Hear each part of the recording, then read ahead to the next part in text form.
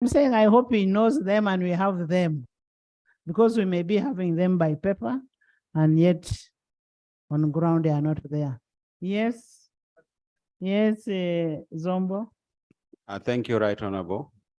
It was in this house sometime last year when I raised the issue of Minister of Foreign Affairs bringing for us the entire list. We were informed in the 10th Parliament that the Minister of Foreign Affairs was reviewing all the treaties, protocols, and conventions. All these have financial implication for Uganda. So as a country, we needed to only select protocols, treaties, and conventions that are relevant to build Uganda economy. When I start hearing about signing and ratifying treaties and conventions relating to violence and harassment, that is something we can manage here internally, even if we don't ratify the international treaty. So can we have the list you verified that can build the Uganda's economy?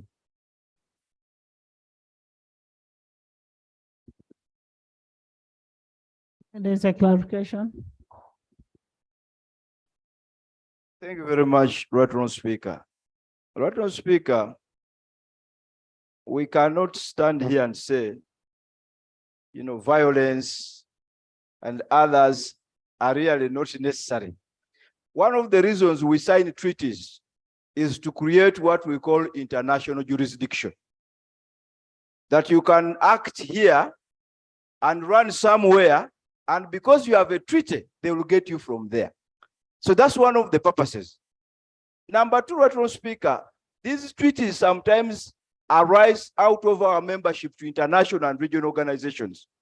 We are members of the UN, we are members of the East African Community, we are members of the African Union, and in all those organizations, there are discussions that are reduced into treaties. So there is no way, Right Honourable Speaker, we are going to avoid what we call thematic treaties, either on trade, on violence, on human rights, but not human wrongs, because, and I want to caution foreign affairs to be very careful. Many human wrongs are being disguised as human rights, not to enter into those treaties. So I think it is important that we appreciate the purpose of entering into these treaties. It's really very good for our international relations, but it's also good for creating what we call international jurisdiction. Honorable members, Cabinet is doing the right thing. The ministry is doing the right thing. We need to have these treaties in place for us to be able to act in a harmonized way with the countries that we are in relationship with. Honorable Chut. Thank you, Right Honourable Speaker. I just need to seek some clarification from the Minister of Foreign Affairs, because early this year, the Speaker was the presiding officer at the time, directed that you lay on table the Post-Cotonou agreement. This is an agreement that defines relations between the Africa, Caribbean, and Pacific states and the European Parliament. And we've raised before concerns about that agreement because it has provisions that call for the It was even raised yesterday. Yes, calls for the decriminalization of homosexuality. In addition to that, just in early last month, the Council of Ministers of both the EU and the ACP approved provisional application of this agreement. And this Council of Ministers has representation of Ministry of Foreign Affairs of all the different states. So we want to know whether Uganda was part of that approval for provisional application of this agreement, which has provisions that call for the decriminalization of homosexuality. Thank you. Honorable Minister. Thank you, Right Honourable Speaker. Indeed, that question was raised yesterday and had been earlier on raised here. And I think this is the third time I'm stating on this floor that the Post-Cotonou agreement in respect to EU ESCP has not been ratified by the Republic of Uganda. And for avoidance of doubt, for a treaty conventional protocol to be enforceable and binding to a state, it must have signed, sealed, and deposited the instrument of accession to the organization that implements. Uganda hasn't done that. The initialing per se has no impact whatsoever in respect of imposing any duties or an obligation on the Republic of Uganda. So to that extent, please rest your case. We are aware of the concerns. We have also highlighted the same. The problem with foreign affairs, we don't quarrel. We simply express our concerns diplomatically and rest our case. Thank you. Honorable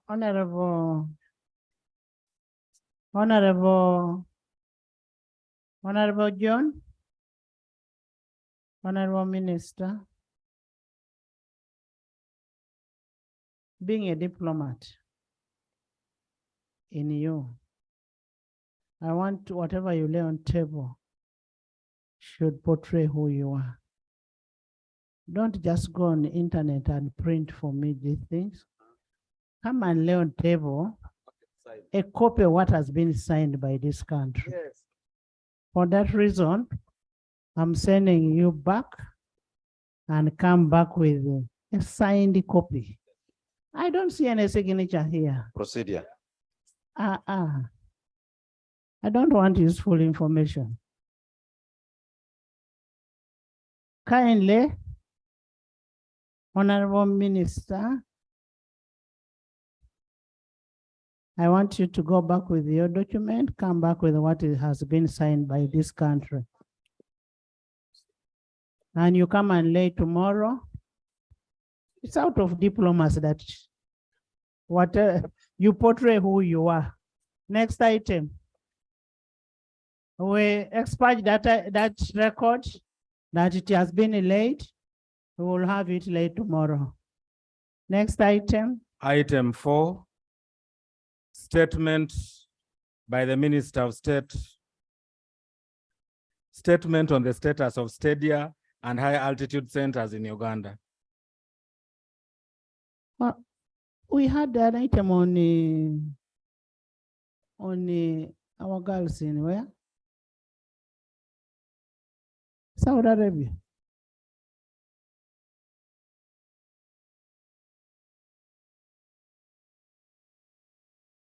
We had an agreement. She's laying the phone.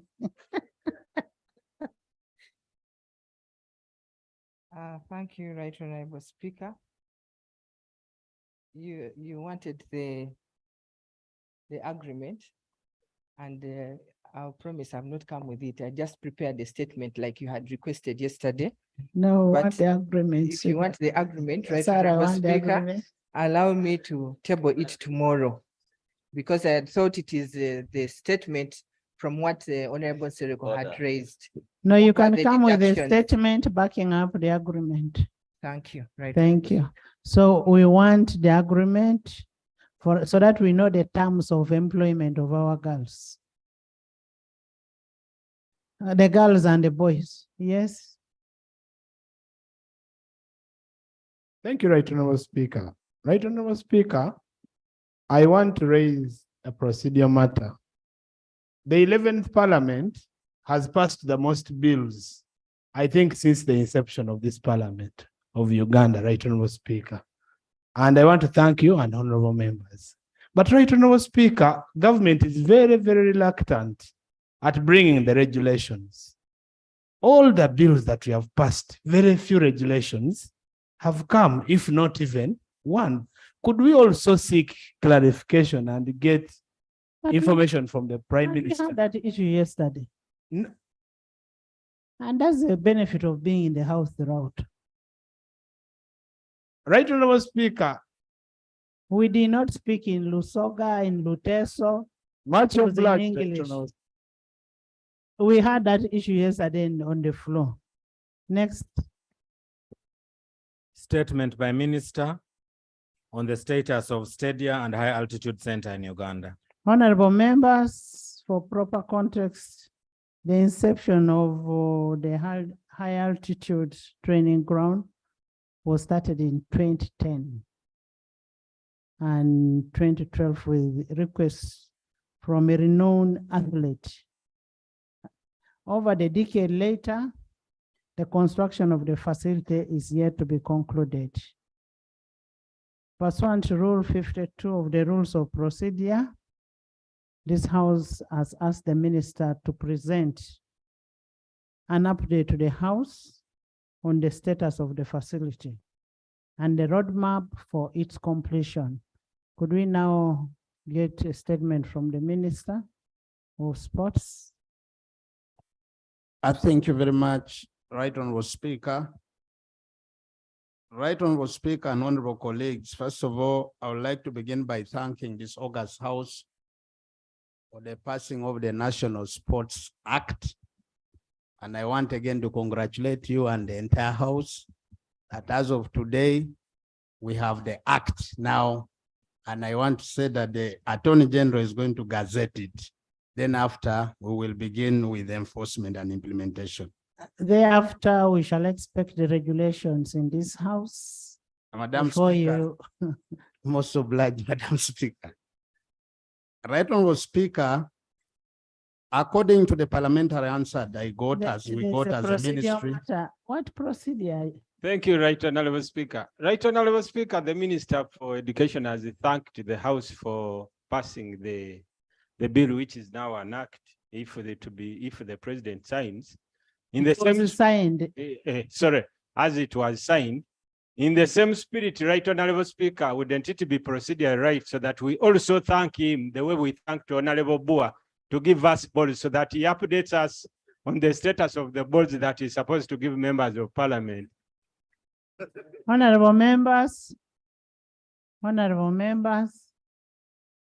I get surprised when you ask for those small things.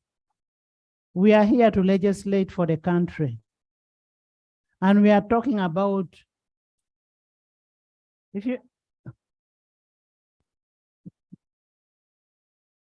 honorable members, we are here to find out which balls he's asking for.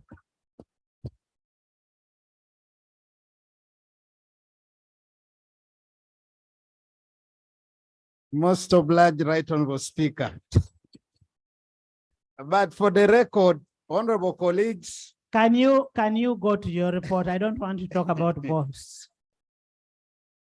the Ministry of Education and Sports is mandated to plan and manage physical education and sports, improve access to quality physical education and sports, and develop cadre elite athletes in the country. This is achievable through the Sports Act and the National Physical Education and Sports Policy, among other laws. Policies and regulations. Colleagues, now I wish to present to you a brief about the ongoing construction of sports facility in the country as outlined in the matrix. Right Honorable Speaker and honorable colleagues, you can see that I have a table here which indicates a facility, and I begin with the Nachivugo War Memorial Stadium. The terms of office of the Nachivugo War Memorial Stadium Board of Trustees expired as on 1st July 2020.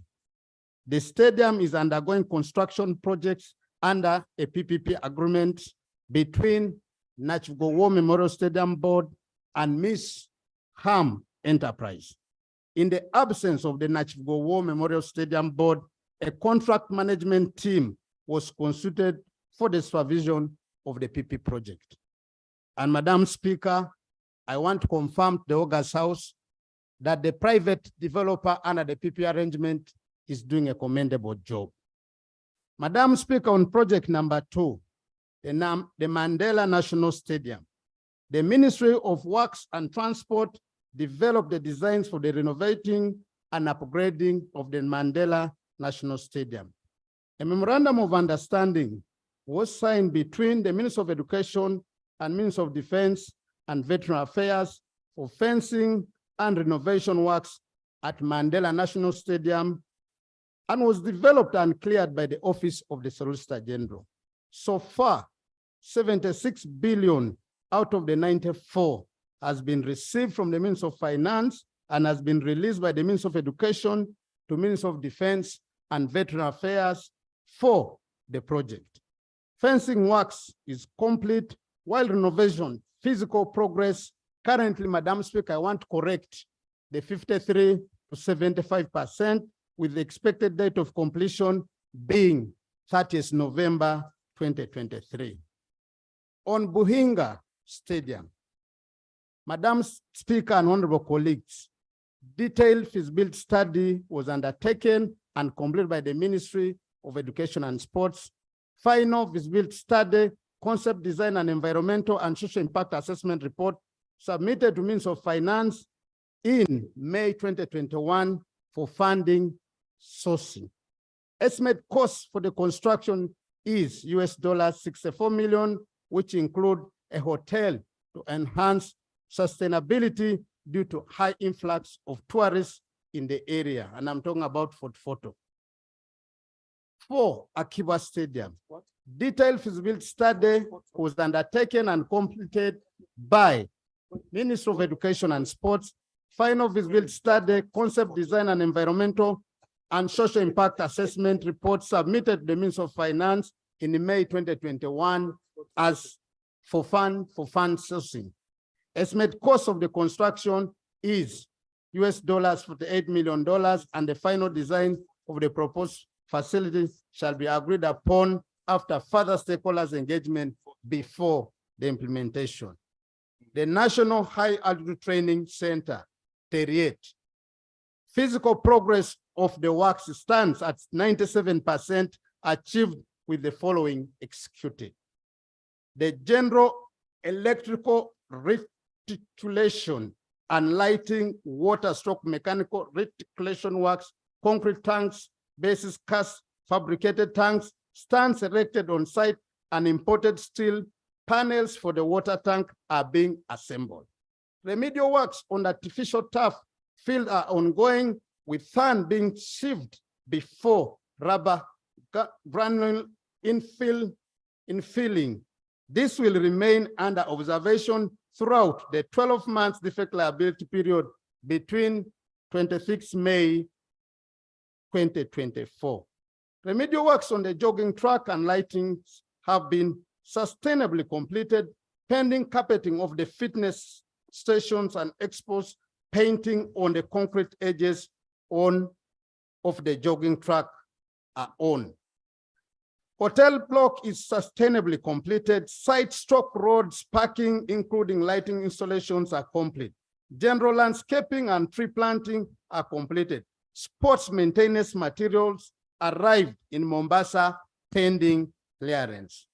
Right Honorable Speaker and honorable colleagues, in conclusion, the fencing works at the Mandela National Stadiums have been completed, while the renovation works are progressing on well, with the physical progress standing at 75%.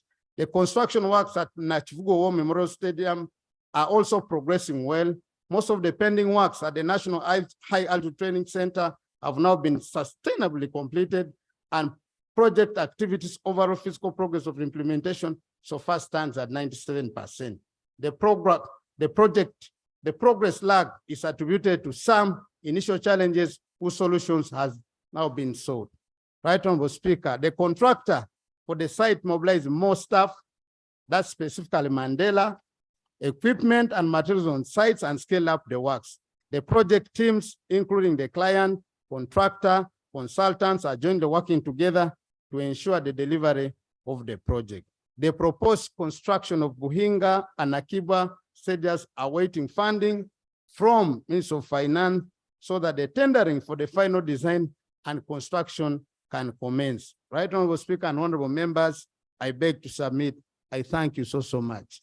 Thank you, Honorable Minister. Honorable Minister, I will still ask you to come back and give us an update. When you're talking about Nachivugo, you play and show members the progress. When you're talking about Nambole, put it on the screen and we are able to see.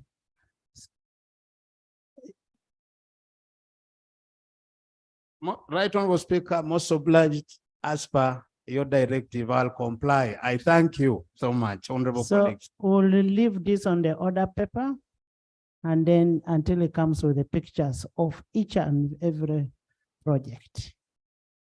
Next. We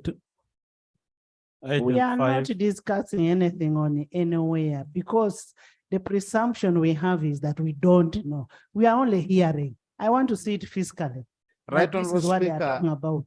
The Minister of ICT has committed to support me in that cause, which I That's want why to we thank have him honorable so doctor in much. that. Yes.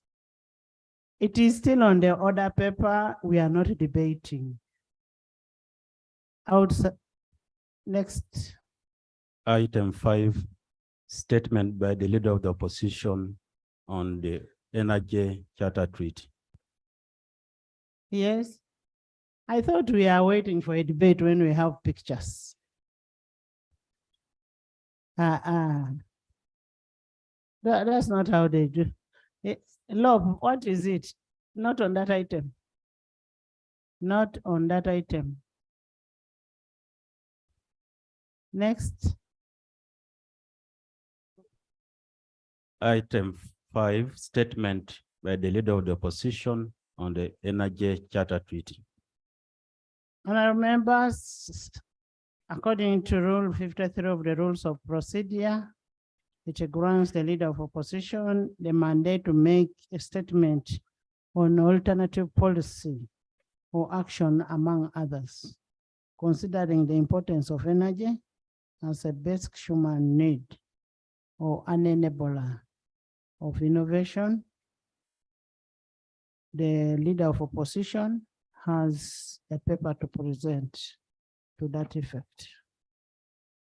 Thank you very much for the opportunity, Madam Speaker, to make this statement on the Energy Charter Treaty.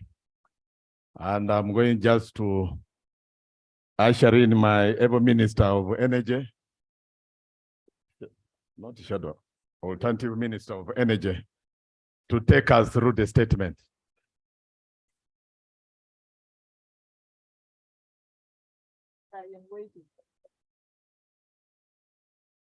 Right, Honorable Speaker, moved under Rule 53 of the Rules of Procedure, I hereby share the statement. On many instances, a handful of government officials are selected to deliberate and sign treaties on behalf of Uganda without involving the people's representatives, that is the members of parliament. This House ought to pick interest in the matter of entering treaties, conventions, agreements, or other engagements between Uganda and any other country, or between Uganda and any international organization. Before you go far, I want you to quote the law which says the member of parliament should be the ones to stand to sign on the treaties. Right, Honorable Or Speaker. be involved. That is in the statement. That is why we are requesting for a review.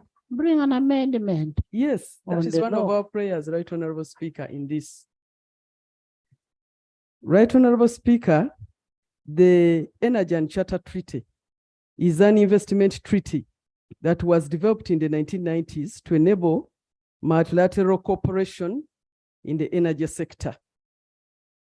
This ECT, Energy Charter Treaty, is controversial in the sense that it protects investors against discriminatory access, expropriation, nationalization, breaches of contract, and other unexpected circumstances that could impact their profit expectations. In particular, privileges granted to investments in the energy sector are increasingly in conflict with efforts to curb climate change and environmental degradation. The controversies surrounding the Energy Charter Treaty have cost member states colossal sums of money in arbitration, claims challenging government actions made in public interest, such as environmental policies or the protection of human rights and local communities. This is why countries like France, Spain, Poland, and the Netherlands have announced plans to withdraw from the Energy Charter Treaty, arguing that the accord runs counter to their climate goals.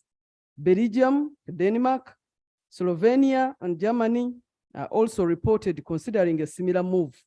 Italy withdrew from the Energy Charter Treaty in 2016. But in 2015, Uganda signed the non-binding international charter as a demonstration of political commitment, making the first step towards acceding to the Energy Charter Treaty. In 2019, Uganda took a step further towards acceding to the Energy Charter Treaty by submitting a letter of intent to the Energy Charter Treaty Secretariat. Given the foregoing contention, it is our considered opinion that Uganda considers her intended accession to the Energy Charter Treaty, especially at the time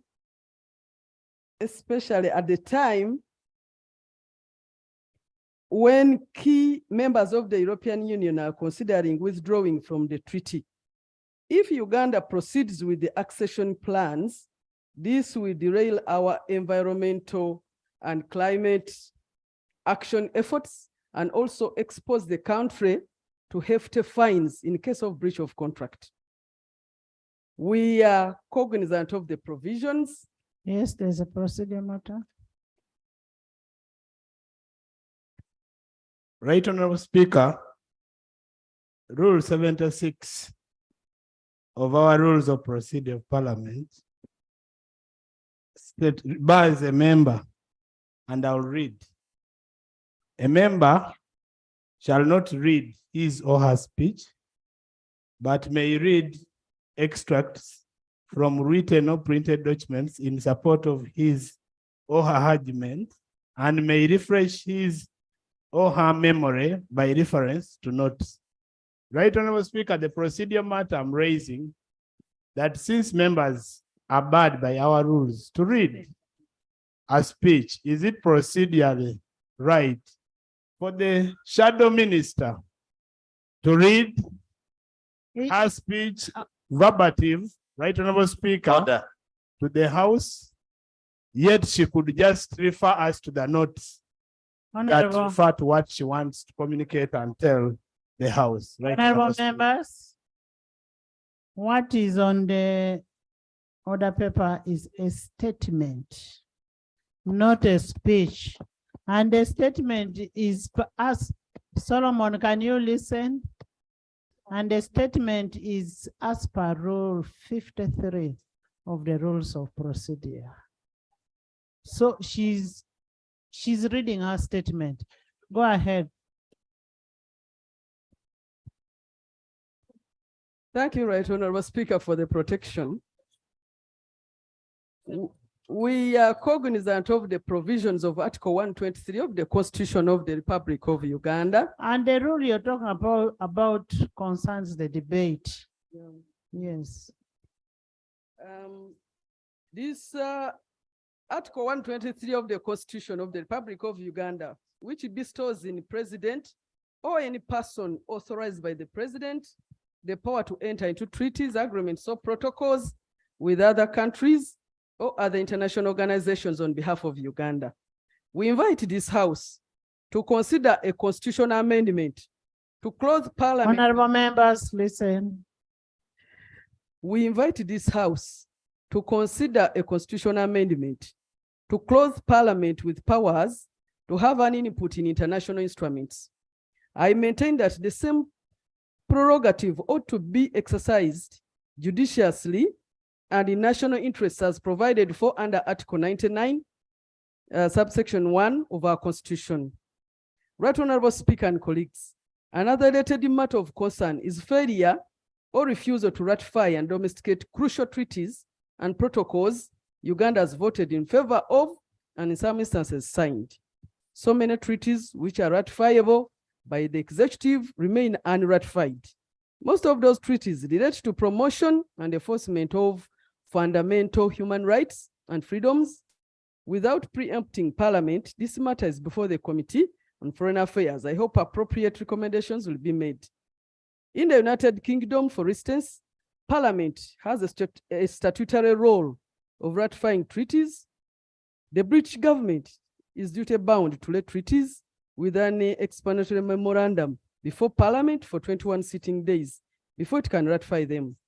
Note that whereas the Parliament may not debate, vote, or amend the treaties, the House of Commons can block ratification of any treaty indefinitely. It is therefore important that Parliament, under the Ratification of Treaties Act, is wholly and singly mandated to ratify treaties entered on behalf of Uganda. In the premises, it is underwhelming that instead, Uganda's interest is in acceding to the Energy Charter Treaty. Owing to the ramifications of the Energy Charter Treaty, it is imperative that Uganda's participation should not be undertaken in haste, especially at this time when the country's investments in oil are in full gear. One of the most controversial clauses in the Energy Charter Treaty is that even when a country exits the treaty, it remains vulnerable to litigation for the subsequent 20 years. My prayers, Right Honorable Speaker, in the circumstances, I pray that this House directs the Prime Minister to make a statement on government's plan to accede to the Energy Charter Treaty. And my second prayer is that this House urges government to expedite constitutional review, including empowering Parliament to have an input in the process of negotiating and binding Uganda to international instruments, as well as ratifying the same. I beg to submit. Thank you so much, Prime Minister.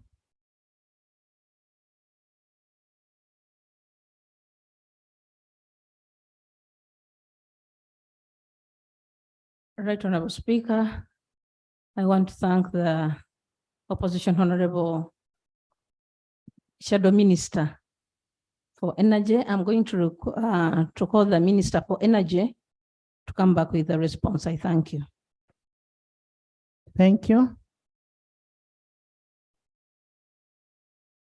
Procedure. Thank you so much, Madam Speaker, for the opportunity. Madam Speaker, sometime back, Minister for Energy laid an agreement which was signed between the government of Uganda and the government of South Sudan about to sell energy or to sell power to South Sudan government. And Madam Speaker, the agreement, when it was laid, you referred it to the Committee of Natural Resources. And according to our rules, it's given only 45 days to report before Parliament. Isn't it procedure right, When Madam was it Speaker? sent? In June. On which date? I think it was 12. No, I want you to be certain of the dates and be sure that the 45 days have passed. Madam Speaker, it was 12 of July. And it's June, 12 of June. And isn't it procedure right, Madam Speaker? We get a notification or any information from the committee. How have they gone with the scrutiny, this committee, because we are eager waiting for this treatment or this agreement, because we are eager.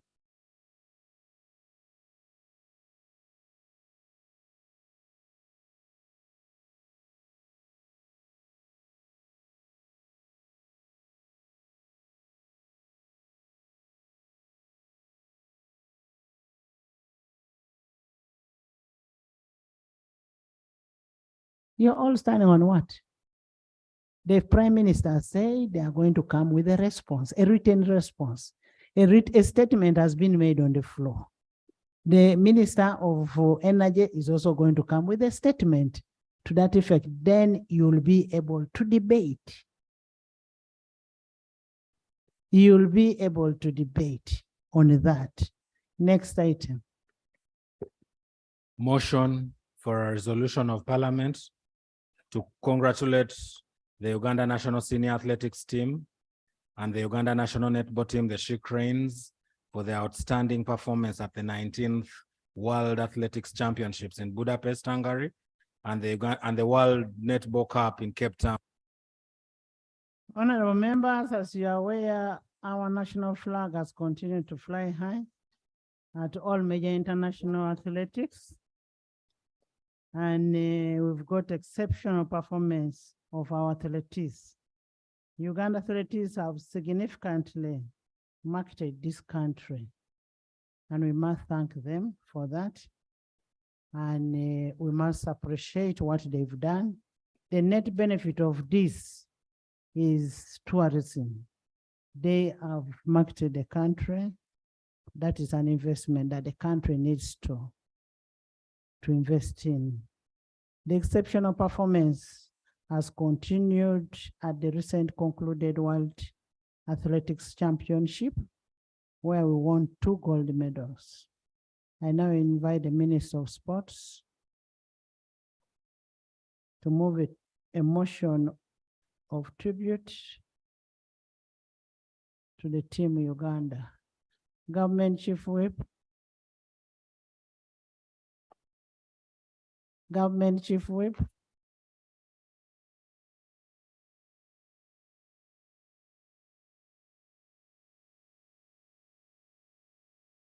Thank you very much, Right Honorable Speaker. First, apologize to the House for keeping us waiting. Apologies, Right Honorable Speaker, and the August House.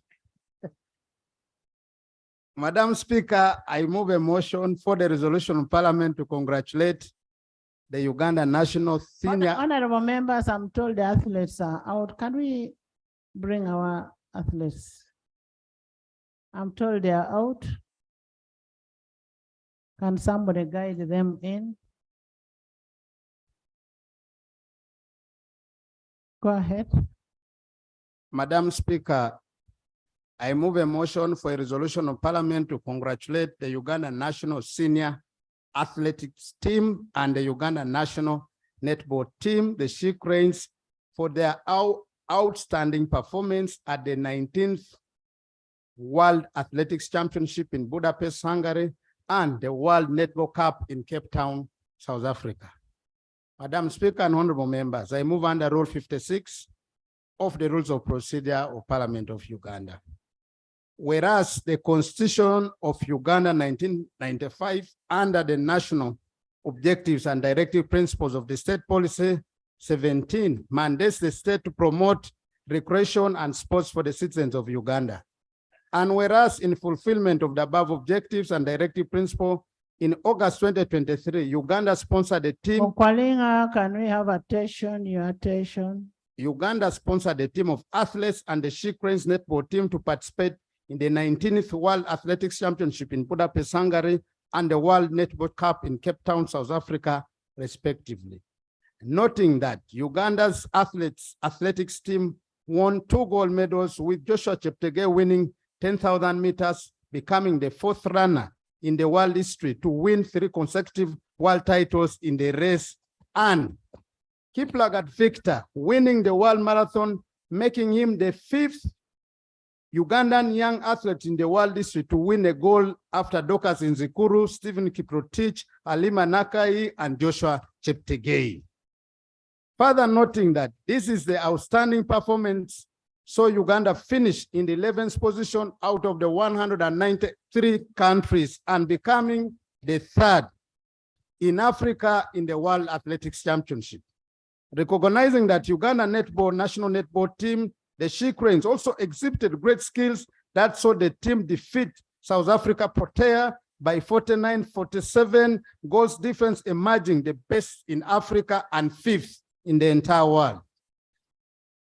Further recognizing that the She Cranes' outstanding performance qualified Uganda to participate in the Netball World Cup 2027 scheduled to be held in Australia. Appreciating that the She Cranes' outstanding victory is a remarkable improvement in her performance, considering that in 2015 Netball World Cup performance in Sydney, Australia, the She Cranes ranked 8th in overall performance. Convinced that the athletes and the netball team's victory gives Uganda not only international recognition, but is also an inspiration and great honor to the country. Now, therefore, be it resolved that Parliament collectively applauds and congratulates the Uganda National Senior Athletics Team and the Uganda National Netball Team, the She Cranes, for their outstanding performance at the championship in Budapest, Hungary, and the Netball World in Cape Town, South Africa, respectively. Madam Speaker and honorable members, I beg to move. Thank you so much, Honorable Minister. Is the motion seconded? It's seconded by the Prime Minister, by Honorable Bua, Government Chief Whip, by Honorable Bahati, Honorable Dr. Chris Bariomusi, Honorable Finance Henry, Honorable Agriculture, Honorable Ravirama, Honorable Minister of Education, Honorable Minister of Local Government, Honorable Minister of Veterans, Honorable Minister both, Honorable Minister Grace, Honorable Shadow Minister, Chairman of Sports in Parliament, Honorable Lob, by the whole House. Would you love to speak to your motion? Madam Speaker, first of all, I would like to thank the August House for the overwhelming support it has given to the motion. Madam Speaker, the Uganda National Athletics team, men and women, participated in the 19th World Athletics Championship in Budapest from 18th to 28th August. Uganda team, of course, was headed by myself as the Minister of Sports. A record of 2,100 athletes from the 195 countries and one refugee team participated in the World Athletics Championship, which was held in Budapest in Hungary. The championship was watched by over 400 ticketed spectators coming from the 120 countries. The championship saw 1 world record, 1 world under 20 record, 7 championship records, 11 area records, and 73 national records broken. In addition, the individual athletes set personal best and season's best at their respective championship. Uganda, of course, was part of the above achievements, and it sent a contingent of 21 athletes, 20 athletes, and returned with 2 gold medals, equaling its performance in 2019 in Doha, in Qatar. This remains the best performance of the country in the championship since the first edition of the event. Uganda was ranked 11 out of the 39 countries that won medals. Ahead, honorable colleagues, I want you to note the following. Uganda was ranked 11 out of the 39 countries that won the gold medals, ahead of great countries like number 1, Australia. Australia as a country got 1 gold medal. Number 2, Greece. No, number 2, Italy. Italy as a country got 1 gold medal. Greece as a country got 1 gold medal. Japan as a country got 1 gold medal. India as a country got 1 gold medal. France as a country got 1 silver. China as a country got 2 bronze medals. In Africa, Uganda was one of the 6 countries that won medals. It ranked 3rd after Kenya and Ethiopia. In total, Africa won 9 gold medals. 3 went to Kenya, 2 to Uganda, 2 to Ethiopia, 1 to Morocco, and 1 to Burkina Faso. Uganda won 2 gold medals at the just concluded championship.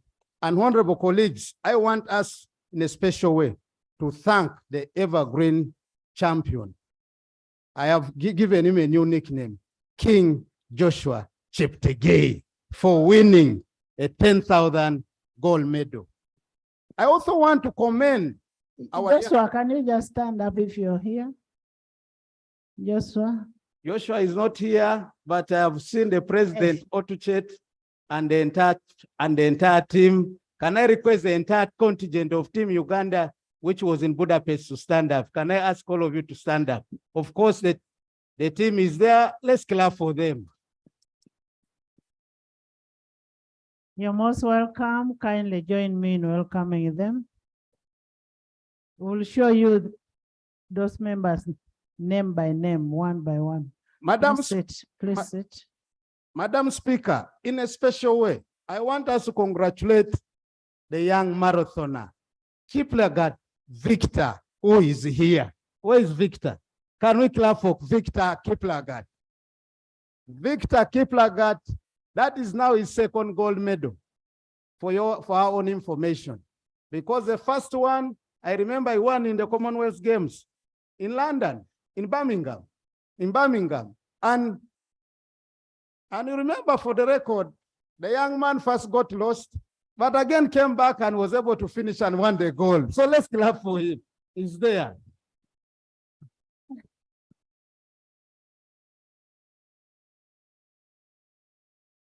So, Madam Speaker and honorable colleagues, according to the timing of the athletes, Joshua Cheptegei won 10,000 meters with 27.51.242. Victor Kiplagat won the marathon with 2 hours, 08 minutes, 53 microseconds, and is the 5th youngest Ugandan athlete in the world history to win a gold medal after Dorcas Inzikuru. I want us to commend to our young athlete Kiplagat, and he has a bright future. Madam Speaker and honorable colleagues, I also want to thank the entire team which participated in the just concluded event. Some of the factors which I know because I was there affected some of athletes was the weather. Honorable colleagues, if it was in Africa, these children, some of them were running at the temperatures of about 42. Had it been in Africa, that would have been news. But because we're in Europe, I don't think any one of you saw that anywhere in the international press. That's why the championship had to resort to making sure that the championship only happens at night, with the exception of the marathon and walking race. And even then, at 7 p.m., we were at 35, 36, 37. So I want us to commend them for their individual performance they put as Team Uganda in the just concluded championship. In a special way, I want us to thank the coaches, because most times they are unsung heroes. We only concentrate on the individual winners of the gold. But let me ask the coaches to stand up if they are there. Where are the coaches? Yes, the coaches are here. These medals we see, the hard work comes from these coaches. They are the ones who do all the donkey work to support our athletes. As I want to request this parliament, now that we have the Sports Act, now that we have a provision in the law which talks about reward and recognition of these sports personalities, can I ask you to help me to begin appropriating money in the budget for purposes of us recognizing these outstanding athletes who make our flag fly in the entire world, wherever they go? That has been what is lacking. Finally, we have the law in place. Number two, there are some of the individual requests which I'm following up, but some of them, where they come from, we need some specific infrastructure. For instance, where they train from, I know they come from a district called Kwen, Kapchorwa, and Buku. There's a specific road now which is under construction, but there's an S road which goes from the plains of Muyembe, from the plains of Chepskunya, Ngenge, up to the hills of Kwen. That's one of the core roads which needs to be worked on. Number three, I know that there are other roads which they have submitted to me, which, Madam Speaker, I want to request that during the appropriation, Parliament works with my ministry and Minister of Works to make sure that we fulfill the construction of some of those roads for purposes of helping us develop and win more medals. Above all is the coming in of the National High Altitude Training Center. Madam Speaker, phase 1 is at 97. I'm now requesting for phase 2, phase 3, phase 4. When I talk about phase, we want pictures. Madam Speaker, the pictures are going to come, but I already want to put the House on notice that I need phase 2, phase 3. Why am I talking about this? Honorable members, some of these athletes go to Kenya to train. When they're in Kenya, they spend money.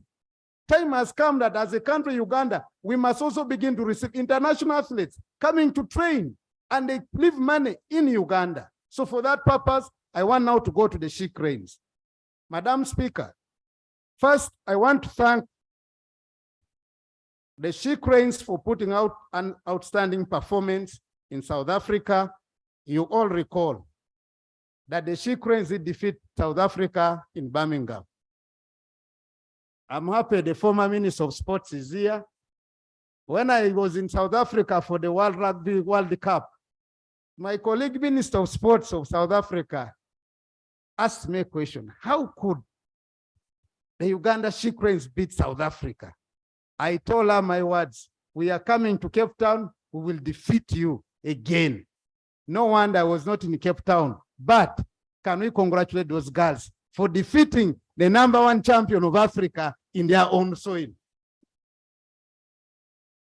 Secondly, some of our girls, particularly they were following girls who were outstanding in the championship. But before I go there, participating countries in the World Cup of the netball were 16, and #1 was South Africa, host New Zealand, Trinidad and Tobago, Australia, Zimbabwe, Tonga, Fiji, Uganda, Singapore, Wales, England, Barbados, Jamaica, Sri Lanka, Malawi, and Scotland. So you look at those names. For Uganda to become the 5th in that category, aware of our funding, then it means that we have a talent. It is now up to us to begin to invest in the sports and tap more talent for purposes of our children getting professional contracts outside Uganda. Madam Speaker, I want to say the following girls were outstanding during the championship. One of our girls, called Shadia Nasanga, was all the time recognized as the best player every time the team played in that championship in South Africa during the World Cup. #2, we had one Maggie Bagala. Maggie Bagala also exhibited very high skills, which were recognized and commended on several occasions when she played during the championship. Of course, the overall winner of the tournament were the champions was Australia. The silver went to England. The bronze medal went to New Zealand. And these were awarded gold, silver, and bronze respectively. The 4th position went to Jamaica, and the 5th came to Uganda, and that is for the national She Cranes. Madam Speaker, outside the two, I want to report the following. Team Uganda also participated in the World University Games, which was held in Chengdu in China. And I want to say Uganda again got 2 medals, got 1 gold medal and 1 silver. And again, a gold medal came from one Dismas Aeko, 10,000 meters, whom again I want to say comes from one region. But friends, why are we only concentrating on one region? What is the difference? And I've said this before as I conclude. What is the difference between Sebei and Chigezi? Why are we not getting the best runners from Chigezi? I'm coming to that. I am first talking about the 10,000, 5,000 runners. Why are we not getting the best athletes from Acholi, West Nile, Lango, Teso, name them? Honorable members, as I conclude, I want to challenge each one of us here that it is time we put a lot of emphasis in the sports subsector. It will help this country. It will employ our children to get more jobs and win professional contracts.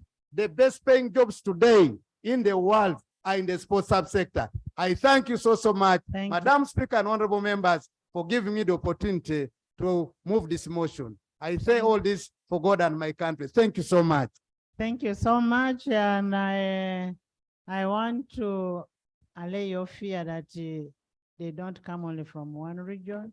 We have an Olympian here who comes from northern Uganda.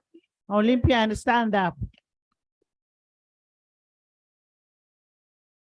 And honorable members. Madam Speaker, maybe I've been reminded one thing, that I have not told the athletes, the country, what the athletes. First, for the record, a gold medalist in the championship in Budapest got, according to the World Athletics Championship, is meant to get $70,000. Yes, that's gold. As a country, we do not tax this money. So for that matter, the reason when I tell you that we must put more emphasis on the sports, that's money. I know of a nearby country where they got quite many medals, and that's money coming to the economy. Thank Number you. two, as government, we are meant to pay these teams the allowance for the participation. And I want to say the government of Uganda did fully fund the championship in Budapest and the championship in the World Cup. I thank you so much. Thank you so much, honorable members. You remember government also promised, I'm happy the law has been passed, and in Zikuru Docas was promised a recognition. She was promised a house, a car. To date, she has not gotten it. She's only lucky that Parliament has given her some work to do. And I want to thank Parliament for giving Nzukuru a job. We need to appreciate Nzukuru too, as we appreciate the ones that have come now. The issue of the road, will handle the issue of the road during the budgeting time. Can I have order in the House?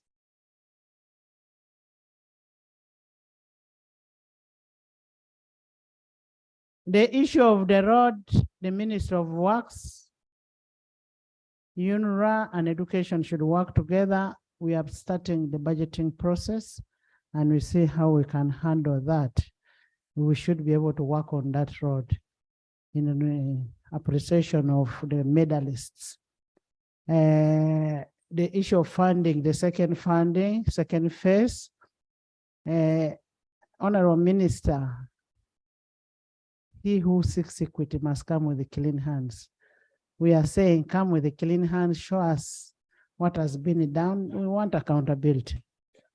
For us to be able to give you second phase, first give us accountability of the first phase. Same thing to Nambole here.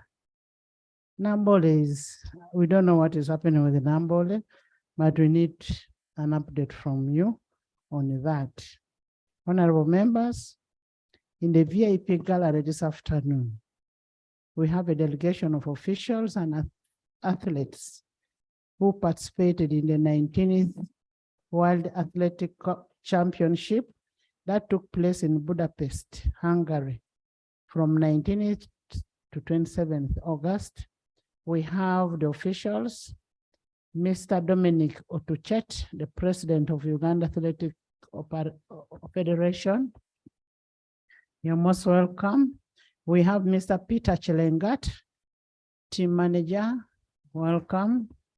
We have Miss Grace Chesang, welcome. We have Mr. Eli Kironde, team captain. Eli Kironde Mwangusi. We also have Kiplangat Victor, the gold medalist. Plangat, you're welcome. We have Cheptegei Joshua. Why is Joshua is not here? We have Cheptegei Rebecca. Rebecca, you're welcome. Chesang Dorin, welcome. Chelangat McLean, welcome. Chesang Priska, welcome. Ayeko Joel, welcome. Kibet Rogers, Chelimo Oscar, Shemtai Leonard, Kisa Stephen, Shemoy Andrew. Please join me in welcoming them. It takes you back to what Honorable Minister was saying. How come a Bahati is not there? Seungu is not there. Eh?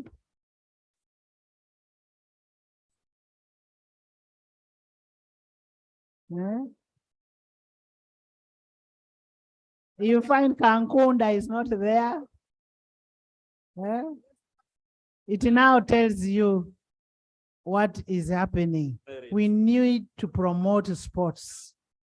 And I think the best way to promote sports should be at regional level. I like the way the drum is taking shape. The drum is really taking shape where you identify the potentials, the people from different regions. You should be able to do that and promote sports throughout the whole country, because my imagination is it is their own initiative, but they promote the country. Honorable members, you've heard. I want to make an amendment to your motion that Isikuru should also be rewarded. Can I now open the debate, Professor? Who are the seconders? It was seconded by the whole house. That's why we are debating. The whole house. Now, the one who is going to speak is seconding. Thank you, Madam Speaker. I second the motion. I'm very happy with the performance of our sportsmen and women. As a former president of Uganda Athletic Federation, yes. Honorable members.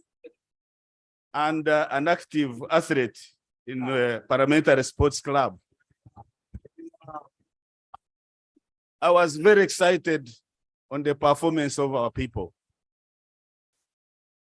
In athletics, the World Championship is more competitive than Olympics.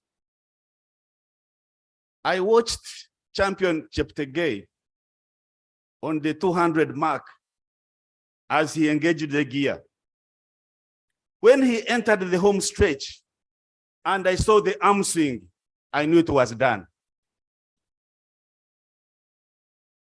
Madam Speaker, it's very important to support our sportsmen and women.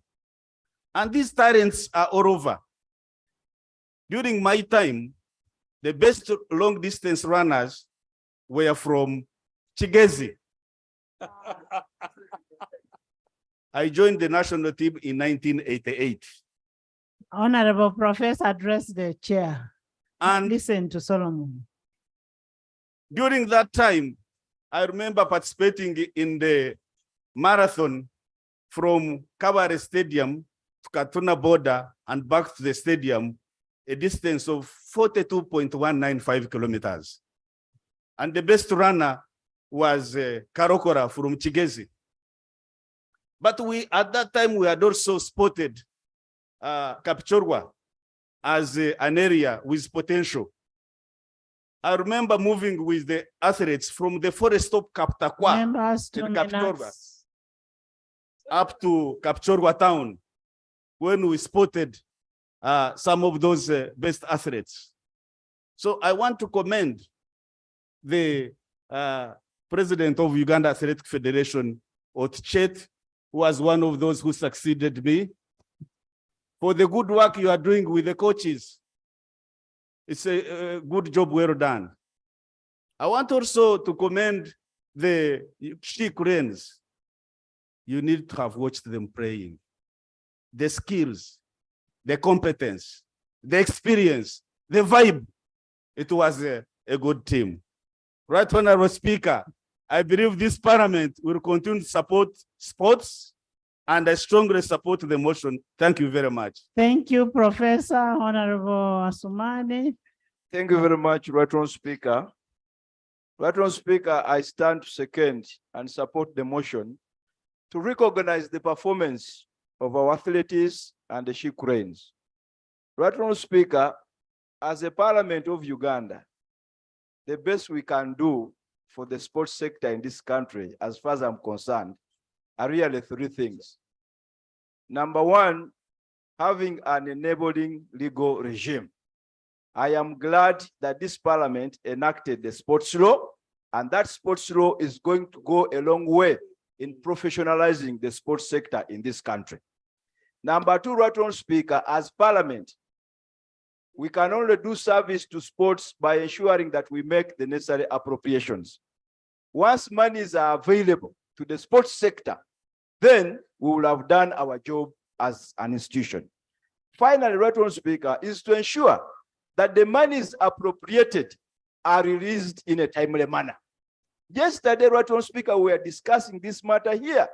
It does not make sense for us to appropriate money and Honorable Minister for Finance releases money as and when he feels like, well knowing that sports has a calendar.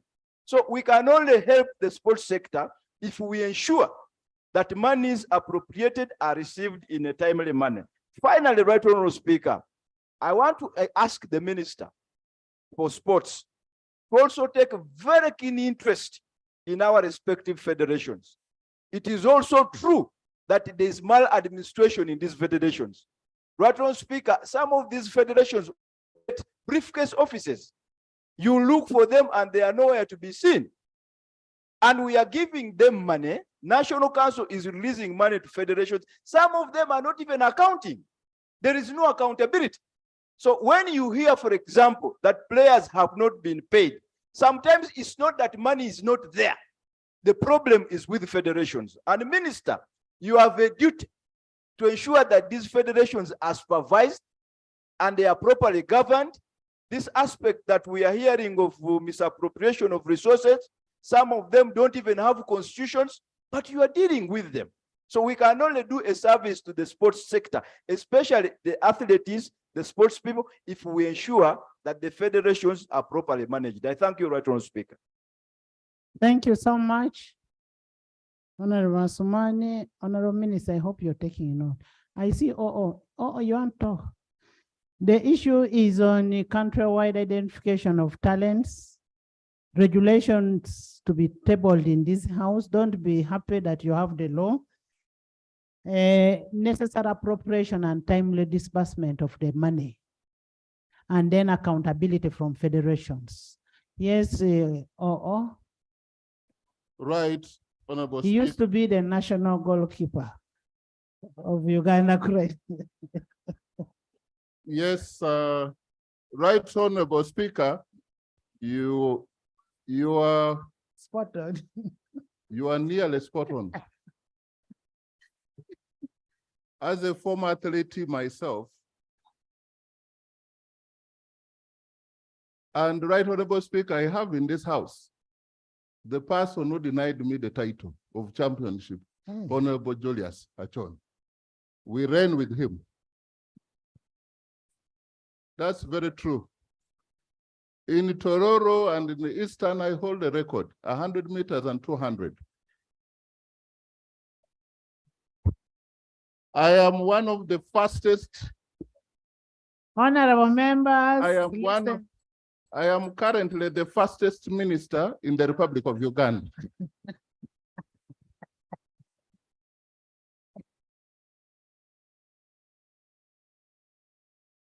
And I rise to support the motion if we only could realize the importance of sports in this country, then it would be a priority among other priorities. Free televised publicity of a nation, Uganda. The whole time our teams, our champions were on the screen, everyone was forced to know and hear about Uganda. I want to congratulate our team. You make our country great. We are very proud of you. And I want also to thank the minister for being there. He's a sportsman. He has always feared to take me on for 100 meters. But if this becomes a contest, we shall invite you, Right Honorable Speaker, to watch the two of us. This country, we can harvest a lot from sports. So we need the support of this house and the support of everyone else to make our country great. We've had great athletes from Bukit region, the sportsmen from Bukit region and the Eastern Uganda. We need to harness, and athletics, I hope that we are not going to focus in one region. Honorable Professor here was a sportsman, for no doubt he was. You cannot just get up here and say you are. And he's here. So I want to thank and join this house in congratulating our team and as support the request as put by the Minister of Sports. Thank you, Right Honorable Speaker. Thank you so much, Honorable Ayo.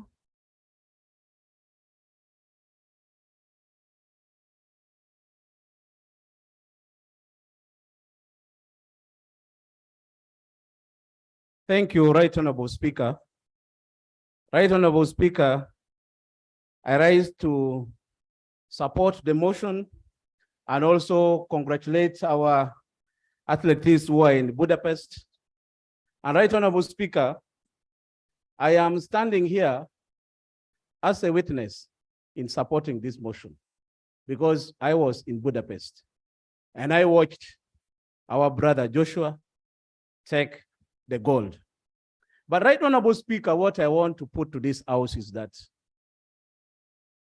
the success by Joshua Cheptegei was celebrated by the whole world. And wherever you go, identified as somebody from Uganda, everybody would want to greet you. That is what I celebrated there, Right Honorable Speaker.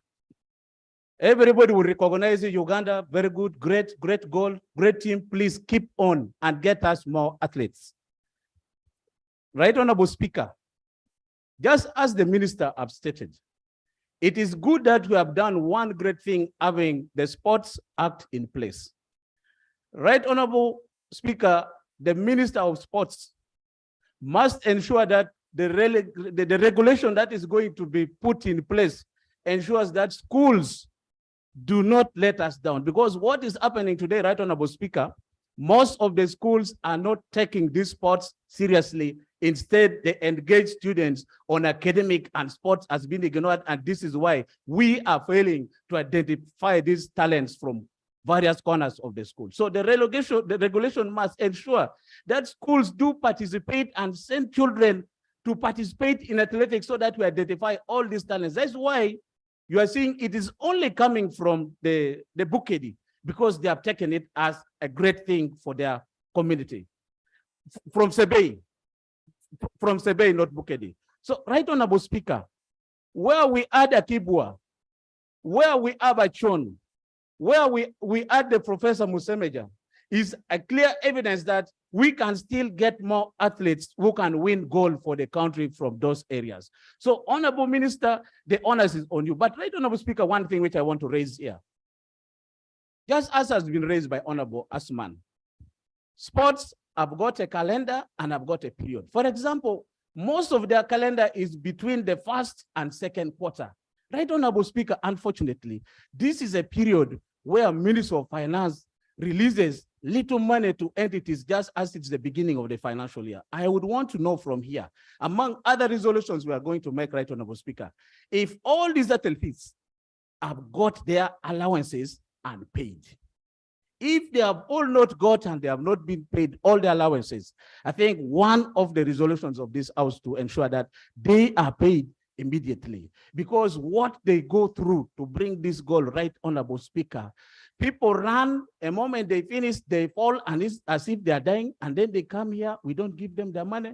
Right Honorable Speaker, and finally, it should be the responsibility of this parliament to ensure that we put enough money, because this is what sells the country at a free cost more than anything. I thank you, and I wish to congratulate our athletes. I congratulate Parliament for passing the Sports Act. I congratulate the President for signing, and the honors is on now the Minister to ensure that it works, not to remain in papers. Thank you, Right Honorable Speaker. Thank you so much. It still takes us to priority, taking sports as a priority. If we don't take sports as a priority, then we are doomed. And this also goes to the minister. Minister, much as we are celebrating, what honorable member said is payment of the sports ladies and men. These federations don't pay these people, because the money is given to federations. We don't pay as government direct. the federations must pay these people and in time. Yes. Thank you, Right Honorable Speaker. Honorable members, please. Thank you, Right Honorable Speaker. Right Honorable Speaker, I'm up to support the motion. I want that when you come and speak. Right Honorable Speaker, I rise to support the motion and to congratulate our great men and women who have raised the flag of Uganda internationally. Right Honorable Speaker, as I congratulate these men, I do not forget to congratulate Men and women. the men and women. I do not forget to congratulate the children of Pade District who has so far twice taken the National Cup of Athletic in the region of Acholi sub-region. Right Honorable Speaker, as the minister is saying, why are we not having others coming from the regions of different sides? I want to implore the minister to look and take keen notice on these children who comes to participate at the national level. Because, Right Honorable Speaker, as I speak, the children of Pade District won this cup twice, and 2 of them have been spotted to go and represent Uganda in Australia. But up to now, some of them have not yet gotten the requirements. And this is also so suppressing to parents because they are the ones supposed to make passport and other requirements. And you find that some of these parents are so vulnerable to afford making the passport. So I interest and I call upon all the members or the colleagues, let's join and support sports so that we help and encourage our children who are already having the talent. I thank you. Thank you, Helen.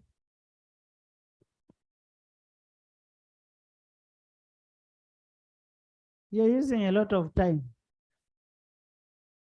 Thank you, Who is the Madam Speaker. timekeeper? Thank you, Madam Speaker. I would also want to join my colleagues in congratulating our team for representing Uganda very well. Madam Speaker, as a sportswoman, I know what it takes to win, even if it's silver for a country.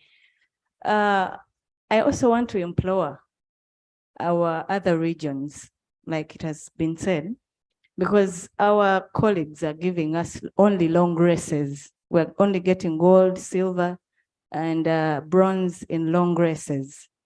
We also need to win the short races. Being a short racer myself,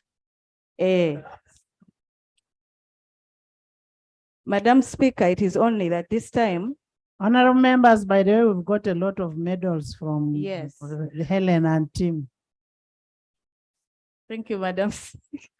Madam Speaker, being a short racer myself, only that this time I didn't represent Uganda, the parliamentary in the athletics team, because I play very many games and I get tired, you know. So I implore. Can we go to Alobo? Alobo? You be sincere that you didn't represent because of other things. Alobo? Thank you very much, Madam Speaker. I join the House to congratulate our men and women who have made us proud as a country. Being an athlete myself and being the current gold medalist in East African Parliamentary Games of 100 meters and 200 meters, athletics is one of the only games that is individual based. If you don't have the gas, you will never win what you want. So I know what it takes. I congratulate you. We are so proud of you. And I join the House still to say that let all these pledges be fulfilled And also request that the Uganda Athletics Federation take it up to the fullest, like the FUFA drum has done, to drum also in the athletics team, so that we also have all the other races, just like my colleague has said. We have been jubilating on long races. What about these short races? I remember, I think it's on the Dorcas in Zikuru, who one time made us proud on a short race, but it was, yes, it was also long. Oh, sorry about that. So it was short. So, Honorable members, we should have regional competitions. yes, so I on request all the disciplines. thank you. All Thank the you, Madam disciplines. Speaker. Yes. William?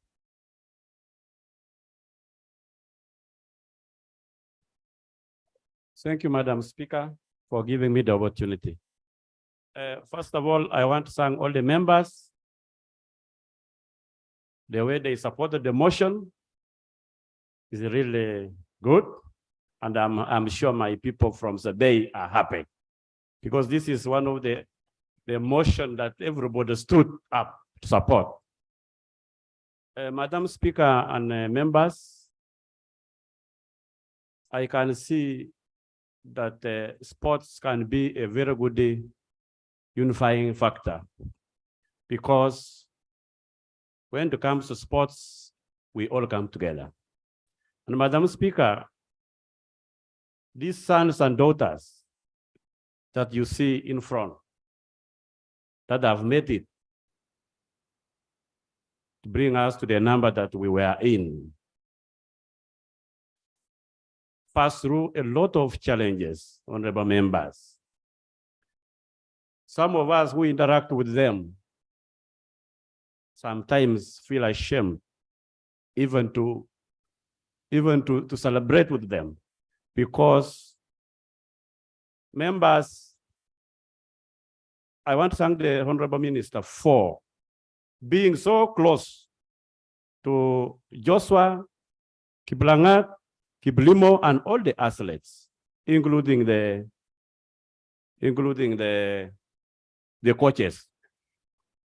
I've always been with the minister. I try to move with him. He has always given them humble time to listen from them. And I am sure he has gotten to know all the challenges. But let me summarize the challenges, Madam Speaker and honorable members. Honorable Minister, I've talked about the issue of roads. As we talk now, Madam Speaker, none of these athletes is able to drive up to their homes, even as they live here. Joshua and Joshua's parents have got impassable roads to their homes. Kiblangat, who is from Kwen, a sub-county called Bennett, which is deep from the main road, is not even able to drive a car up to his home. Madam Speaker, even on the issue of power, none of these athletes have power in their houses.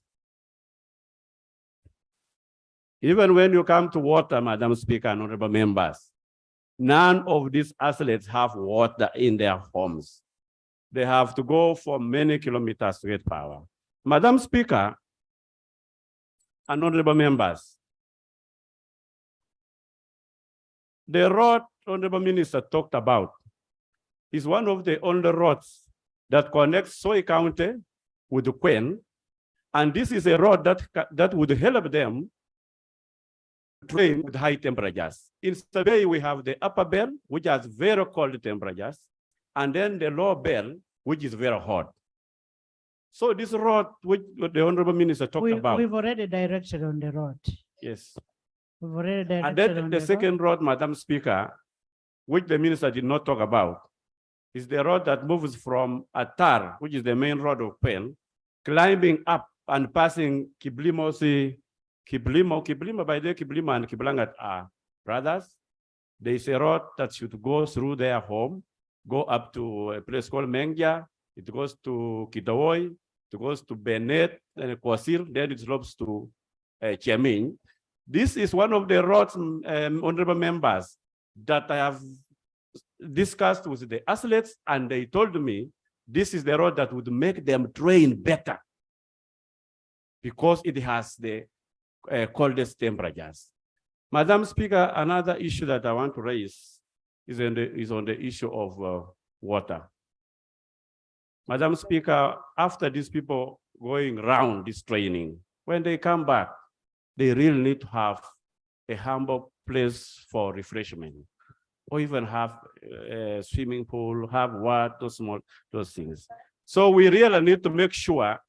And in Sabay, Madam Speaker, in Sabay, getting water in Sabay is easy because you can easily tap water and they can flow by force of gravity.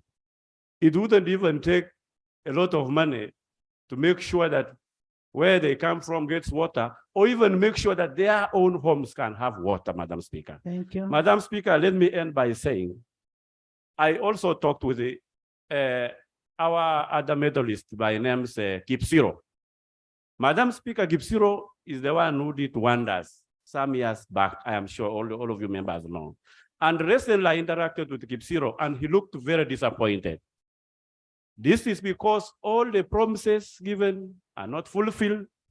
And also, he would wish to mentor many people, but he says all the very small things are not done. For example, Mr. Kipsiro is crying that at least every district in Sabay should have a simple training ground, which is not even a permanent one, but should be of Maram. Just a very good training ground of Maram. And that's what he told me. And recently, Mr. Joshua himself told me that that his leg, which was not doing well, that stopped him even from going to the next race, was because of training through the bad roads that are within Queen, The Madam government Speaker. has sent Joshua for treatment. Yes, that is treating, Madam Speaker. We appreciate, but we are just highlighting it so that we can prevent. Because even Mr. Kiblimo, as we talk now, has got a dislocation. And these are all problems Honorable attributed to. members, in whatever you bad do, training ground. there are occupational hazards. Exactly. Now, if government can come up and say, let's support and treat. Is it Joshua? That's Has right. been sent to Kiplimo. Italy? Yes. Madam Speaker, it is Jacob Kiplimo. Jacob. Because he got a hamstring when he was about 3 days to qualify to go for the competition, but that didn't make him to go to Budapest. And yet he's one of our best athletes we have as Team Uganda. But he has gone to Italy for medical attention under the sponsorship of government. Thank you, Fadil. Just a minute, And Madam Speaker. I want to ask the members, honorable members, don't wait for a day when you're paying tribute. When we are thanking our athletes, then you bring those issues. Bring those issues early. Today we are supposed to merry-make, to be happy. Tell us we have this problem. There are these ministries, write to the Minister of Water, write to the Minister of, write to UNRWA, write to all these ministries. Getting water in Sabay is the easiest thing because my place is served by Sabay, drafting. So why wouldn't you write to the ministry on that? Because you're supposed to work for these people. As leaders, you are supposed to work for our people. Yes, Fadil. Just a minute, Madam Speaker. 1 minute, Madam Speaker. Madam Speaker, I want to end by also highlighting another very serious challenge that is faced by these athletes. And that is the issue of resettlement, Madam Speaker. Madam Speaker, Joshua, Kiblimo, Kiblangat are all children of the people who are affected by the prolonged unresettlement of the people who are staying along the Mount Elgon National Park. And this one, everybody knows, and they are already hearing. As we talk now, I am sure they are watching and they are not happy because their parents are the ones that are being chased every day. Their parents are staying on temporal land that have been told to just settle and not. Thank you. Honorable Honorable Fadil. Thank you, Right Honorable Speaker. Madam Speaker, I know if I stand here and I say I'm an athlete, I know no one will doubt. Because I've seen other people have been doubted when the minister stood. They doubted him. Yes, all of you. Can you speak? Right Honorable Speaker, I am here to support the motion. I know, Right Honorable Speaker, many has been spoke by my brother, William, but I also have something to add on. Madam Speaker, to impress on this athletics in my region, we need to consider also grading on small fields in primary schools and secondary schools, because most of these talents are in these schools. And then, Right Honorable Speaker, in considering of these roads, it's not only one road in Queen that needs to be worked on. We have a road also that comes from Sirinda Ngangata Road, and that is the area that most of these athletes of ours train from. It joins Ngangata Kapchorwa. Honorable Minister, the problem are the roads. Take it. And then, Right Honorable Speaker, still the issue of water. You see the water that comes to Honorable members, this water that comes to Bukedea, Right Honorable Speaker, are from it's water from my constituency. And last time, Right Honorable Speaker, even these people's right, and last time they wanted to cut those pipes. But we went there, we talked to them. That very sub-county that gives you water. Let it be on record that Bukedea people have not stolen your water. Yes. The water was brought by the ministry, not by anybody else. Okay, yes. And Okay. they do not have a right Thank you. to cut the pipes. But of course, Madam Speaker, that will be me. And then, Madam Speaker, you people don't disturb me. This is time for Sebei and athletes. No information here. Right Honorable Speaker, I want to tell you that we also have our own coaches, people who train these athletes, Right Honorable Speaker. They are very important people. And whenever we give gifts to our athletes, we always leave them out, those of Peter and Njia. Right Honorable Speaker, as those people train, they also run with them. So there is need for us to consider them. That is I true. thank you. That is true. And that's what the Honorable Minister had said. Apart from thanking the athletes, he was thanking the technical staff. Yes, next.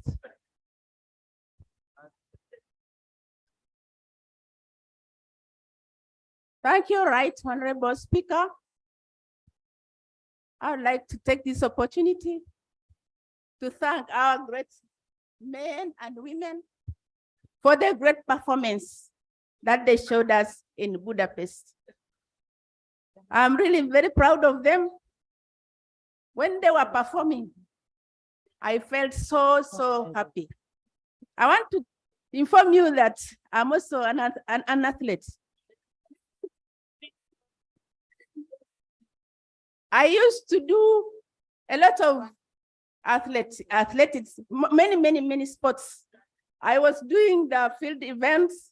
I was running long races. I was doing short races. I was doing all of them. Yes.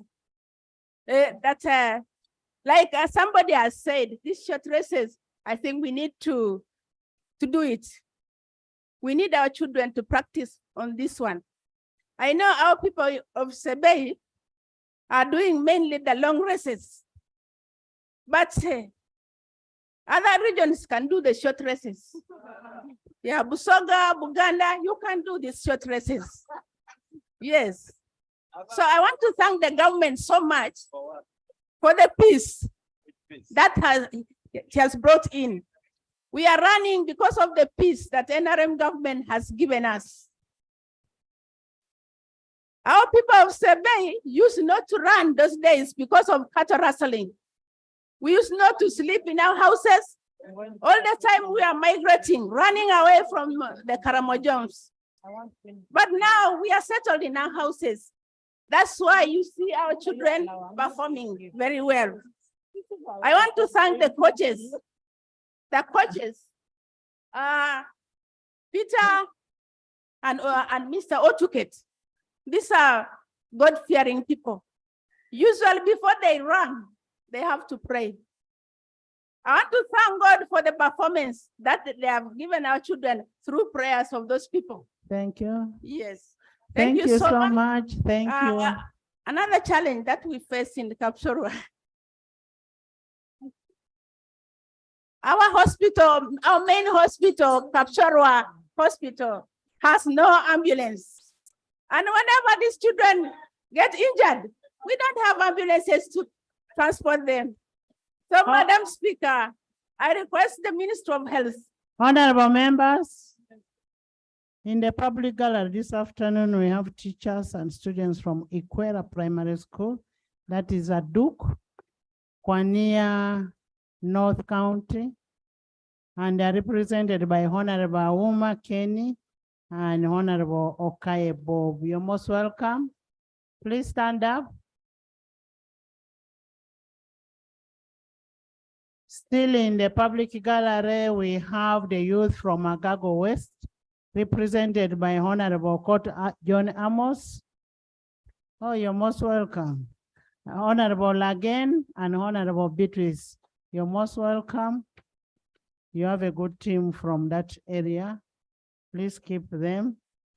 And just for information, that the Minister of Water and Environment, Honorable Chip Torres, comes from Sebei. And I want to ask the Minister of Water, who comes from Sebei, who to make sure that there is water in Sebei. I also want to, honorable members, the whole house seconded this. Yes, there is a motion. Thank you. There is a motion. A motion takes priority. Thank you, Madam Speaker. Madam Speaker, I've been following the debate on the motion that has been moved by the Minister for Sports in the Minister of Education. And none of the person who stood to speak on this motion have not supported the motion.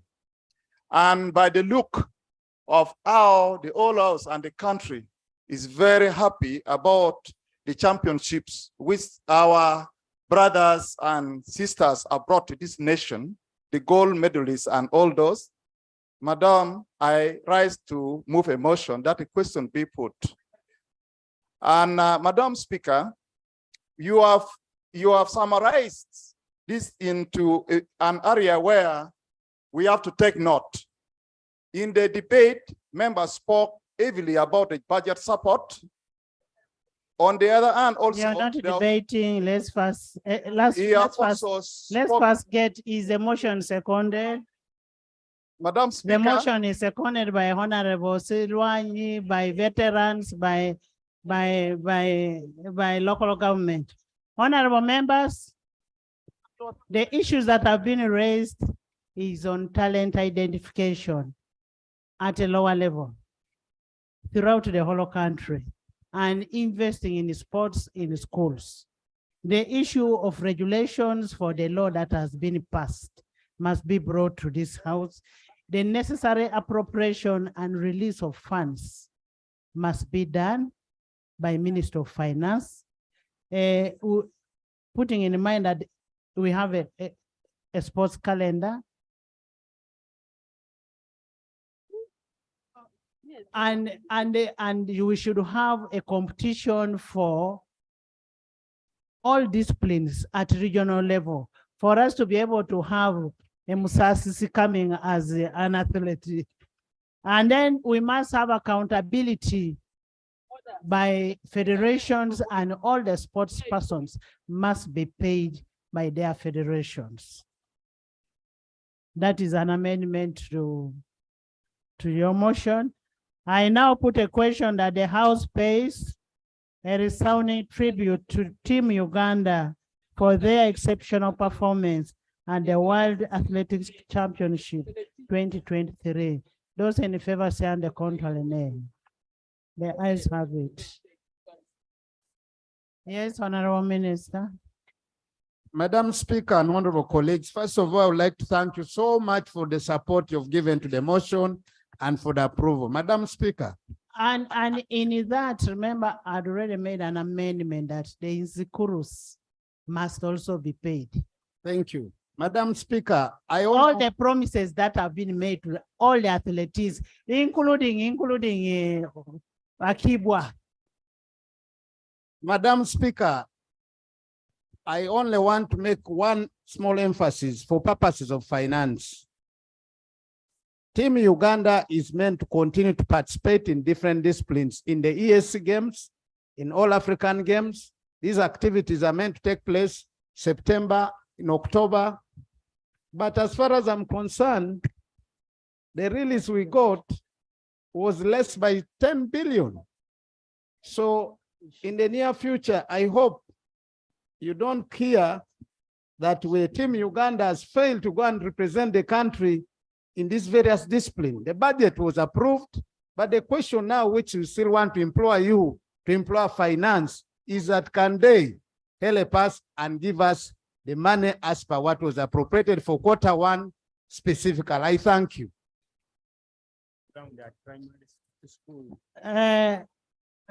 Honorable Minister. Thank you, Right Honorable Speaker. Right Honorable Speaker,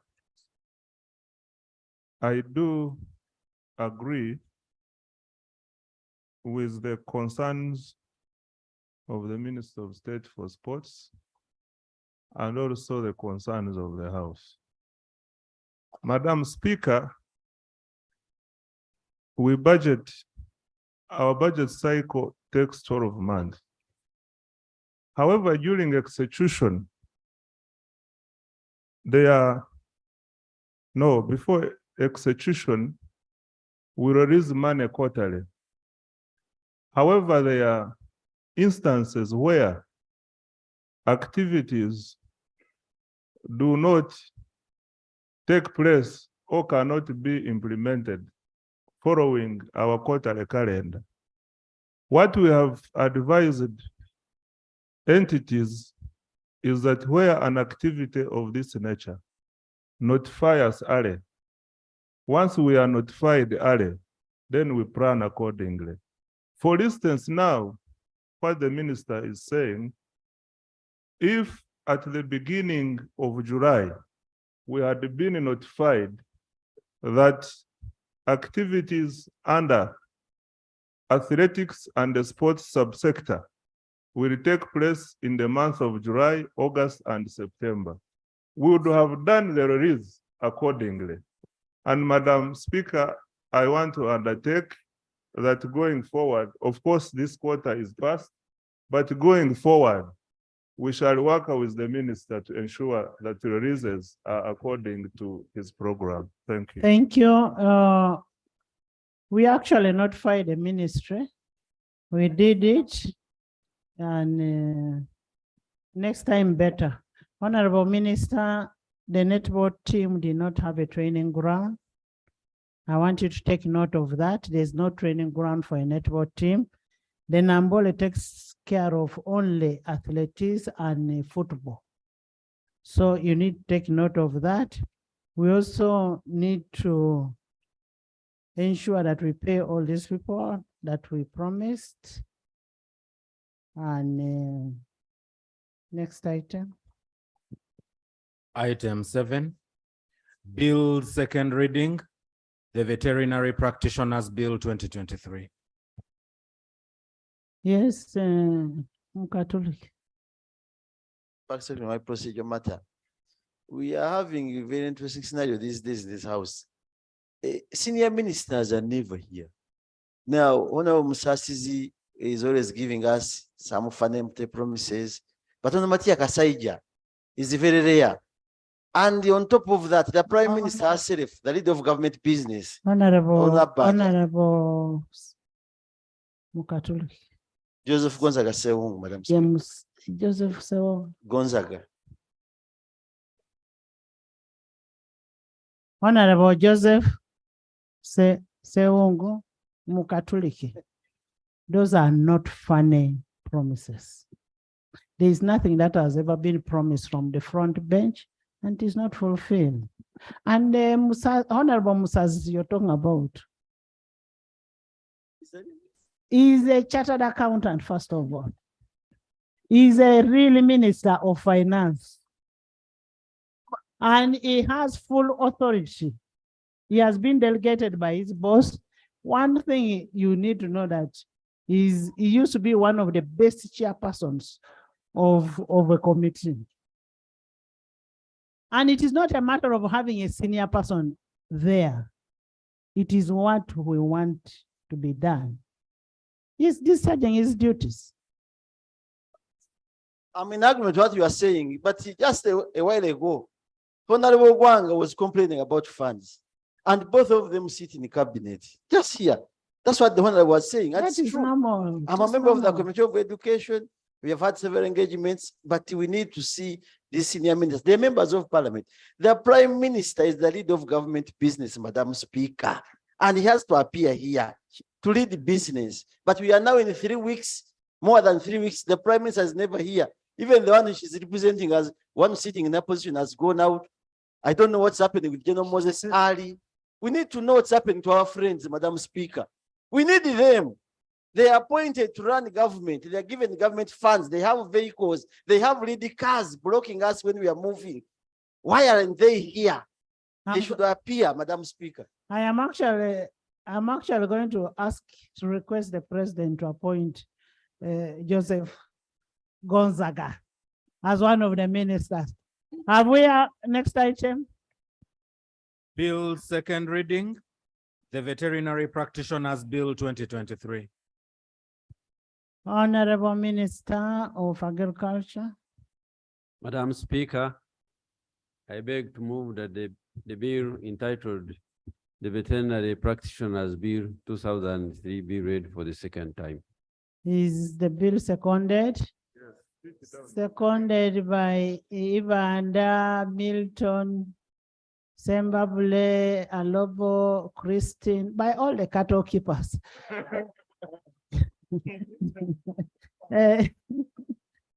Would you want to speak to even Charity, General Kavuma, all of them? Would you love to speak to your bill?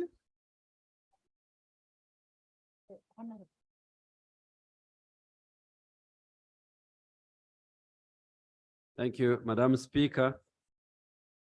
Madam Speaker, the object of the bill is to repeal and replace the Veterinary Surgeon Act Cap 277, provide an institutional framework for regulation of veterinary practice by providing for the training, registration, licensing of veterinary professionals and veterinary paraprofessionals, to improve on the quality of veterinary services and coverage to strengthen the capacity of training institutions and improve training of veterinary practitioners, to remove obsolete provisions and to revise fines for effectiveness committed for offenses committed under the Act.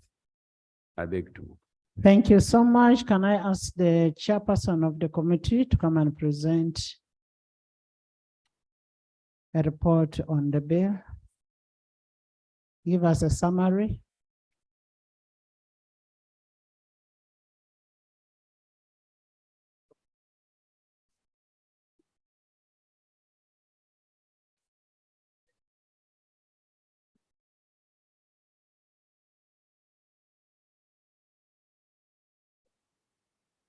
Thank you, Right Honorable Speaker and honorable members. I beg to lay on table the report of the Committee on Agriculture, Animal Industry and Fisheries on the Veterinary Practitioners Bill 2023. I beg to lay. Right Honorable Speaker, I beg to lay on table the minutes of meetings. Honorable members, I want all of you, I want a quorum. I beg to lay on table minutes of the meetings that were held by the Committee on Agriculture while considering the Veterinary Practitioners Bill. I beg to lay. Please lay. Right Honorable Speaker, I now beg to present the report of the Committee on Agriculture on the Veterinary Practitioners Bill. It's a 9-page document, but we shall summarize. Right Honorable Speaker and honorable members, the Veterinary Practitioners Bill 2023 was read for the first time on the 20th June 2023 and referred to the Committee on Agriculture with in accordance with Rule 1291 of the Rules of Procedure of Parliament. The committee scrutinized the bill in accordance with the rules 1292, 1293, and 1294 of the Rules of Procedure, and now begs to report. Right Honorable Speaker, the report is being presented in compliance with Rule 1302 of the Rules of Procedure. Right Honorable Speaker and honorable members, the Veterinary Surgeons Act, Cap 277, which this bill seeks to repeal, came into force in 1958 and has never been amended. The Act provides for the establishment of the Uganda Veterinary Board, which is an autonomous statutory body responsible for the regulation of the veterinary professionals through registration and licensing. The scope of the Act is, however, limited to the registration of degree holders. Those are bachelor in veterinary medicine, and diploma holders, those with a diploma in veterinary science. The memorandum of the bill indicates that Uganda has only 1,186 registered veterinarians, but over 3,700 unregistered veterinary paraprofessionals. And there is no law compelling veterinary paraprofessionals, nor requiring conduct to be regulated. The veterinary paraprofessionals, among others, include meat examiners, veterinary public health officers, technical laboratory staff, and artificial inseminators. The bill therefore seeks to address this gap by providing for the registration of both veterinary surgeons and veterinary paraprofessionals. Right Honorable Speaker, there are emerging innovations and technological advancements in the delivery of veterinary services, and they now demand that veterinary professionals must continuously acquire new skills and knowledge to remain worthy and relevant to the veterinary practice.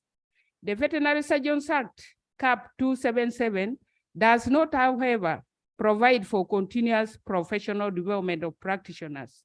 Since the enactment of the Veterinary Surgeons Act, Cap 277 in 1958, there have been new developments that merit reform and update to ensure that the Act is in line with the social, cultural, and economic needs and values of the people of Uganda.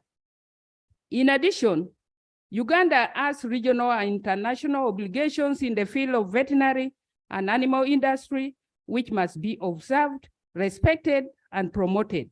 For instance, the World Organization for Animal Health, OIE, Terrestrial Animal Health Code 2012, to which Uganda is a signatory, and is therefore bound to develop veterinary legislations that comply with the code, hence the need to amend the Veterinary Surgeons Act to ensure conformity.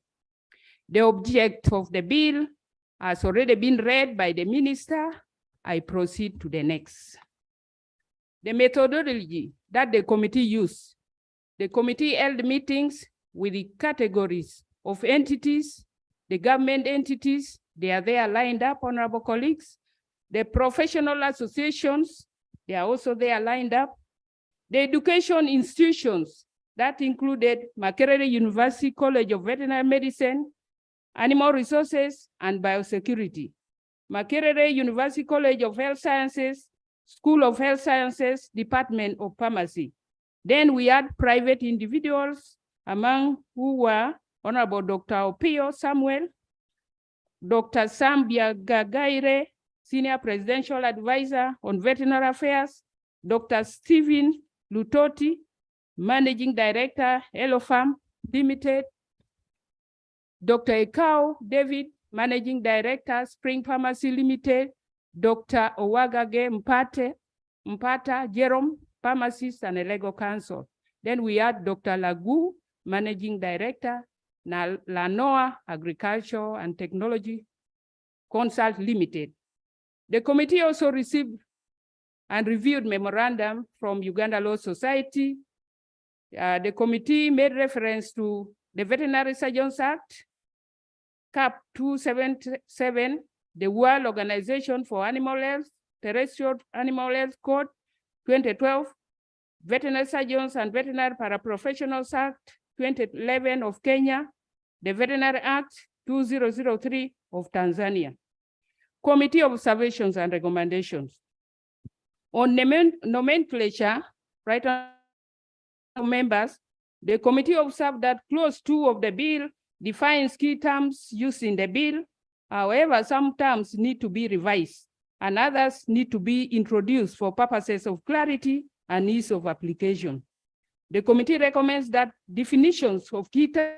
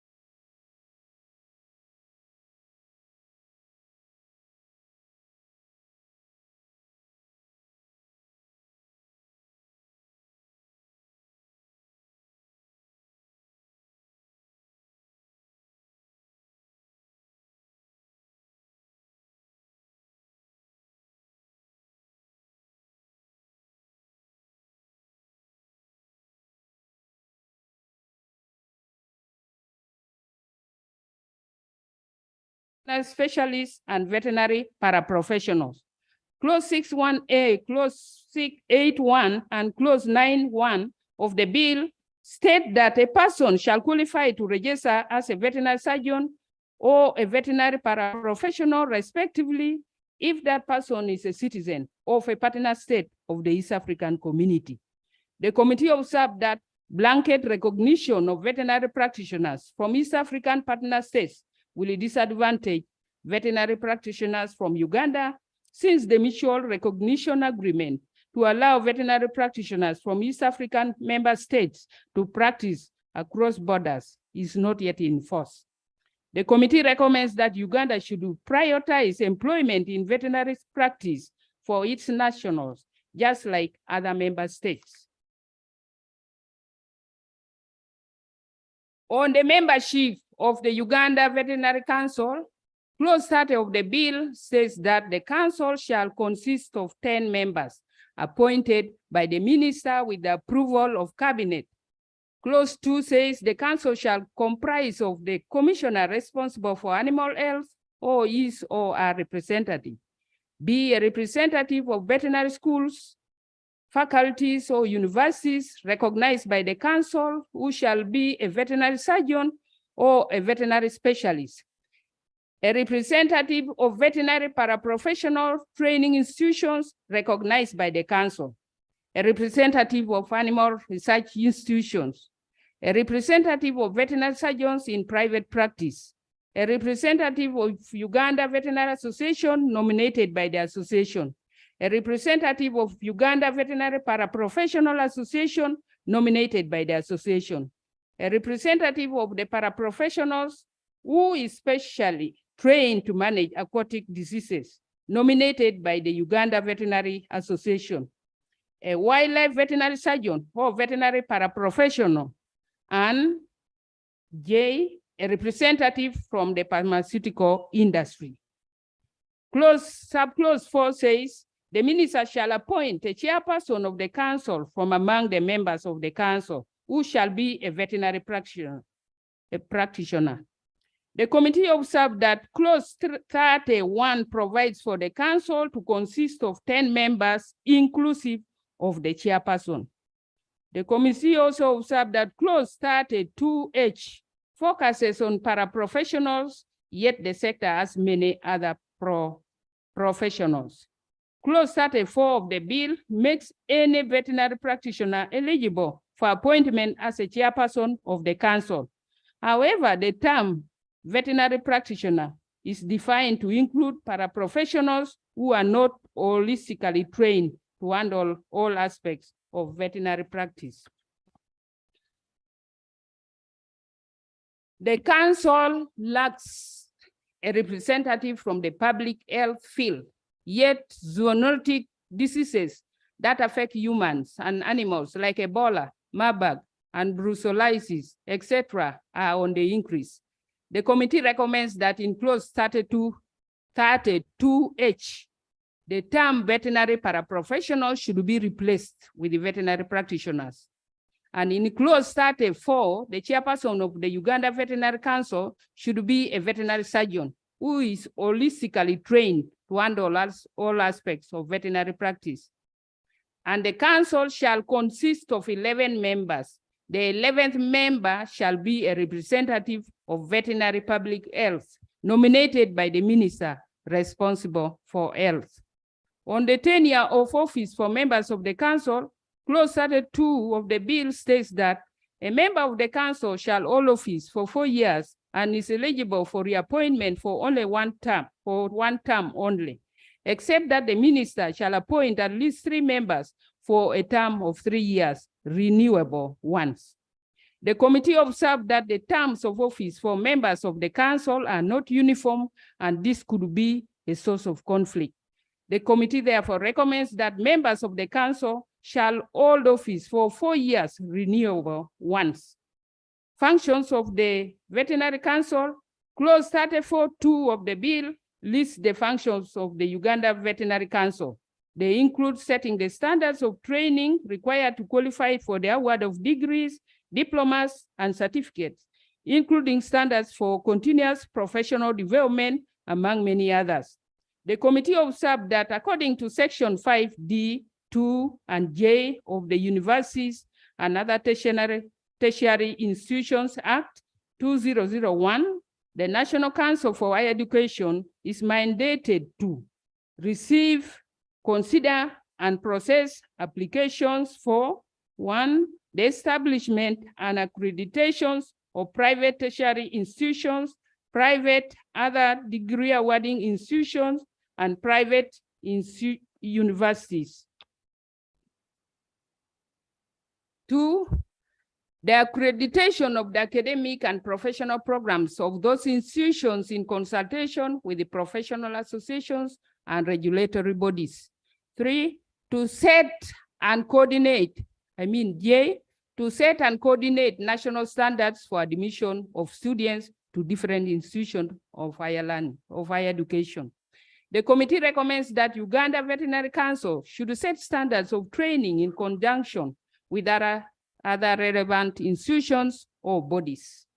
On powers of veterinary inspectors, clause 44.7 of the bill lists down powers of veterinary inspectors.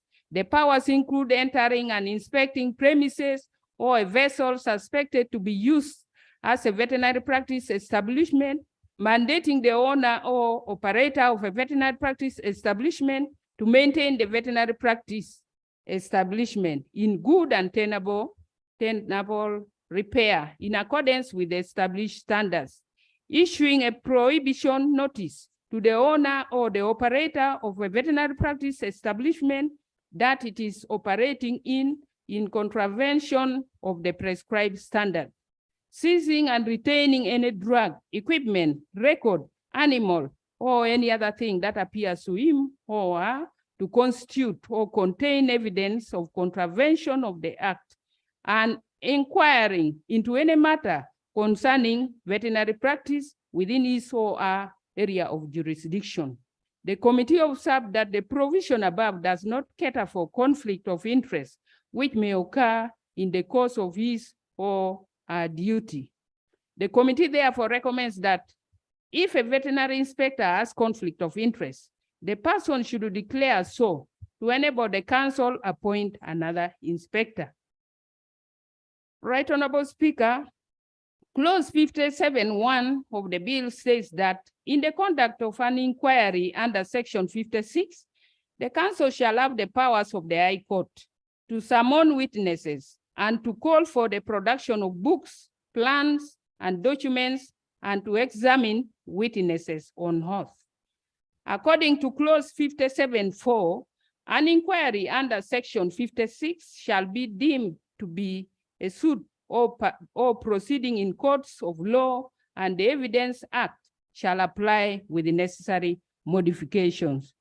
While clause 56 of the bill is about inquiry by the council into a complaint lodged with it, or an inquiry by the council into the conduct of a veterinary practitioner or licensee. The committee observed that the above provisions contradict the spirit of clause 56.6, which permits the council to adopt its own procedure during an inquiry while observing the rules of natural justice.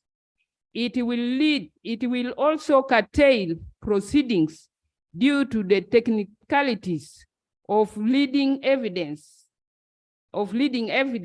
as would be dealt with in the courts of law. The committee therefore recommends that the council should not have powers of the High Court. This will create an avenue of appeal to the High Court instead of the Magistrates' Court as provided for in the bill. On immunity of veterinary practitioners, clause 71 of the bill says that a veterinary practitioner or a licensee shall not be held personally liable to any person in respect of the death of an animal in consequence of any act he or she does bona fide in the performance of his or her duties, unless it is shown that the act was done illegally or with gross negligence. The committee observed that death is not the only consequence of the actions of a veterinary practitioner in the performance of his or her duties. The committee therefore recommends that in addition to death, a veterinary practitioner should be protected from any adverse drug effects that may occur during bona fide performance of his or her duties. Right Honorable Speaker and honorable members, this is the end of the committee report on the Veterinary Practitioners Bill. I beg to submit. Thank you so much, Chair of Agriculture. Members you've heard. Yes, we can now open the debate. You have a motion?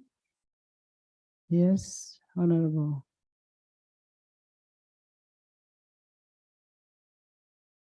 Thank you very much, Right Honorable Speaker. Honorable Speaker, I have listened attentively to the presentation by the chair of the committee. Chair, I beg to move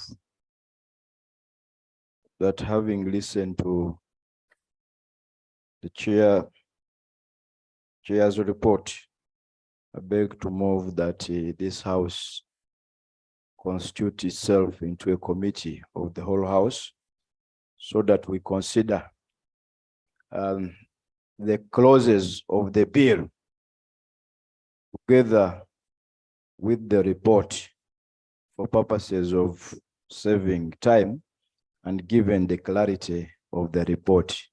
I beg to move, Right Honorable Speaker. Thank you.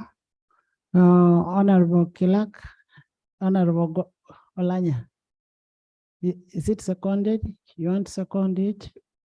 Yes, Right Honorable Speaker, looking at how the chairperson was presenting, she was presenting clause by clause. Therefore, his motion is very important. It's better when we go to the committee stage so that we follow clause by clause as she has been presenting. I beg to second. Thank you so much, my chair. On the same, honorable members, you heard what the chair was presenting. And for you to understand that bill, you need to move clause by clause, because that's what she was basically reading. I was actually about to ask you, have you gone to committee level? That's what I was about to ask her. So you still follow the whole thing. Yes, yes. In the good spirit, I pray that at least this motion is not carried forward. You give some members at least 5 for a good debate for proper answer. You see, when you generate a debate from the report. You're already debating. No, I'm still You're already seeking for, debating. because You're there's a third person. there's a motion and I'm against it.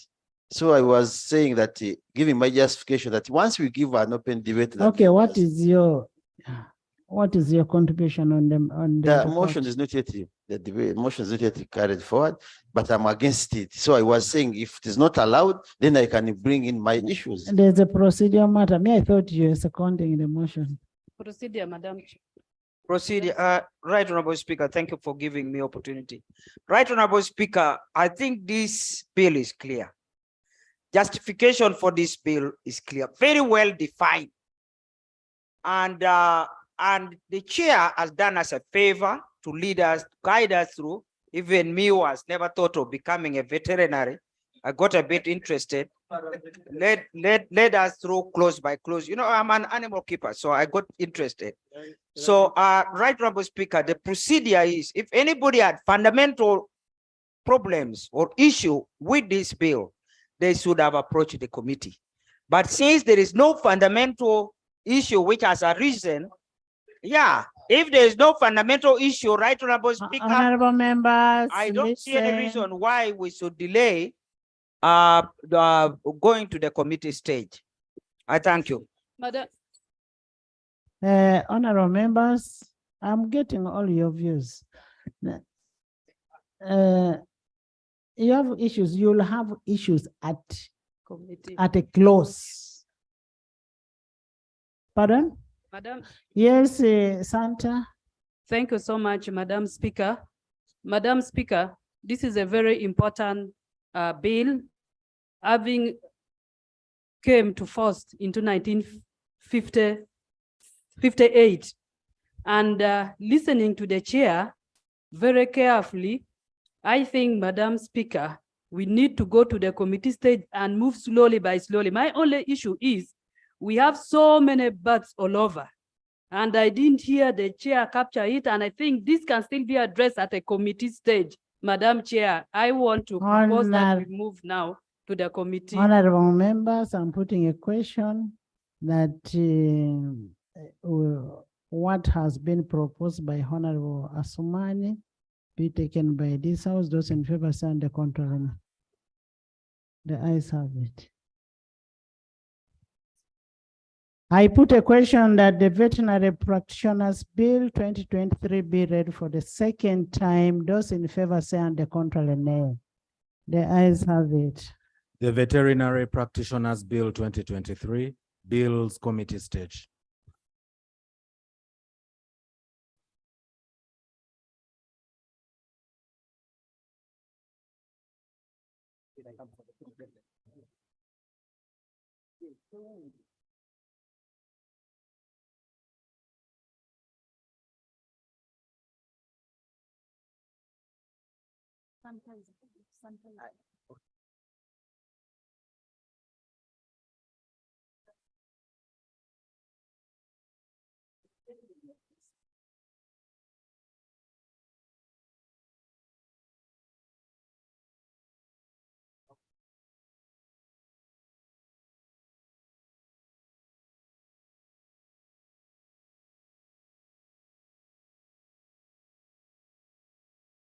Clause 1.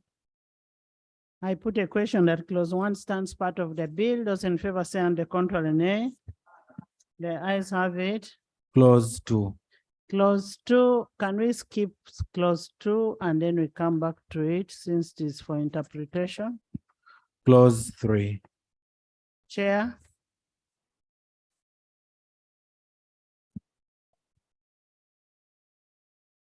Right Honorable Chair, on clause 3, the committee proposes to amend the provision as follows. In paragraph B, by inserting the words animal welfare after the words animal health. Justification, animal welfare is provided for within the veterinary Hippocratic oath as one of the veterinary practices and should be included in the provision. The committee proposes also to amend by deleting paragraph D. The justification is that the mutual recognition agreement to allow veterinary practitioners from East African Community member states to practice across borders is not yet in place or in force. I beg to move. Thank you. Jonathan?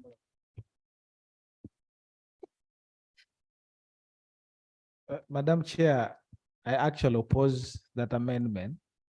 And in fact, I'd proposed a deletion of clause 3, which is the object. By good practice nowadays, the long title of the bill, which is provided, is more comprehensive and adequate. If we limit ourselves to the objectives proposed here, first of all, it's a bit repetitive. And when it comes to interpretation in future, the interpretation will be limited to the scope of the objective. And yet, under the long title, it says unrelated matters, which allows it to be open. Secondly, I am opposing it on the basis of that word animal health. This whole law is about regulating the conduct of professionals engaged in veterinary service. It actually has nothing to do with animal health and their welfare for that matter. So I would like to reject it first and probably propose that we delete 3 and rely on the long title instead. Honorable Minister.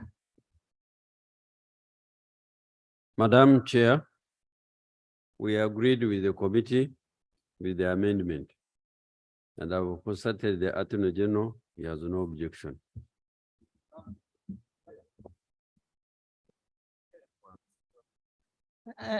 Yes, Osman.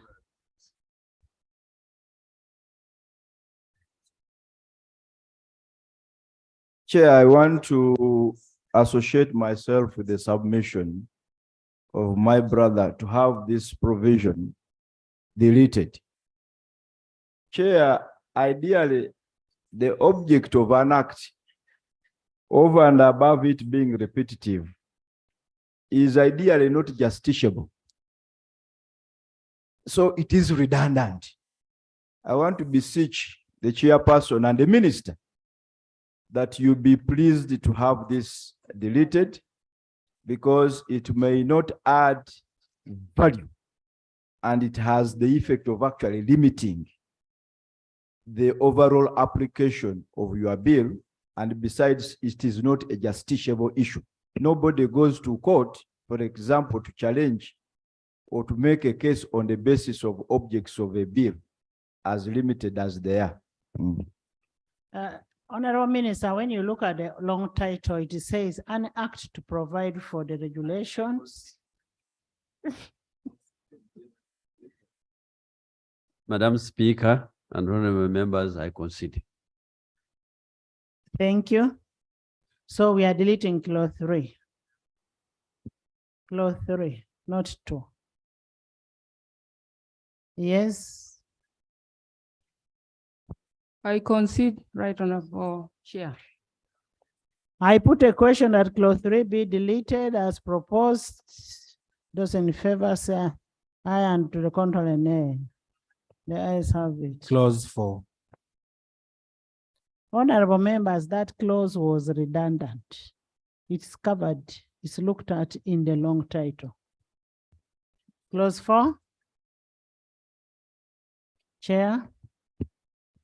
Right Honorable Chair, the proposal is to redraft subclause 3 to read as follows. The provisions Clause of 4. this act.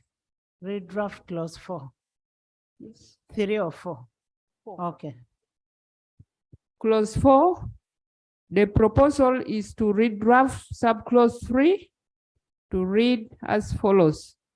The provisions of this act relating to licensing shall apply to veterinary practitioners in the public and private veterinary practice in the conduct of their duties. The justification is the provision as it is leaves out veterinary practitioners in the public service from being issued licenses to provide veterinary services. And yet it is essential that all veterinary practitioners in both public and private sectors are licensed by the council and subject to legal disciplinary actions for any professional misconduct. I beg to move.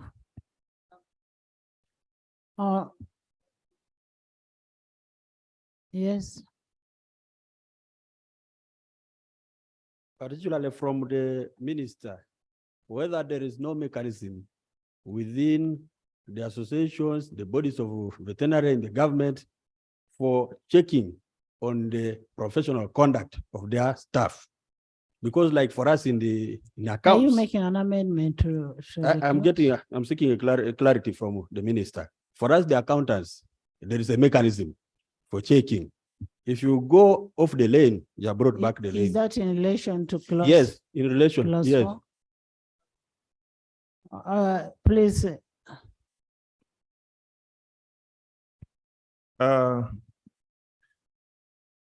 I think to respond to what Honorable Algon is asking, the accountants profession came to where we are after the Accountants Act of 2013.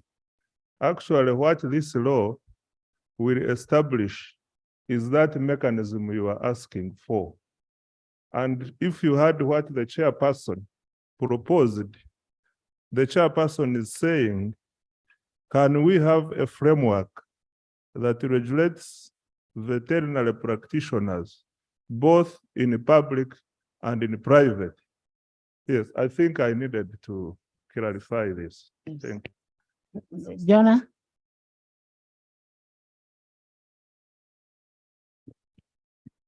Madam Chair, the spirit of the amendment by the chairperson is captured in subclause 1. The moment you read subclause 1, that this act applies to every person who engages or intends to engage in veterinary practice in Uganda. You don't have to mention whether public or private. So subclause 2 and 3 actually falls off automatically. What's For avoidance of doubt, I see no harm for us taking subclause 3, as the chair is proposing. Subclause 3, the intention was to exempt public veterinary practitioners in public offices. So the chair is saying that it's discriminative. So we delete it so that it applies to whether you're in private or government, you are still a veterinary practitioner. So when you look at subclause 1 and you say every person covered. who intends, it means that 2 and 3 are actually not necessary now. It is actually covered. It is actually covered in subclause 1. It is covered. Chair. Or veterinary. You know now when you go back and look at the interpretation clause, a veterinary practitioner means veterinary surgeon, veterinary specialist, or veterinary paraprofessional registered in accordance with this act. Chair. Yes. Okay. Yes. Chair, I think it is important for us to be very specific on this issue. And I want to draw examples from our own profession, the legal profession. Chair, in the legal profession, state attorneys don't require practicing certificates to appear before court. They don't. Those of us in private practice actually have to get practicing certificates every year. So I think it is important when the chair talks about both private and public, it is important to be very specific, because what does that mean? Are you saying veterinary practitioners in the public service will not be licensed every year? Is that what you want to mean?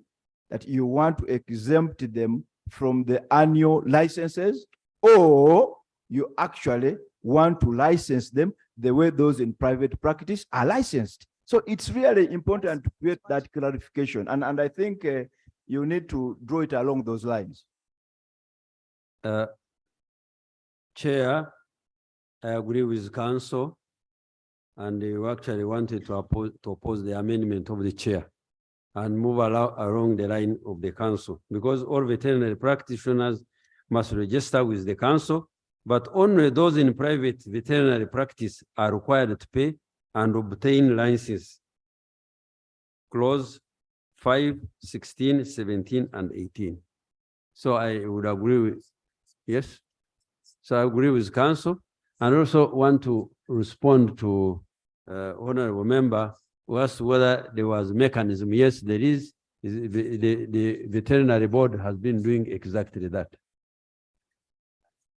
Honorable members, when you look at this clause, 1 is on practice,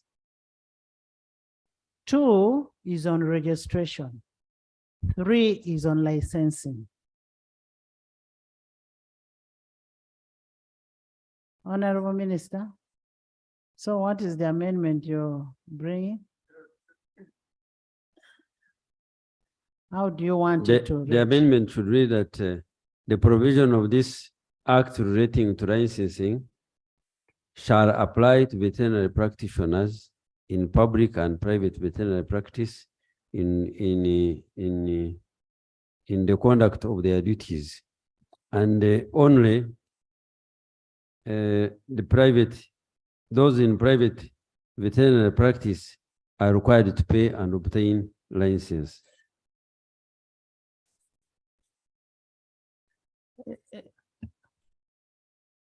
Isn't that discrimination where you want only the private one to pay?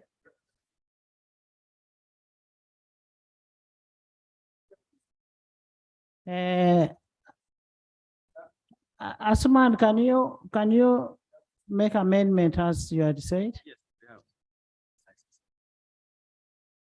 You see, when you're licensing for both private and public. Or even Chair. That's when you're licensing, even when you're registering, it is No. for both. No, Chair, maybe we need to distinguish between registration and licensing. Ideally, all veterinary Get practitioners. for us how it should look like.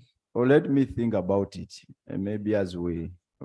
But the point I was making, Provision. Chair, the point I was making is that we must distinguish between registration and licensing. Registration is for everybody. Honorable Asumani, that's why they're in different sub-rules, sub-clauses. Sub-clause 1 is talking about registration for everybody. Sub-clause 2 is talking about registration. Sub-clause 3 is on licensing. Yes. Yes. Chair, I'm a little worried about the impact of this law. Why? In our villages, we have people who have not even obtained any qualification in school, but they are helping.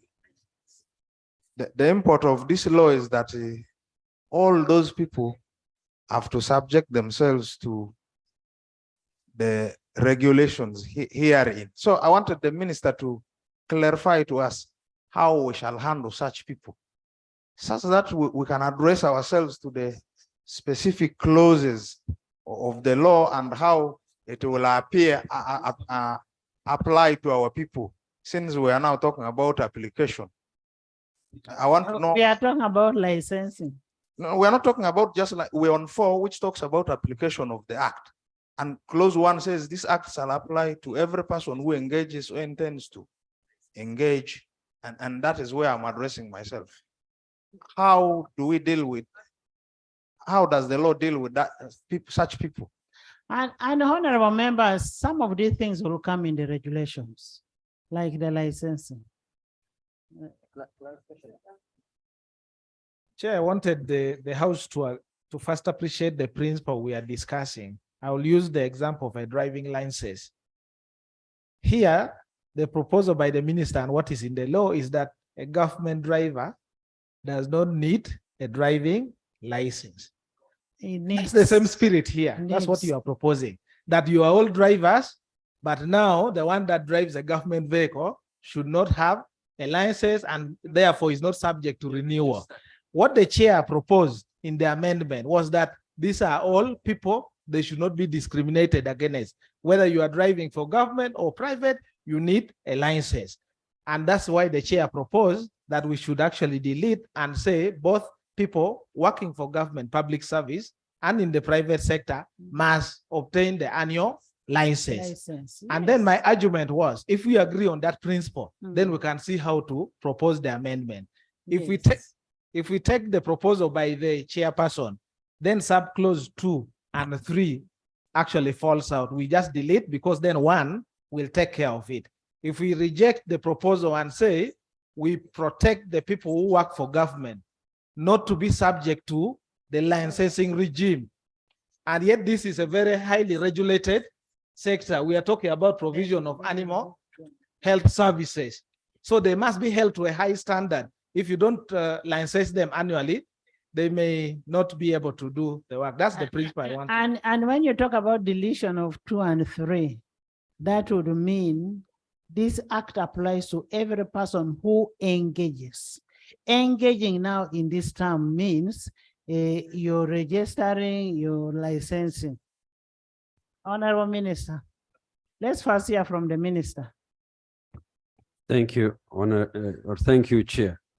Colleagues, we are referring to people of the same profession. And actually, the input of Honorable Asumani fits with our position. The way we've been doing it is that once the veterinary surgeon or veterinary practitioners, when they are registered, they registered practice, but they pay licenses annually. And what we are trying to say is that yes, those in government will be registered, but they will not be compared to pay licenses. That's what we wanted. That's how it is, because they are already implementing. They are employed by government, they are public officers. Whether you say they pay, it's still the government which is going to pay for them.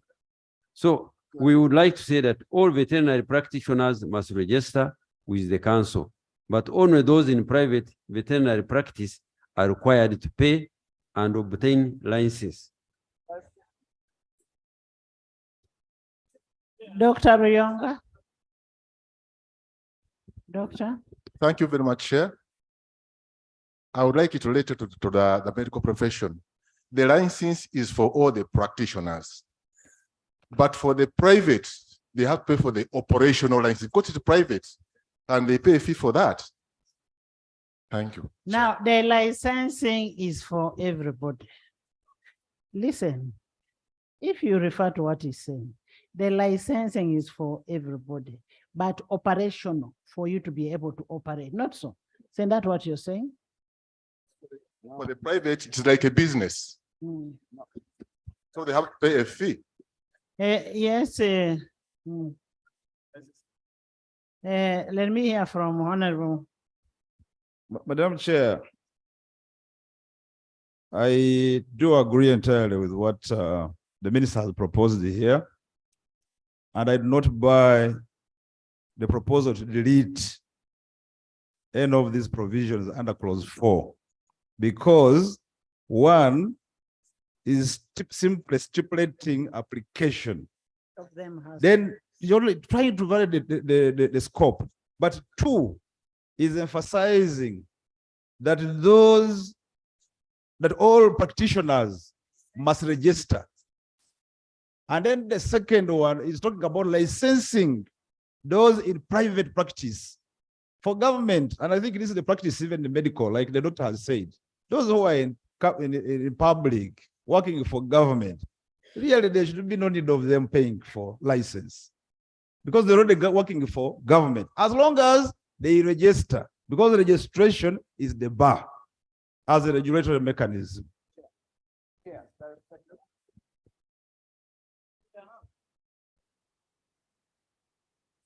We are far.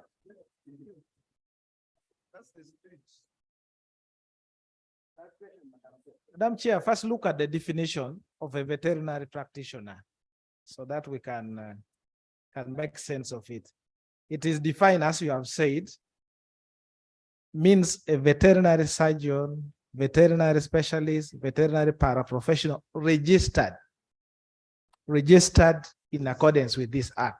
So when you come under 4 and you say that the provision of this act relating to registration apply to veterinary practitioners, you have already said the veterinary practitioner is the person registered. So this is like double registration here. No, what we are saying now, the issue here is now on the application of the act. On the application of the act, where we are talking about registration and licensing, who is supposed to pay? Aru. Thank you very much, Chair, for giving me the opportunity.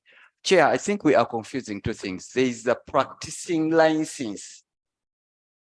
These veterinaries get registered, but annually they are supposed to pay a practicing license. Now, it's not only a mere fact of giving a license. When you go to renew your license, they check on your credibility. How have you been performing? Now, should we leave civil servants from being checked on how they are performing, and we engage the private practitioners on how they are performing? I think that would not be fair. So let us separate between a practicing licensing and a trading licensing. I think that's where we're having the confusion from. Thank you, Chair. Thank you so much, Madam Chair. Madam Chair, taking from what has already submitted and what we are agreeing upon, that both private and public practitioners need to be licensed, I propose that we add a 4th sub-clause under 4, now to take care of only the private, which is about the operational or trading license, such that is only now for private. But as far as licensing is concerned, The trading license is catered for and another clause. It's catered for. Let's Chair, I thank you. Let's press this clause 3. Let's let's set the principle straight. Chair, I am a commissioner for oaths. I'm also a notary public. But magistrates, and every year, I have to get a commissioner for oaths license. I pay for it. But a magistrate will commission your documents without that license. In fact, they use a Latin maxim, a Latin term called virtute officii, by virtue of their office. Now, when you're a public officer, there are entitlements. There are entitlements that move with being a public officer. One of those entitlements, Chair, relate to exemptions of this nature. And I'm telling you, it happens in the legal profession. I have already told you. So what we need to sort here, Chair, is one, do we want veterinary officers or practitioners in public offices to be annually licensed or not? That's one. Now, if we are talking about having them to be licensed every year, then we go by the proposal of the chairperson. But if we are saying that since they are public officers, the requirement of annual licensing should not apply or should be exempted, then we should maintain the provision in the bill as proposed by the minister. So, Chair, I think the House should only agree on those two elements. Licensing for private and licensing for licensing should apply to all or not. And for me, let's focus the debate on that aspect. And the Chair, if the House agrees, then we will help with the drafting once we agree on the principle. What the minister wants is what it is. And that is what Attorney General has agreed, that the bill stands as it is. That is what is required. Honorable members, I put a question that clause 4 stands part of the bill. Those in favor say the contrary, nay. Let's have it. Clause 5. Clause 5.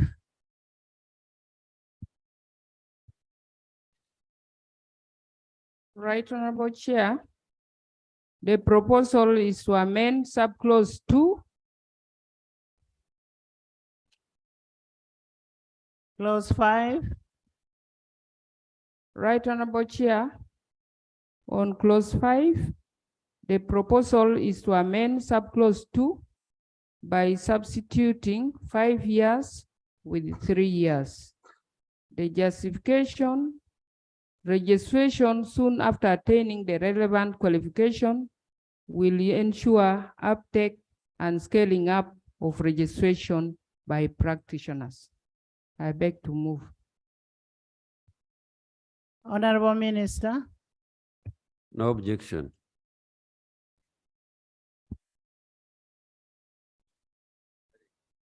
Honorable Olanya. Madam Chair, looking at the original clause is more meaningful. Let it be for 5 years. And the moment you reduce to a shorter time, Madam Chair, it means anybody will not follow what the profession is. So it's very important, let the person go for 5 years. And then after 5 years, if the person fails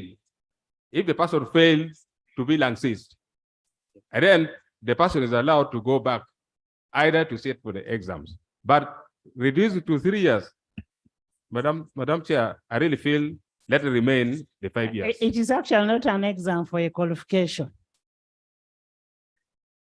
It is an exam for registration. Yes, the issue of the time. We are looking at the time.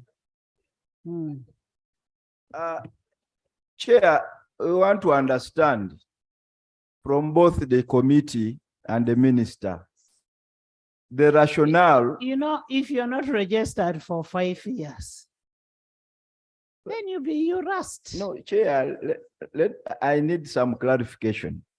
What is the rationale for 3 years. for the 3 or 5 years when I have studied, I have graduated, an academic institution has certified me as a graduate?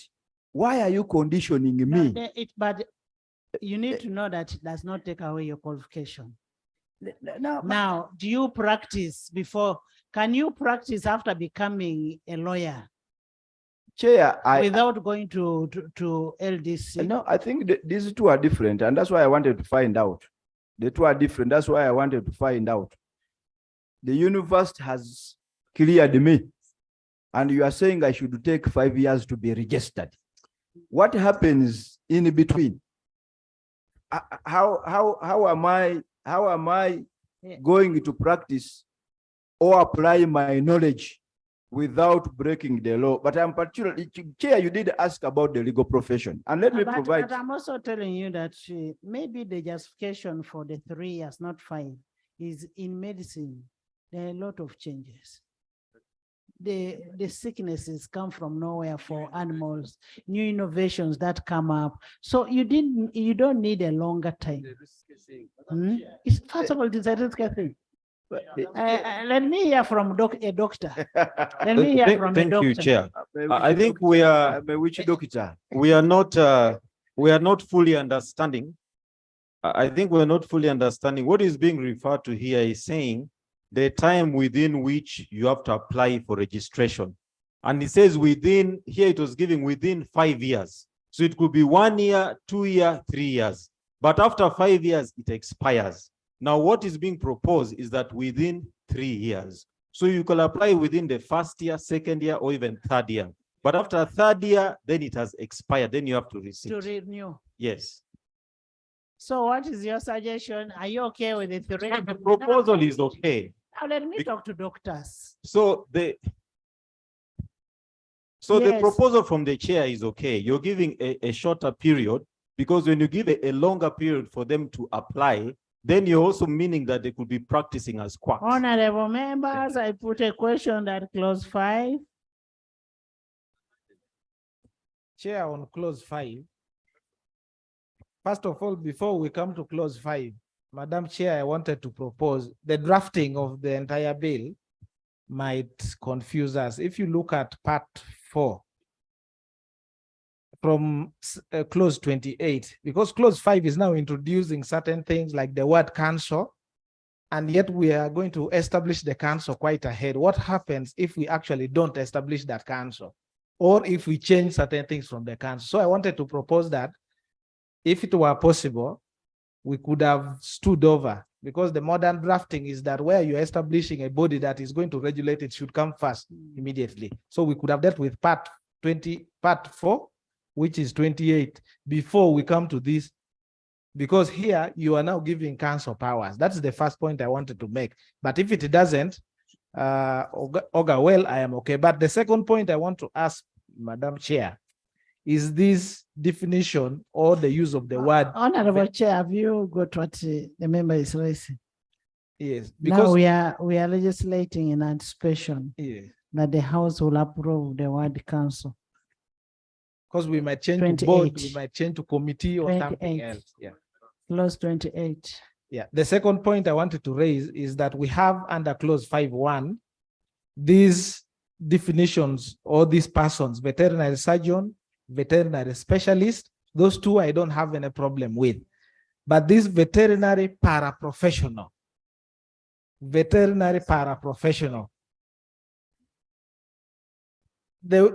use of the word professional here would even connote that they are actually above the specialists and the surgeons. In other practices, these are actually either veterinary aides, veterinary assistants, veterinary nurses, or veterinary attendants. Once you introduce and put here paraprofessional veterinary, it connotes that they actually even have a higher qualification than the surgeon and the specialist. So if we approve them here as it is, Honorable member, I want to refer you to interpretation. The veterinary professional means a veterinary practitioner who is registered to practice veterinary medicine under the direct or general supervision of the veterinary surgeon. Order. Madam Chair, that is the gist of I my. thought you're a professional, you'd understand. Madam Chairperson, the practice here has been to deal with issues of definition and interpretation at the end. Honorable Counsel, even in his previous submission, was referring to a definition, issues that we're supposed to deal with at the end. Is in order to continue referring to definitions which we are supposed to deal with at the end of the bill? Honorable members. Chair. Honorable members, we are taking the 3 years that have been proposed by the minister. I put a question that clause 5 be amended as proposed. Those in favor say and the control an A. The ayes have it. Clause 5 as amended. I put a question that clause 5 as amended stands part of the bill. Those in favor say and the control an A. The ayes have it. Clause 6. Clause 6. You know, it is not a norm that interpretation comes later, last. Incidentally, interpretation is clause 2. It is clause 2 of the bill. So it is not that it is always the last. Yes, clause 6.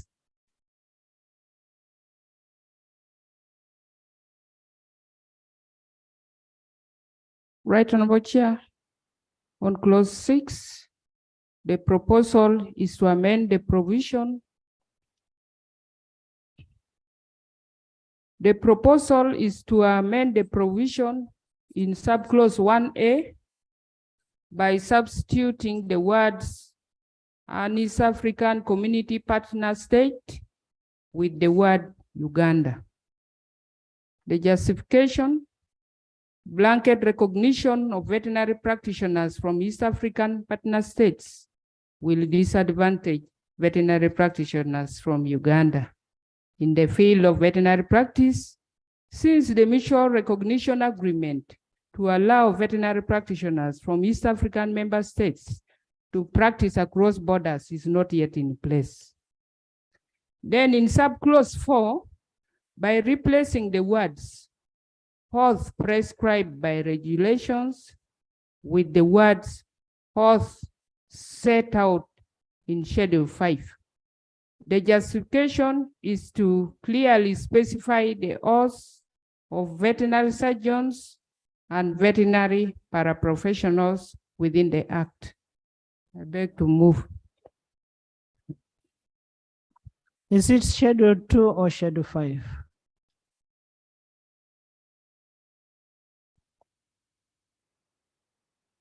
I think it is Schedule 2, Madam Chair.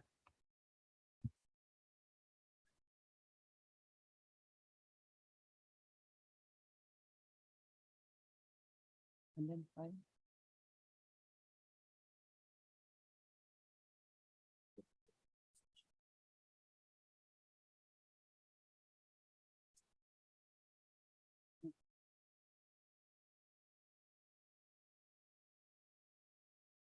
I don't see Schedule 5. It is a new session.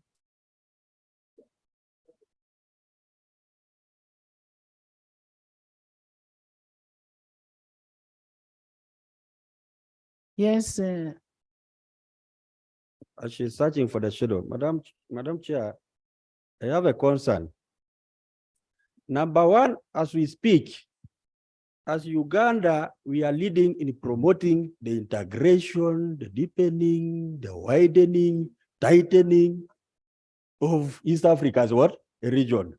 Number two, if my animal is sick and there is a vet coming from Tanzania passing by, should I wait to get the one who is coming from Uganda to treat it and let the animal die? So I would therefore think this is for debate. And that's why I love this house. It's a house of debate. We exchange the ideas. So I would think it's only proper that we allow the forces of demand and supply. If you're a quality doctor, then you will treat my animal. Yes. So local content should be applied to other issues, but not these issues of veterinary. That is my view. Now they want to talk.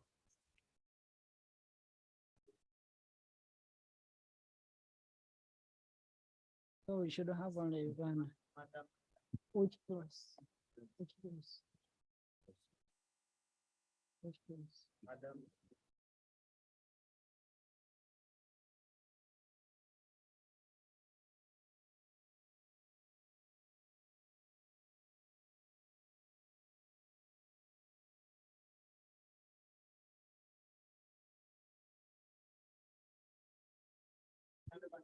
Honorable Minister.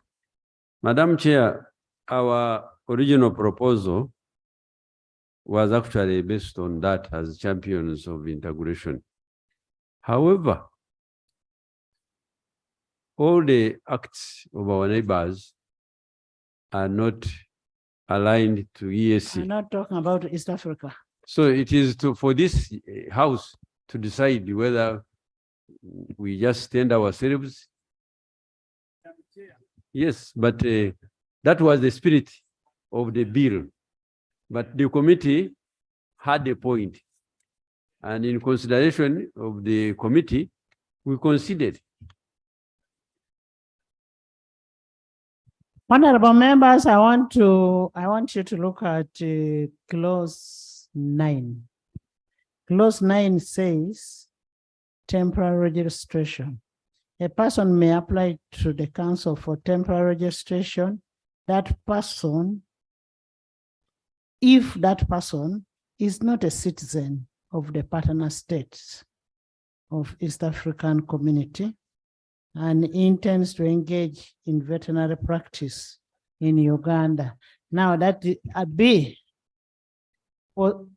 if that person possesses a qualification from an institution in jurisdiction other than an institution from the partner states of East African community.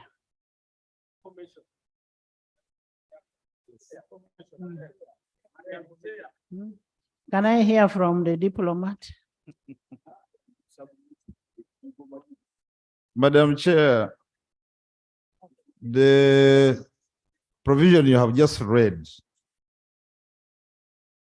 reading it backward, the import of the earlier one is actually what prompts the provision of 9. Madam Chair, I have been told by the chairperson that they compared with the laws in other East African partner states. And I'm told they don't cater for East African. But I would also like to remind this house, Madam Chair, that Uganda has stood out as a champion of the integration.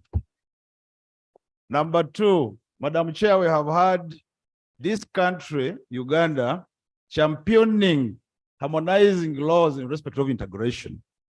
For example, if you look at the East African Safety and Standardization Act, it was championed by this house in the 9th Parliament, even when Kenya and Tanzania were devoid of that. Madam Chair, we're talking about running towards mutual recognition agreements so that we can manage transboundary diseases. Those of you who come from Isingiro, from Karamoja, we have transboundary diseases, which we must manage as a country. And therefore, we would like to propose that we continue to stand out as champions of the integration, but providing for the East African legislation. And therefore, proposal stays. Thank you. Thank you so much, Right Honorable Chair. I am happy finally I've caught your eye. The previous two.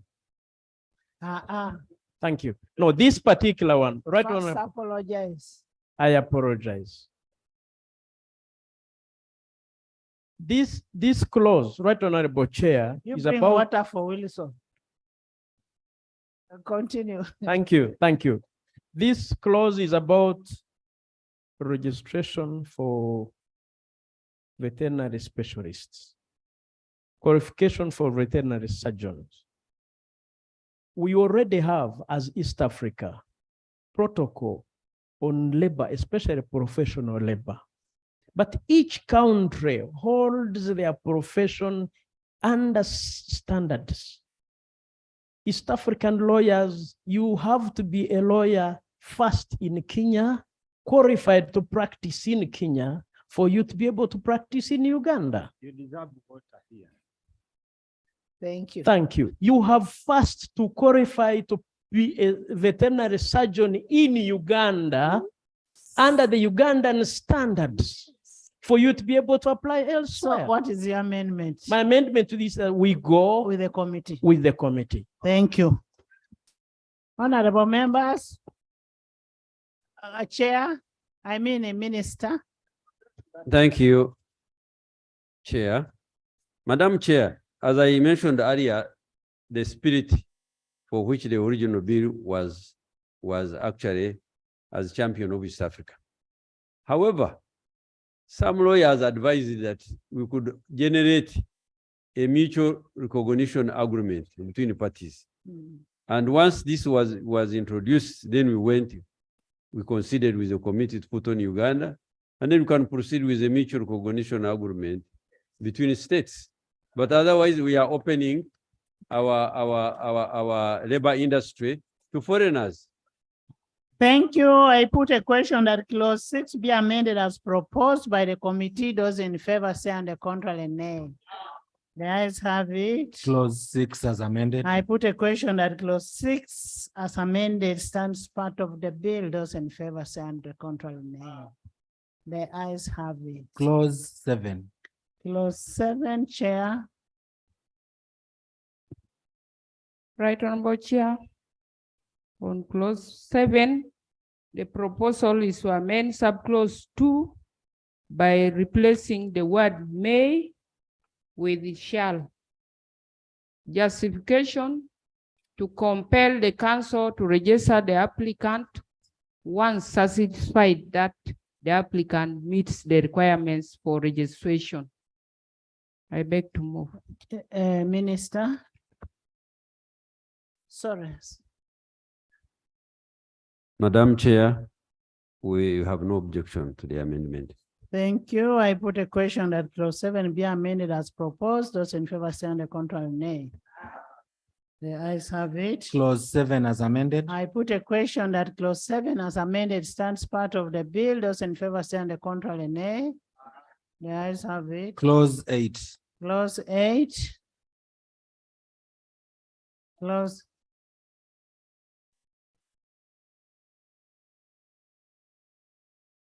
Thank you so much, Madam Speaker. Madam Speaker, I think we are legislating in anticipation because when you look at clause 70, 80, 90, we are talking about the council. By the establishment of this council, it is under clause 28, as Honorable Odul talked about. Council is not a new word. We are in all the legislations that we've had in this house. The word council is not imported from another language. It is not an import. Council will always have a council. Thank you.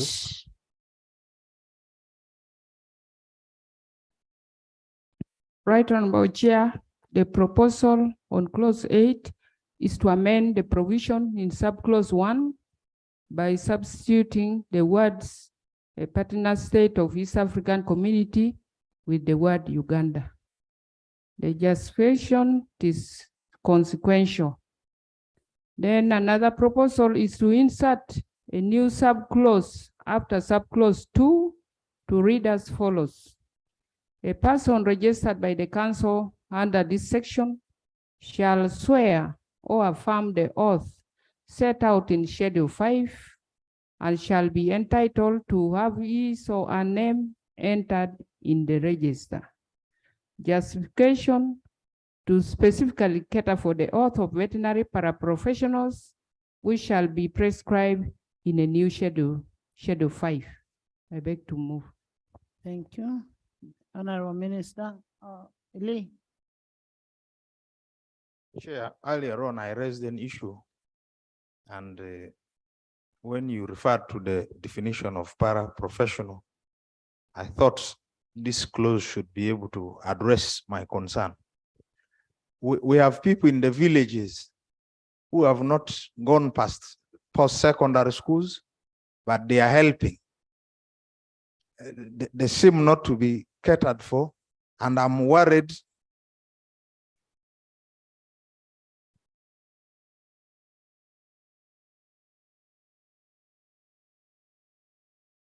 Chair, I'm worried that if we do not cater for them, we will not have services. An example is VHTs. They have not gone to any school, but they are helping. They are helping government. But those are para. So if you look at the definition of who qualifies for a paraprofessional, that way leaves them out. For example, they must have successfully completed a post-secondary training. They should have gone through many trainings, which does not exist. Therefore, if we go by this, we will have a law which has serious implications for Ugandans. Honorable Minister, I wanted to suggest you come up with a middle ground. What you are doing now is to ring fence this thing for some people, and I see many Ugandans suffer. Madam Chair and honorable colleagues, in the definition, those actually operate under the supervision of highly qualified persons who have been described in the law at the beginning. Veterinary surgeon, yes. So they are actually adequately covered.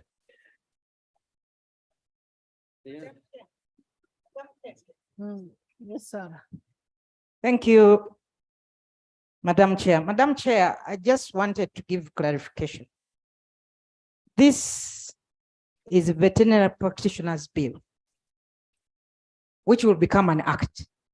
Just like we have the Uganda Medical and Dental Practitioners Council, the VHTs are not part of this council. So they don't fall under that. So I think what the honorable member is talking about, they don't even fall under the paraprofessionals that we are talking about here. That can be covered under a different policy. So let us focus on the veterinary doctors, surgeons, and other para vets, just like we have under the Uganda Medical and Dental Practitioners Council, the doctors and the dental surgeons. So that is just the clarification. If I could It's just like clarify. including the traditional birth attendants in the medical and Chair, the VHTs are now even administering drugs. They give me. honorable members. I put a question that clause 8 be amended as proposed. Those in favor say and the contrary nay. The ayes have it. Clause 8 as amended. I put a question that clause 8 as amended stands part of the bill. Those in favor say and the contrary nay. The ayes have it. Clause 9. Chair. Right, Honorable Chair, on clause 9, the proposal is to amend subclause 1A by substituting the words "is not a citizen of a partner state of the East African Community" with the words "is not a citizen of Uganda." Justification to broaden the scope of the provision to cater for other foreign practitioners to register for temporary veterinary practices in Uganda. I beg to move. Honorable Minister. Madam Chair and the colleagues, this is a constitutional amendment. We have no objection. I put a question that clause 9 be amended as proposed. Those in favor say on the contrary, nay. The ayes have it. Clause 9 as amended. I put a question that clause 9 as amended stands part of the bill. Those in favor say on the contrary, nay. The ayes have it. Clause 10. Clause 10. I put a question that clause 10 stands part of the bill. Those in favor say on the contrary, nay. The ayes have it. Clause 11. Clause 11, Chair. Right Honorable Chair, the proposal is to amend subclause 1 by inserting the words within 30 days from the date of receipt of the application at the end of the provision. Justification to provide a time frame within which the council should consider and communicate the decision to the applicant in order to avoid any abuse of the process. I beg to move. Minister. Madam Chair and colleagues, we don't agree. What if the council cannot take a decision within 30 days? We propose that it should be replaced with as soon as practicable, and in any case, not later than 60 days from the date of receipt of the application. Yes, 60 days. 60 days. We are replacing 1 month to 2 months. 2 months? Yes. Are we going with this 2 months or 60 days? 2 months, Madam Chair. Make the amendment. 60 days. Eh? We propose that be replaced with as soon as practicable, and in any case, not later than 60 days from the date of receipt of the application. Now, as soon as practicable makes it redundant. Let's just put 60 days. Yes. So you may remove the, the redundant part and put the 60 days. Honorable Minister. Honorable Minister, make the amendment.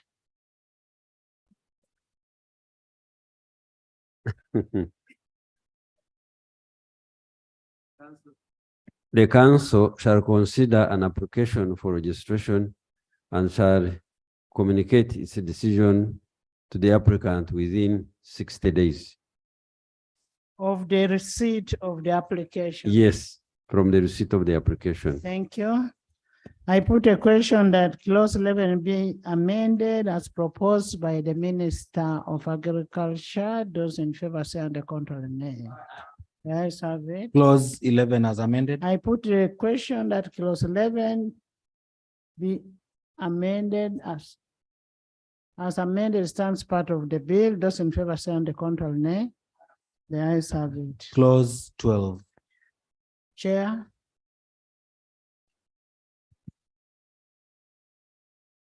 Right, Honorable Chair, the proposal is to amend subclause 1 by substituting the word may with the shall. Justification to compel the council to register the applicant once satisfied that the applicant meets the requirements for registration. I beg to move. Honorable Minister. Madam Chair, that takes away the powers of the council. And we really object. We want to maintain may.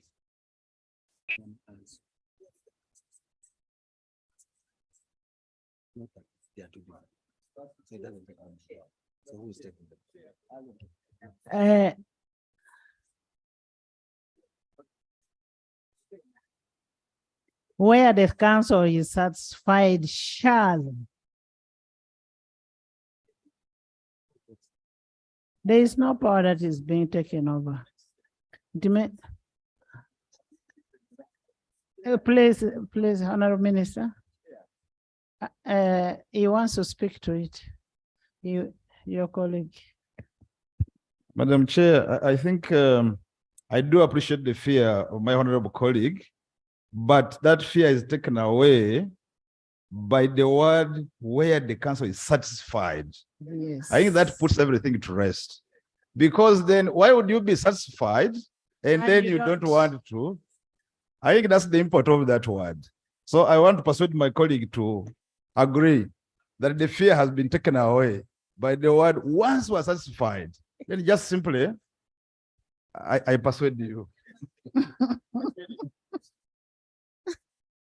I concede, Chair. Thank you, Honorable Minister. I put a question at clause 12, sir. Particular one, there may be cases where the council claims they are not satisfied. And yet me as the applicant, I think I've met the requirements. In that case, I should have an opportunity to appeal that decision. I don't know where it has been taken care of. Okay. I put a question that clause 12 be amended as proposed. Those in favor say and the contrary nay. Let's have it. Clause 12 as amended. I put a question that clause 12 as amended stands part of the bill. Those in favor say and the contrary nay. Let's have it. Clause 13. Chair. Right Honorable Chair. The proposal is to amend clause 13 2C by substituting the words in good order with in accordance with the guidelines issued by the council. Justification is to avoid ambiguity. The use of the term good order is subjective and can easily cause confusion in the mind of the reader. I beg to move. Honorable Minister. Honorable Minister. We have no objection. I put a question that clause 13 be amended as proposed. Those in favor say and the contrary nay. Let's have it. Clause 13 as I amended. put a question that clause 13 as amended stands part of the question of the bill. Those in favor say and the contrary nay. Let's have it. Clause 14. Chair.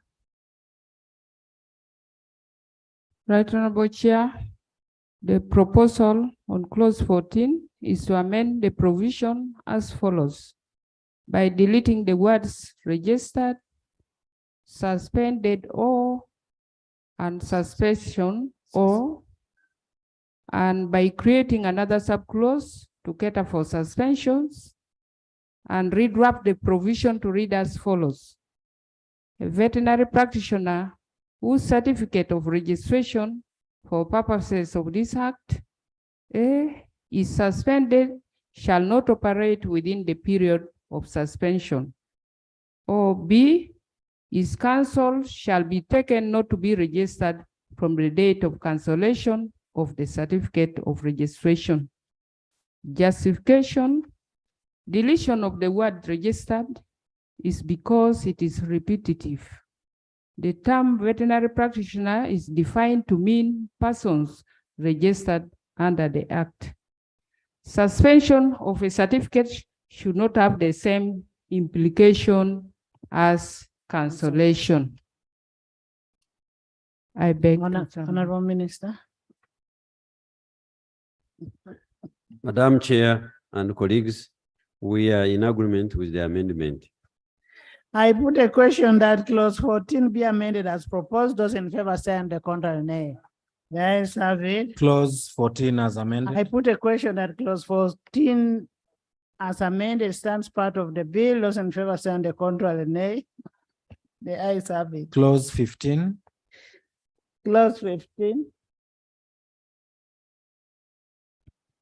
Madam Chair, as we handle clause 15, if I have been, if my name, if the registration has been recalled,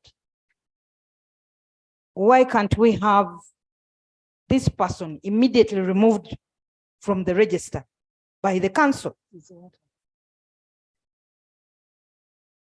No, I'm talking of cancellation. This is the item I wanted to raise under clause 14 before you put the committee's drafting is very, very okay. Very okay. Clause 15. Right Honorable Chair, the proposal is to amend clause 15.2 by replacing the fine of 150 currency points with the 350 currency points, and the term of imprisonment of 1 year with 5 years. Justification to make the penalty more deterrent. I beg to move. Honorable Minister. Madam Chair, honorable colleagues, we are in agreement. Thank you.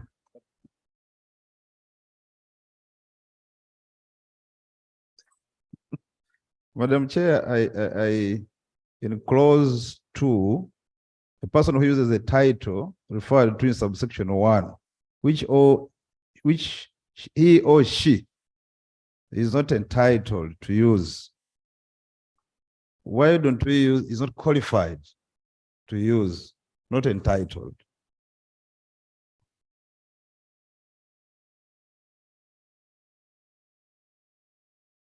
That's clause 2. A person who uses a title referred to in this subsection 1, which he or she is not entitled to use, commits an offense. Yes, the one who calls himself a doctor. Clause 1. Clause 1. I wanted you first to.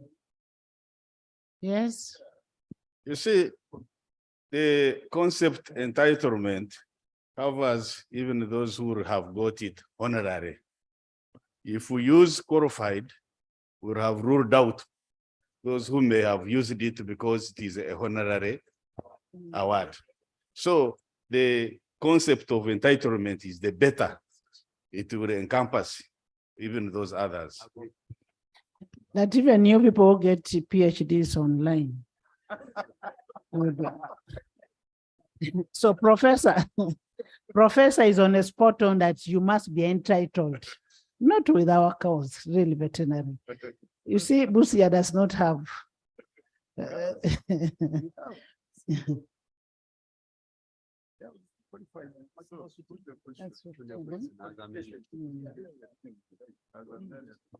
Chair, this clause confers upon those qualified the titles of a veterinary surgeon or a veterinary specialist. The name the doctor is optional. In here, it says they may, if they wish, but the one that they are entitled to or qualified is a veterinary surgeon or veterinary specialist. In 2A, it says they may, which is optional in case they want to use. So I actually agree with the proposal by the committee. I think takes care. Yes. I put a question that clause 15 be amended as proposed. Those in favor say on the contrary, nay. The ayes have it. Clause 15 as I amended. put a question that clause 15 as amended stands part of the bill. Those in favor say on the contrary, nay. The ayes have it. Clause 16. 16. Honorable Chair, after this, I want to know how many of your members of agriculture are in the house. It is only the chair. I want to know the list. I want to get the list of the members of agriculture. I see the chair and the deputy. All the other ones will pick warning letters in my office tomorrow. They must pick their letters tomorrow. You can't pass a bill when you're not in the house. So where are you? You're lobbying for seats, you're doing all this.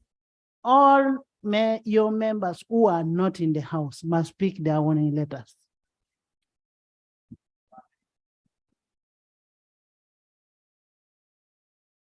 And Professor, I want to know how many chairpersons of committees are in the house. Give me the list of chairpersons.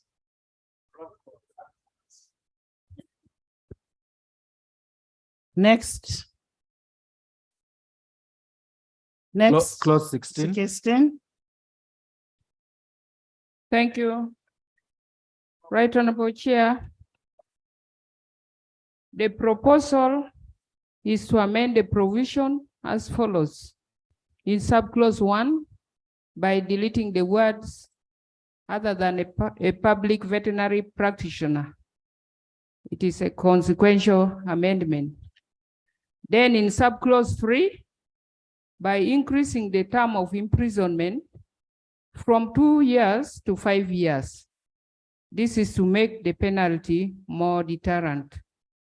Then in subclause 4, by replacing a fine of 10 currency points in respect of each day on which the contravention continues with a fine not exceeding 700 currency points.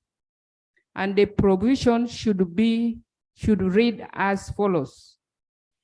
In the case of continuous contravention following a conviction under subsection 3, that person shall be liable to an additional penalty not exceeding 700 currency points. The justification is to allow punishment for continuous offenders to be more punitive and deterrent. I beg to submit. Honorable Minister. Madam Chair, as earlier argued, the first amendment of deleting other than public veterinary practitioners, the provision requires veterinary practitioners in public service to obtain licenses, which is contrary to the norm. Government does not pay for its licenses for its employees. So the first amendment, we are not in agreement. The rest of the amendment, we are in agreement with the committee. Which one? Yes. Minister does not want the 700 flats. The longer I practice, the more severe. Honorable members, the one the minister has an issue is on 4. In the case of continuous contravention following a conviction under this subsection 3, that person shall be liable to an additional penalty of 10 currency points in respect of each day. The committee is saying 700 flat rate. The minister is saying 10 currency points each day on which the contravention continues. No, Madam Chair.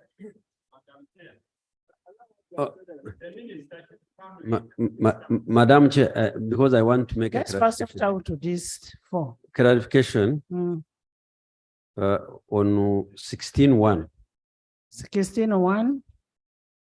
She was proposing to delete other than a public veterinary practitioner. And I'm saying we must maintain. The justification is that the provision requires veterinary practitioners in public services to obtain licenses, Sure. which is contrary. Honorable Minister, that is consequential. Yes. You can't delete it. Yes. Now 4. Yes. Madam Chair, may I have an issue about the agreement? You see, Madam Chair, as we make this law and the minister comes on the floor to emphasize, we must also put something, we clean the house. Madam Chair, I want to borrow the leaf from Bugabula. In Bugabula, the cows that we get treated may have no veterinary doctor. None of them is a vet doctor. These are people who learned treating and injecting when they were on farms. Now, Madam Chair, you are bringing a law when you don't have them. Madam Chair, before we say we want to imprison people for 3 years and 5 years. Tell me you don't have a vet doctor in the district? The district has one vet doctor who is an old man, Madam Chair. In Bugabula, we don't have. We are crying and cows are dying. So, Madam Chair, as we put the punishment of imprisoning people, what have we done to make sure these people are available and they are there before we even imprison them? Otherwise, we shall first subject the cows to death, and these people will fear to do anything. But even these people who are treating our cows when they are not qualified, kill our cows. They are killing our cow. They are the Mulerwas who are there, Madam Chair. These Actually, people have failed Honorable Morris does not even have a goat. So he doesn't know the pain of losing a cow. He does not know the pain of losing a cow.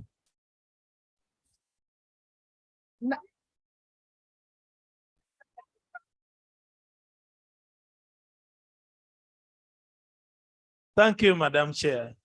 Madam Chair, as you rightly said, perhaps Morris may not be having a goat, but I have cows. Madam Chair, the truth is that in our area, I think this area has not attracted the professionals. We don't have them, either because we don't have many cows in our area.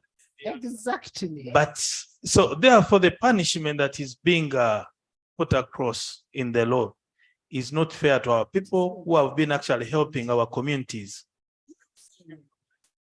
Thank you for the information. Madam Chair, I've written letters. Madam Chair, I've written letters to the district requesting for those vet officers and vet doctors, but they are not available. So maybe the minister should go and answer and tell us. Honorable members, the law is very good for some of us. And I lost the cows because I gave somebody who claimed to be a doctor. And he was not, and I lost my very beautiful cows.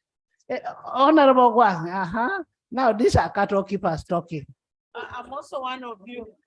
First of all, Right Honorable Speaker, I want to begin by thanking the Minister of Agriculture and the committee. Colleagues, we must accept that there's a reason why we went to school. And we must accept that there's a reason when you go to school, you specialize in a certain area. It's like now you're telling me we should continue allowing quack doctors to treat our people. Really? I lost 80 cows in my car. 80. How much money do they lose? And we are here talking about saying we should allow such impunity to continue. No, and I was paying this quack person additional money. You can imagine you're paying him money. He has made you to lose your cows. What are we talking about here? So for me, there must be punitive punishment for these people who masquerade. So for me, actually, if you're talking about 3 years, I would even propose that let's have 10. I thought. Honorable Agriculture, are you okay with the amendment of the committee? I'm very much pleased with the amendment. The amendment in 4, what about in 1? In 1, we maintain it as it is. As it is, and the rest as amended.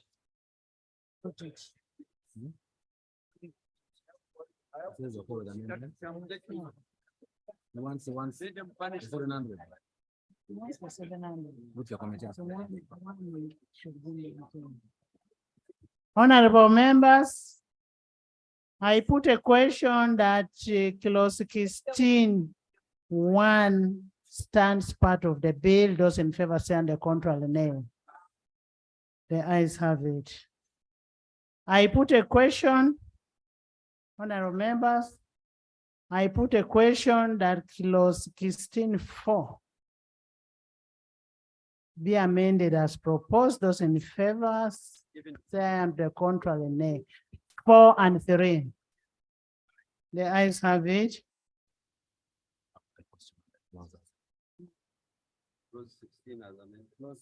Clause 16 as amended. I put a question that clause 16 as amended stands part of the bill. Those in favor say on the contrary, nay. The ayes have it. Clause 17. 17. Clause 17. Right, Honorable Chair. The proposal is to amend subclause 1 by deleting the word private. It's a consequential amendment. I beg to move. Minister. Madam Chair, honorable members, we have no objection.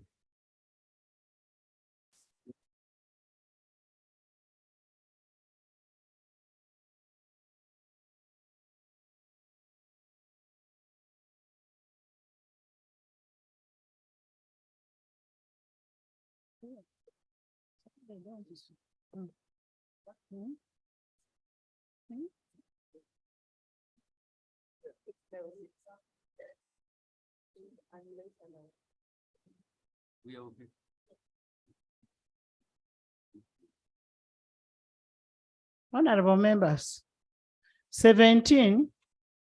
Yes, you're bad. Let's go.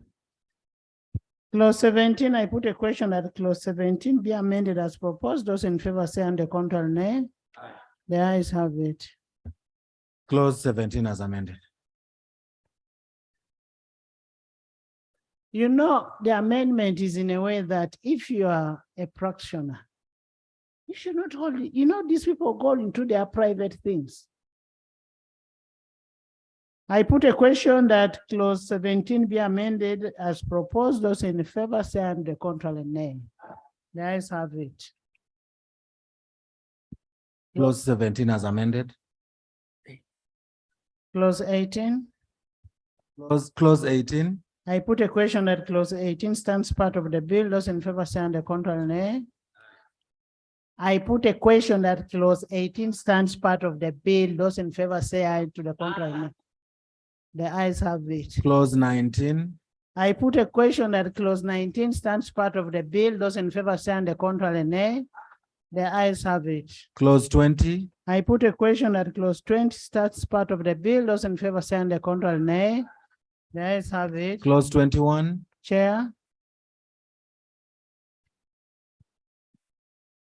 Right Honorable Chair, the proposal is to amend the provision in subclause 1 by replacing the words veterinary surgeon, veterinary specialist, or veterinary paraprofessional with the veterinary practitioner, and amend to reflect the same amendment throughout the bill.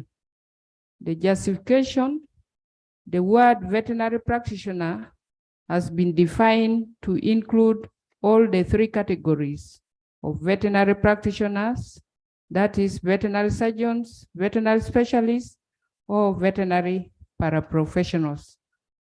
Then in subclause 4, by deleting the words subject to subsection 5, the justification is for clarity and proper chronological order, and to avoid subjecting a provision to a later provision. I beg to move.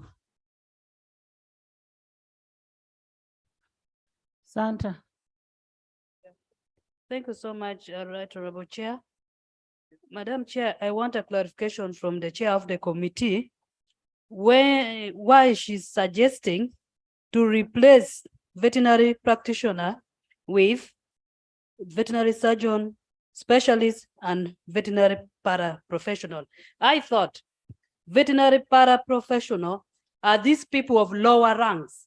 And now when you bundle them together to mean veterinary professional, I see a problem in that, because you cannot make a paraprofessional who is over maybe a certificate holder, and some of these people even examine meat, they are inseminators, and you want to equate it with a surgeon or a specialist. I see a problem in that, Madam Chair. Maybe you could also read the definition of the veterinary paraprofessionals and practitioners.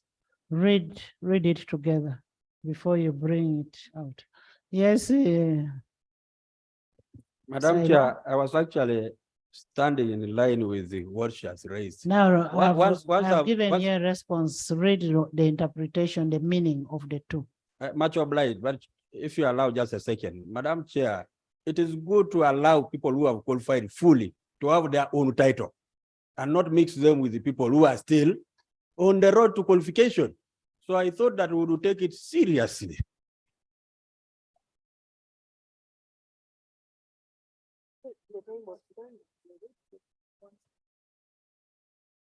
Madam Chair and honorable colleagues, I really don't know the drafting language properly, but the original bill as it stood, as it stands before amendment, we were actually taking concerns of those honorable colleagues. But now, in the regulations, the para vets by regulation, they must work under those, and those may be in private, those who have been named, and they may be both in public and private. So we need to be guided by, I get you, but they are not supposed to. But in practice, the para will always work under a veterinary surgeon who is qualified, either under a person holding a diploma. And I think this can be covered in regulation.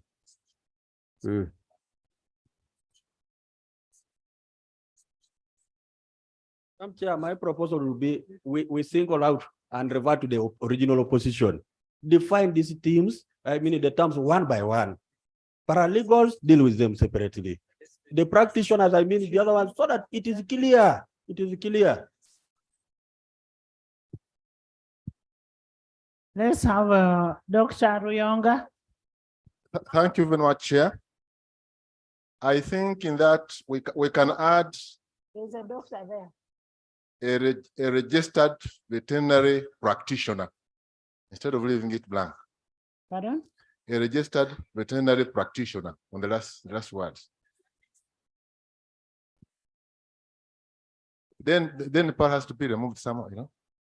But registered veterinary practitioner, then para may have to be removed because it's not, for them they are not registered. They are not professionals. Honorable members, I want to refer you to the bill, the original bill.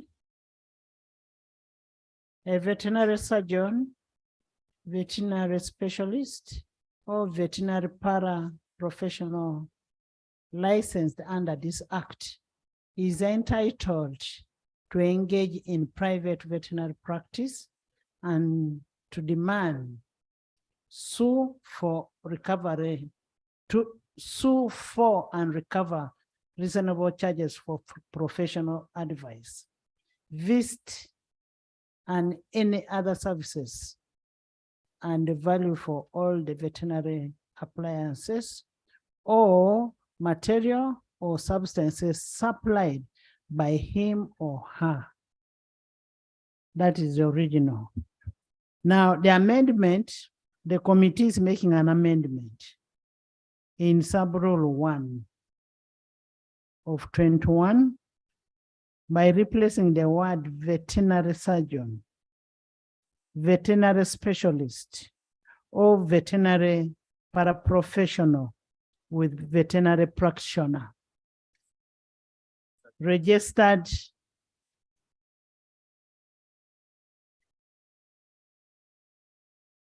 yes, Kaso, I mean Kirohora.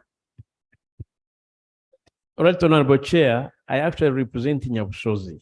Wilson. Thank you. Thank you, Right, Honorable Chair. There is a proof and justification for having veterinary surgeon, veterinary specialist, different from para-vets. Why? Because this law creates rights, creates accountabilities, creates standards. And rights. And rights. Here in this particular one, there are rights. But when it comes, when you hold them, when you bundle them together, then you miss a point that this law is actually supposed to create standards and hold them accountable. The rights of a surgeon is different from that of a specialist, is different from that of a para-professional. Chair, what the chair of the committee wanted to cure is just consistency. Either we use veterinary practitioners throughout, or we use the three separate, because under this sub-clause, under 21, in one, we are using the three differently. But when you go to 2, we have reverted back to veterinary practitioners. So the chair had sought to cure that for consistency. It means if we retain the 3 under 1, and then in 3, you go back to what was in exactly. 1. So either we choose to use the 3 or we go to veterinary Let's practitioner. let's use the 3. Honorable members, let's use the 3. And in 2, we also amend in 2 to mention the 3. Instead of throughout, we'll use the 3.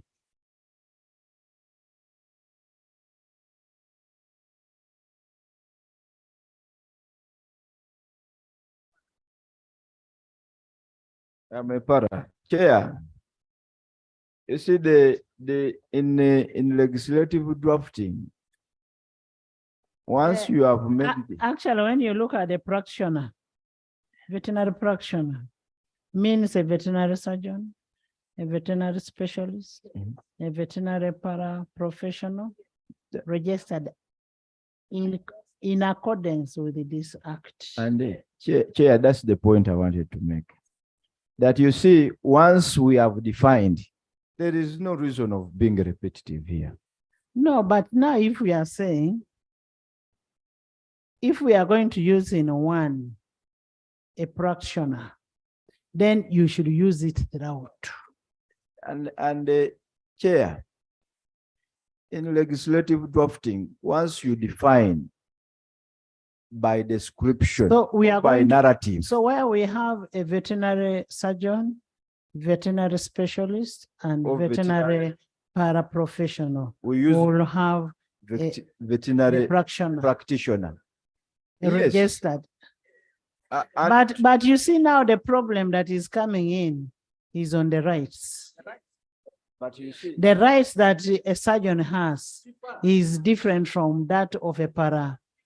and chair, that very same clause, you see what a paraprofessional is supposed to do is also highlighted in this law. It is highlighted in this law. There is So what is your amendment? my amendment is that we maintain a veterinary practitioner to cover for the 3. Yes, because that's what is in the definition. This is a veterinary surgeon, a veterinary practitioner has already been defined. Okay. And two, what a paravet is supposed to do is also outlined in this law.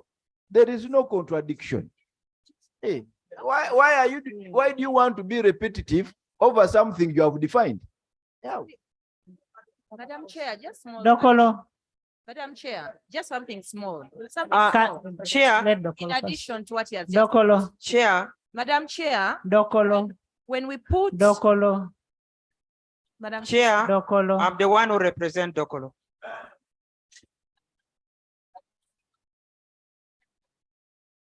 Let her wait for 2026. Chair, I was of the view that actually we are all talking about the same thing, but we are talking like the Banyankole. You are not a Munyankole. Sit down. How do Banyankole Right. speak? Right, Honorable Speaker. Order. Can I clarify? No, there is an order. Can I clarify? Yes. There No, is I an want to order. clarify first. Before you order me, let me clarify.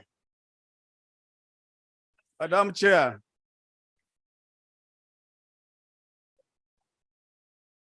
Is it in order, Madam Chair, for Honorable Cecilia Guard insinuate that Banyankore talk far? Is she in order?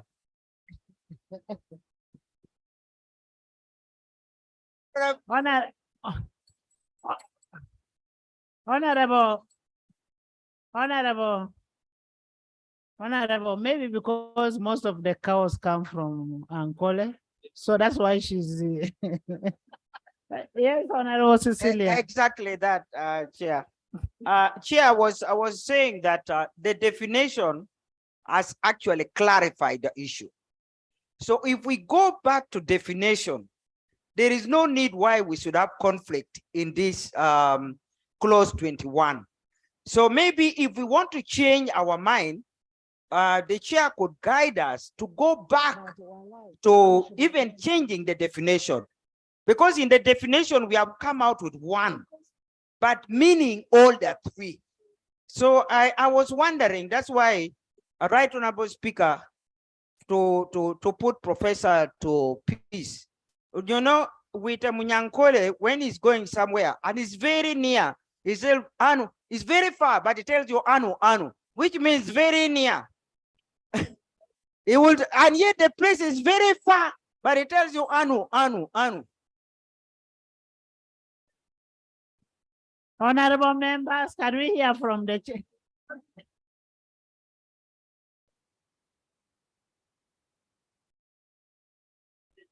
Honorable Minister. Madam Chair and honorable colleagues, the argument of Honorable Basalirwa actually has helped us a lot. Para vets are also qualified because they are diploma holders. So the amendment of the committee actually is adequate and appropriate. Do we include the amendment of Dr. Ruyonga registered? No.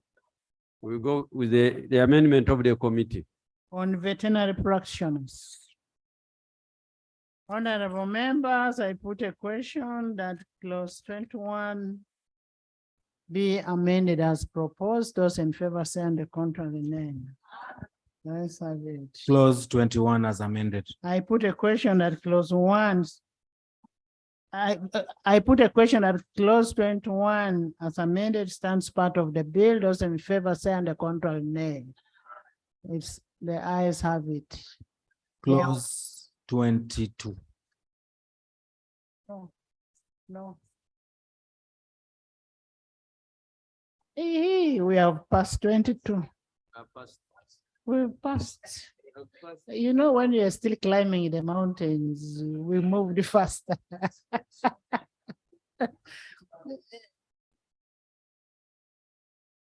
Because the mandate to compound, prepare, and dispense drugs as per the National Drug Authority Act is only preserved of a pharmacist. And that would require even deleting that 3, by the way. Just to cross-examine it.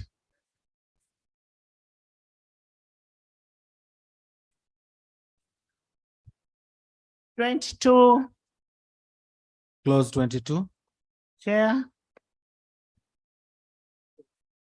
Right Honorable Chair, the proposal is to amend subclause 2 to increase the period of imprisonment from 2 years to 5 years.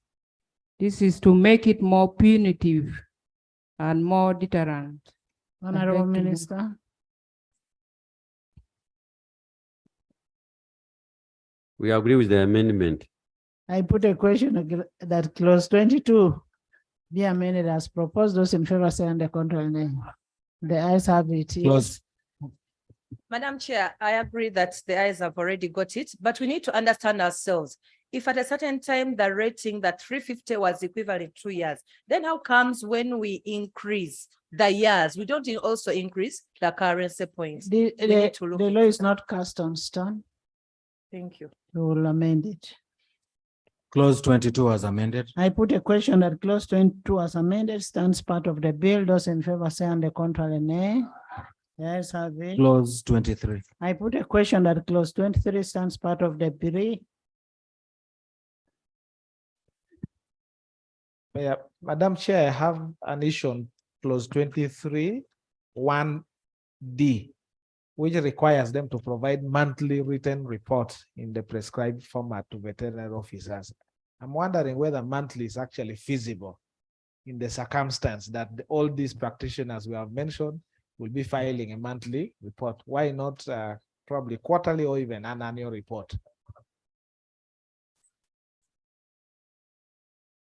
Honorable Jonathan, the disease surveillance needs regular reporting. For instance, today you can have ticks. Tomorrow you will have another disease, tsetse flies or whichever. So you're actually even 1 month is too much. 1 month is even too much. Next, Honorable Minister. We had already. I put a question that clause 23 as amended stands part of the bill. Those in favor say and the contrary nay. The ayes have it. Clause 24. I put a question that clause 24 stands part of. Madam Chair, there had been discussions about certain categories of people within the communities that should not be subject to this. And I thought that this is where the proposal should be taken care of. The spirit here is that the minister may exempt certain categories of persons to be able to do certain veterinary activities. By regulations. Yes, by regulations. But my proposal here was that we could just exempt the activities so that in the law directly, so that we don't disturb the minister, so that all those ones who are traditional veterinaries who can do small incisions are already taken care of here, because the activities are clear. They are not like complex. So instead of again subjecting it that the minister, everyone should apply to the minister to be exempt. Check 2. Notwithstanding subsection 1, an exception shall be granted in respect of. Look at them.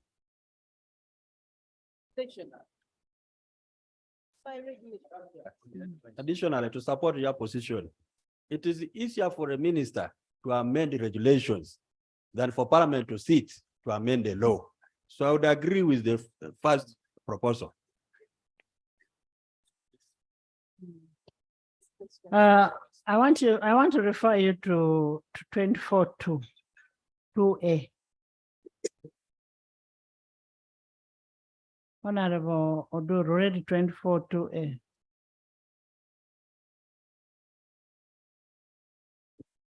Chair, if Bugabula South was very alert, as he is, and Buzaya, and Honorable Onguzuli, and all of us, Section 24 will allow the minister to cater for the situation we are talking about. VHTs. Actually, for the first time, if you read the Public Health Act and all those other pieces of legislation, there is nothing as permissive and flexible as this piece of legislation. Now, we have an opportunity for the minister through regulations to offer a leeway to our ordinary people to provide these services that would otherwise be an exclusive preserve for the professionals by granting exemptions. And it's good that the legislation has tried as much as possible to outline those activities where exemption can be applied. So I only hope that the minister, Chair, we were talking about regulations here. I only hope that the minister will now come up very quickly upon the enactment of this law and upon being assented to by my colleague, if he's not busy, upon being assented to, that you come up with the regulations as quickly as possible to make this a reality and to comfort all of us. Thank you. I put a question that clause 24 stands part of the bill. Those in favor say and the contrary nay. The ayes have it. 25. Clause 25. Right, Honorable Chair. The proposal is to amend subclauses 1, 2, 3, and 4 by replacing the word inspector with veterinary inspector. This is for consistency. Veterinary inspector is more specific, descriptive, and consistent with the interpretation. Honorable Minister. Honorable Minister. We have no objection to the amendment. Have you defined the veterinary inspector?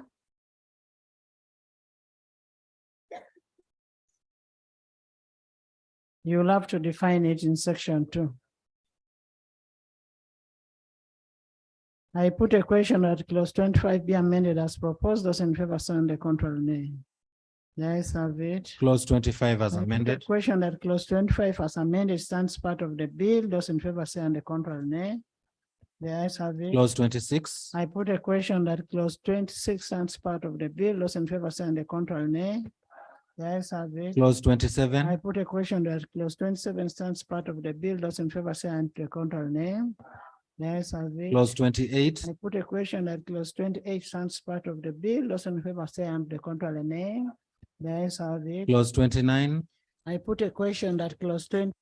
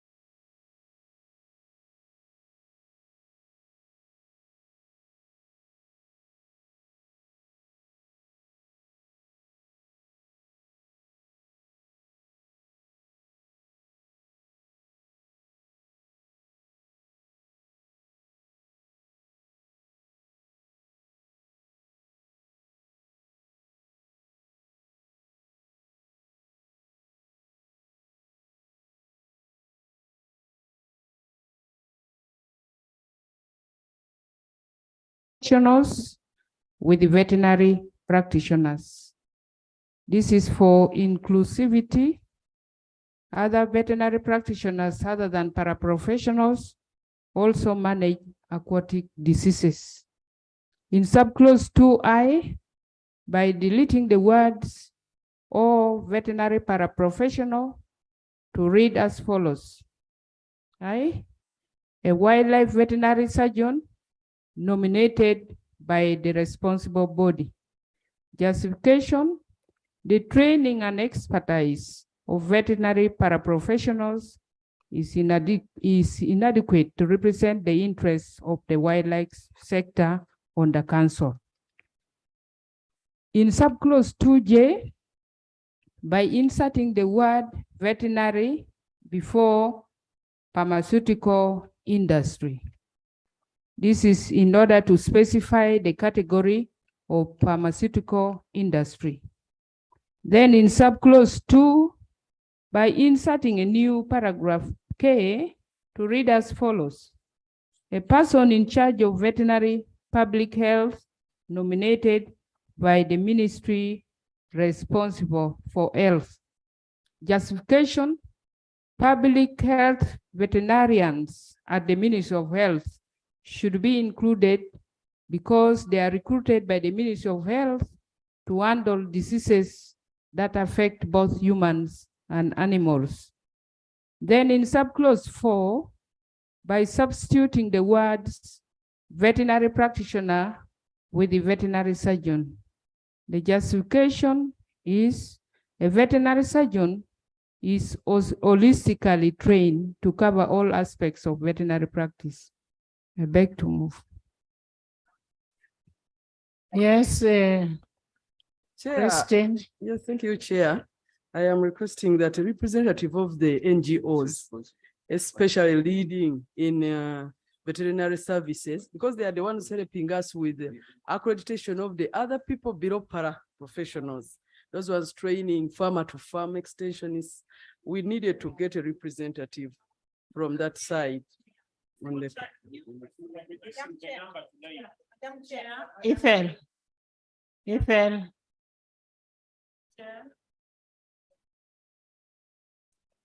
Thank you so much. First of all, I pray because of the issues of public expenditure, we reduce the numbers to 9.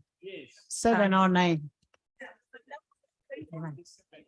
709. Find, Yes. Thank you very much, Chair. Madam Chair, I want to entirely agree. 11 is too huge a number for a board. And I would agree that we reduce this. It can be 7 or 9. And I'm looking specifically, Chair, when you look at E, a representative of veterinary surgeons in private practice. And then we still have F. No, let's agree on the number. They will rearrange within what they have. Okay, So we how have many are you? No, mine is 9. You It is 9 because of the complexities. Dokolo.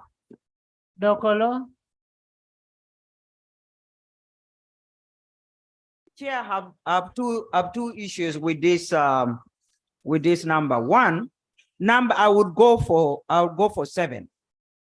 I think 7 is general adopted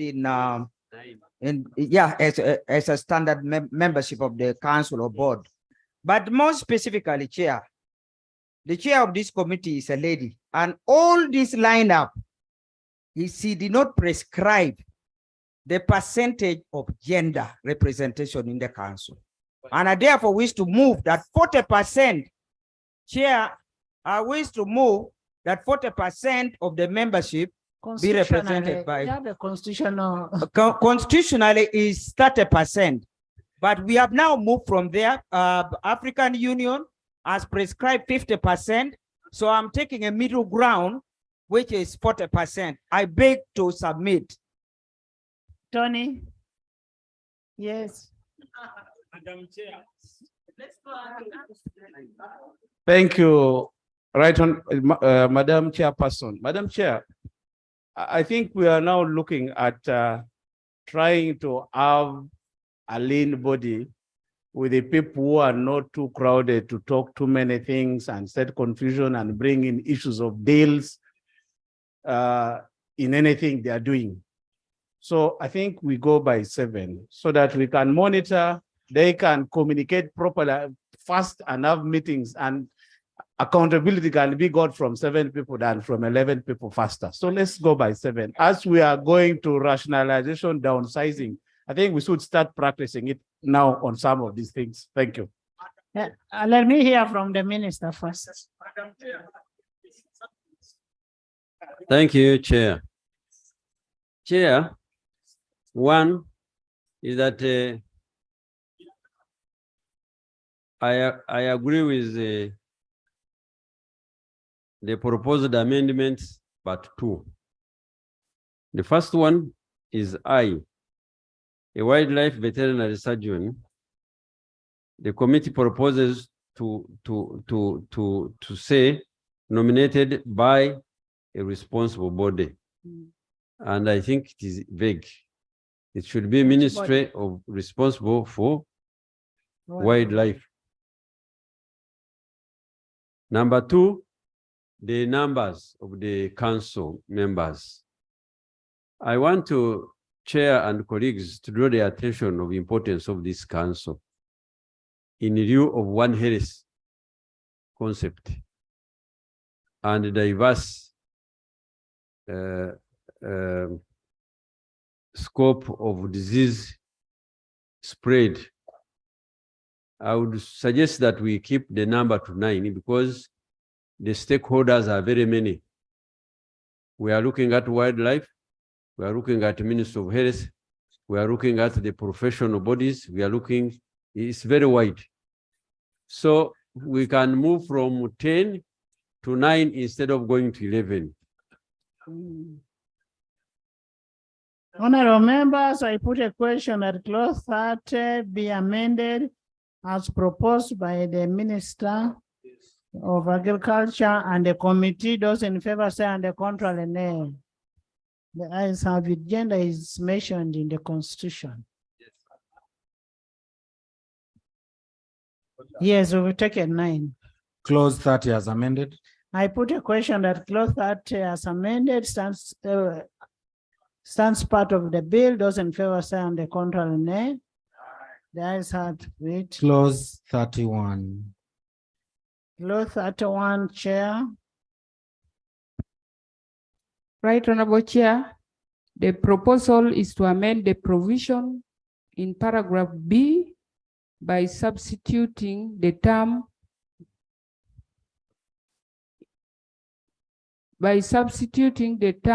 good standing with good conduct. Amendment of the provision in sub-clause B, not paragraph.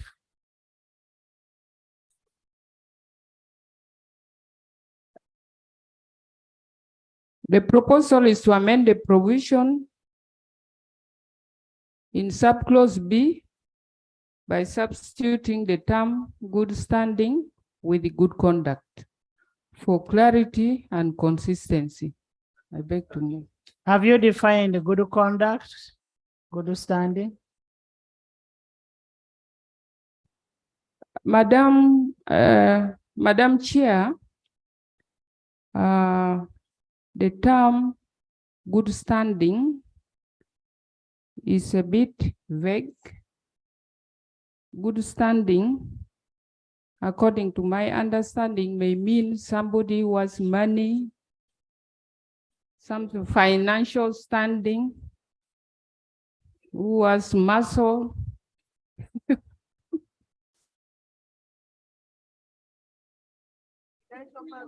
Doesn't good standing mean integrity and reputable? Because in all the laws we've passed, we are talking about good standing. It's about integrity and yes. Thank you, Right Honorable Chair. Actually, good standing means the person has not been adjudged to having been bankrupt,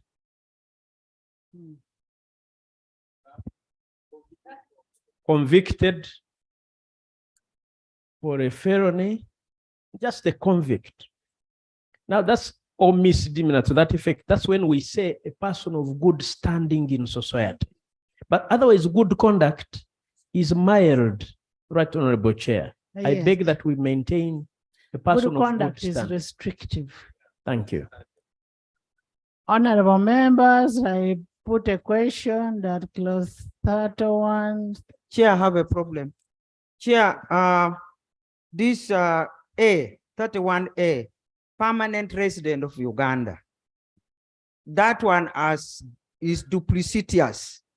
It's not defined in our constitution. Permanent resident can be anybody who has been maybe has gone through some processes of citizenship registration. Right, Honorable Speaker. I want you to read that A together with the C. A person of good stand or a citizen of Uganda. So if we are using citizen and has not been convicted of any offense involving moral turpitude. Right, Honorable Speaker, I agree with you as far as C is concerned, but I'm wondering why the chair did not adopt you a citizen of Uganda in A. That would give us clarity. Why did not use the same citizen of Uganda rather than permanent resident? Permanent, because I want you to be available to treat my cows. Yes, you can be a citizen and then you go to Kenya tomorrow. Yes. Chair, I thank you. I want to, Chair, to take you on the issue of good standing. Chair. Honorable Cecilia, you've been in this parliament. There was an MP in this house who was a doctor in Scotland. A practicing doctor in Scotland. He was a so are those the kind of people you want to bring? Honorable members, I put a question. Clause 31 stands part of the bill. Those in favor say on the contrary, nay. The ayes have it. Clause 32. 32.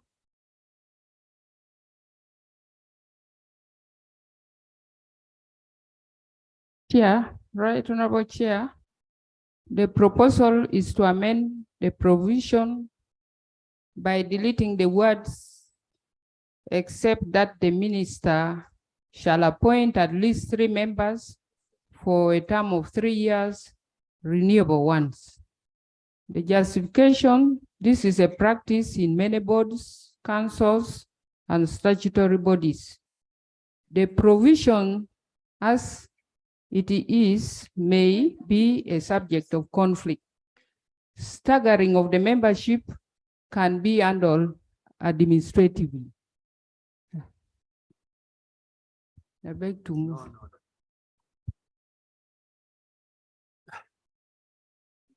Madam Chair, I don't agree with the amendment.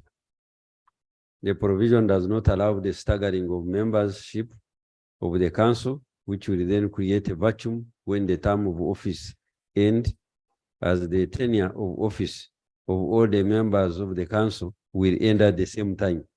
So I prefer that we maintain the Institutional clause. memory. Yes, we maintain the clause as it is. The original position is a member of the council shall hold office for 4 years and is eligible for reappointment for only one term, except that the minister shall appoint at least 3 members for a term of 3 years and renewable once. I put a question that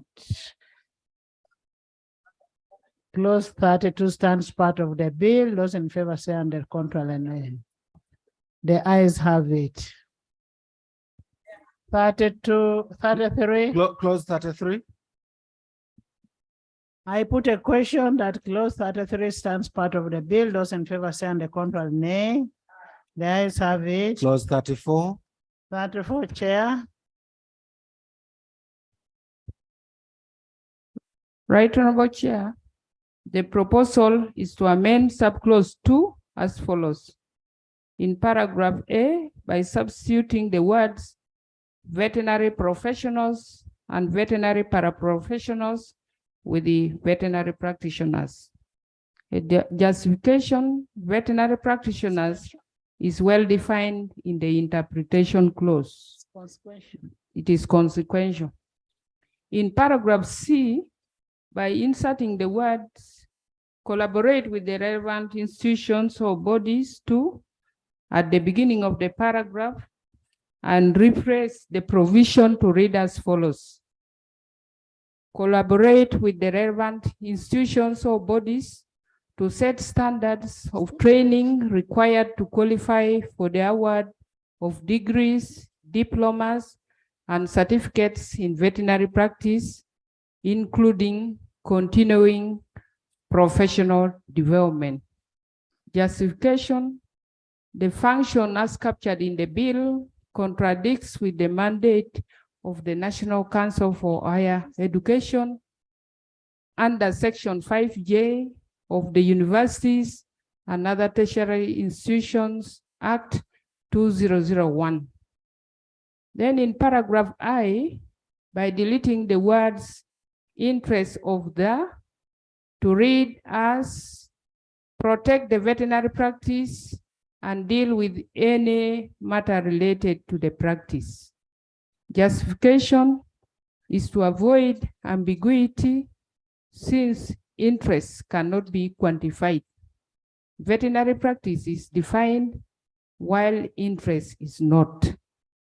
Then in paragraph K, by replacing the words supervise the dispensing and with the monitor there, and insert the words in collaboration with the relevant authorities at the end of the provision. Redraft the provision to read as follows. Monitor the proper utilization of veterinary drugs and devices in collaboration with the relevant authorities. The justification, it is the role of National Drug Authority to supervise dispensing of drugs according to the National Drug Authority Act, Cap 206. I beg to move.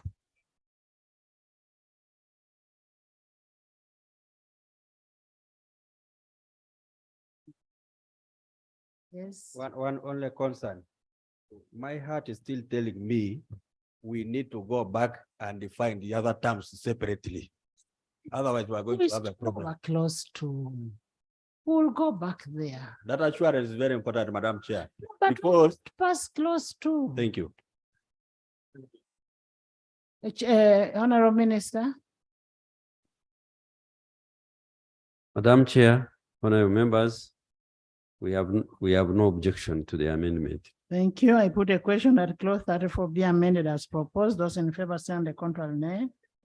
The ayes have it. Clause 34 as amended. I put a question that clause 34 as amended stands part of the bill. Those in favor say on the contrary, nay. The ayes have it. Clause 35. I put a question that clause 35 stands part of the bill. Madam Chair, on clause 35, I wanted to propose a small minor amendment, which is also consequential, to give them powers to fine, to issue administrative penalties. Because ahead, we have given them powers to levy, to charge for breach up to 200 and I think 250 currency points. So it's better if we give them that power here. There are certain things that do not need to go to court since they're a regulatory council. They can impose a fine if there is any breach. So I propose that we add paragraph F and say impose administrative penalty for any breach of this act.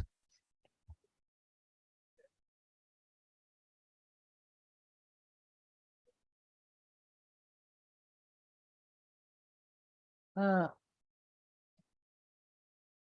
I'm thinking we're already providing for that penalties everywhere. So let's not give further powers. We will do it through the. If you look after 60, clause 60, I'm sorry, we are going ahead, but 60F, we say impose, the council can impose an administrative penalty not exceeding 250 currency points. It's already part of this.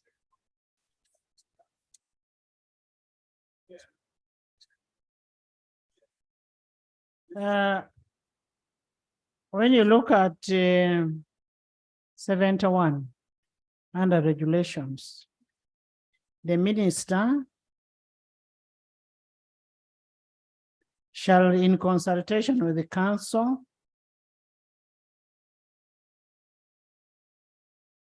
make regulations. Look at 71H, prescribed any fee to be charged under this act. 71H.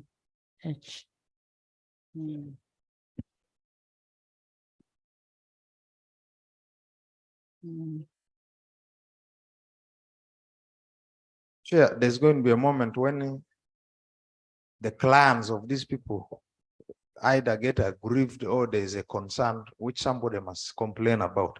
I think it should be within the powers of this council to hear any complaints or any. That's a tribunal. Since the That is on regulations. That is on regulations. where is it explicitly provided? Appeals. That is on M. No, the other appeal is against the council. What I talked about, when I'm aggrieved by the decision of the council, there should be a mechanism for me to appeal as a practitioner. But if a client of these practitioners is aggrieved by them, maybe they went to treat my animals, they were negligent or something, I should have a mechanism to come to the council. And in that case, I want the council to have powers to hear my complaints as one of the powers. When you look at 71A, it talks about the prescribed code of professionalism and the ethics. And in this code, it should have penalties. Maybe I should be got right. My issue is we have a council that regulates the practitioners, and the practitioners serve the population. If the population has issues, wouldn't it be right that they're able to come to the council to complain about certain activities of if they are acting unprofessional? Yes. Yeah, maybe. You see, the minister is a policy supervisor of council. No, Chair, that is covered for, and actually clause 34. When you look at functions of the council, 34(2)(c), they set standards of training, no, not C, but E, set and enforce standards of professional conduct and ethics, and exercise disciplinary control over veterinary practitioners. So if you are complaining about, for example, professional negligence or misconduct, then this is what will cover you. Now, as to how you get to this cannot be a legislative issue. It can only be in the regulations, how you make a complaint, to where, to who. That now comes in the regulations.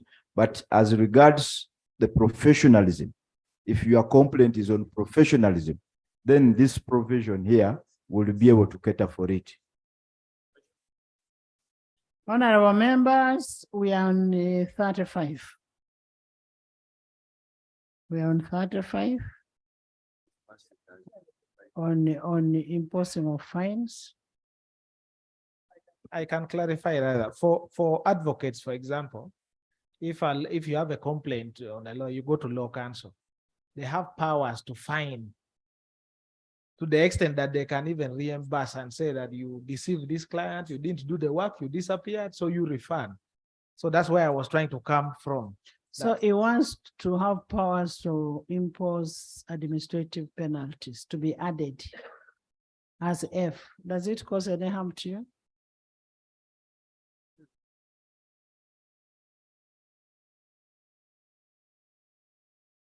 And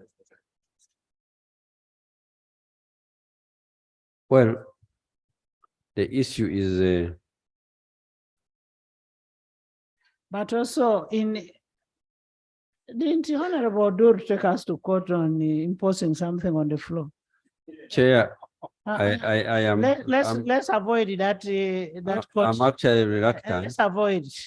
I fear Honorable Duru will take us to court.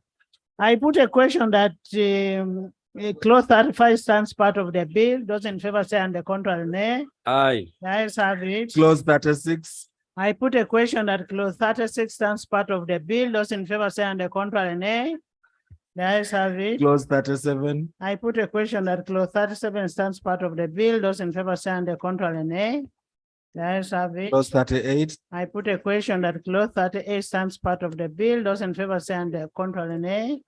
The ayes have it. Clause 39. I put a question that clause 39 stands part of the bill. Those in favor say on the contrary, nay. The ayes have it. Clause 40. I put a question that clause 40 stands part of the bill. Those in favor say on to the contrary, nay. The ayes have it. Clause 41. I put a question that clause 41 stands part of the bill. Those in favor say on to the contrary, nay. The ayes have it. Clause 42. I put a question that clause 32 stands part 42. I put a question that clause 42 stands part of the bill. Those in favor say on to the contrary, nay. The ayes have it. 43. I put a question that clause 43 stands part of the bill. Those in favor say on the contrary, nay. The ayes have it. Clause 44. 44, Chair.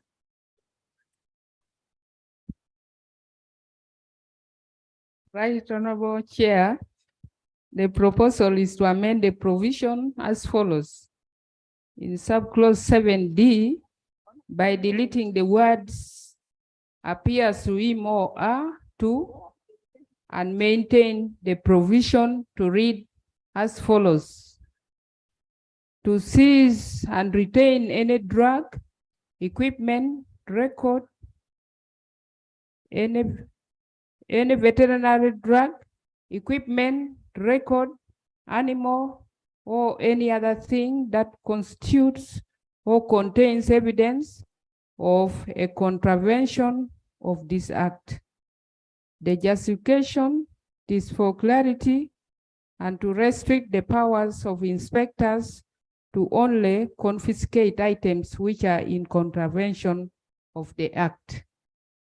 Then by inserting a new subclause after subclause 7 to cater for conflict of interest, and should read as follows. Where a person declares that a veterinary inspector has conflict of interest in any matter under inspection, or a veterinary inspector declares so, the council shall designate another veterinary inspector to inspect the veterinary practice establishment. justification for transparency and accountability, and to avoid biasness in the findings of the veterinary inspector. I beg to move. Minister.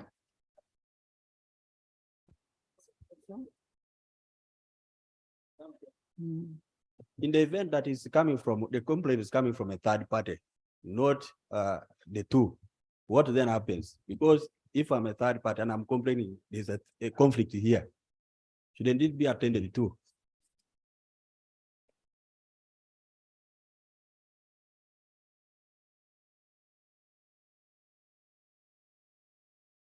Madam Chair and honorable colleagues, we have no objection to the amendment of the committee.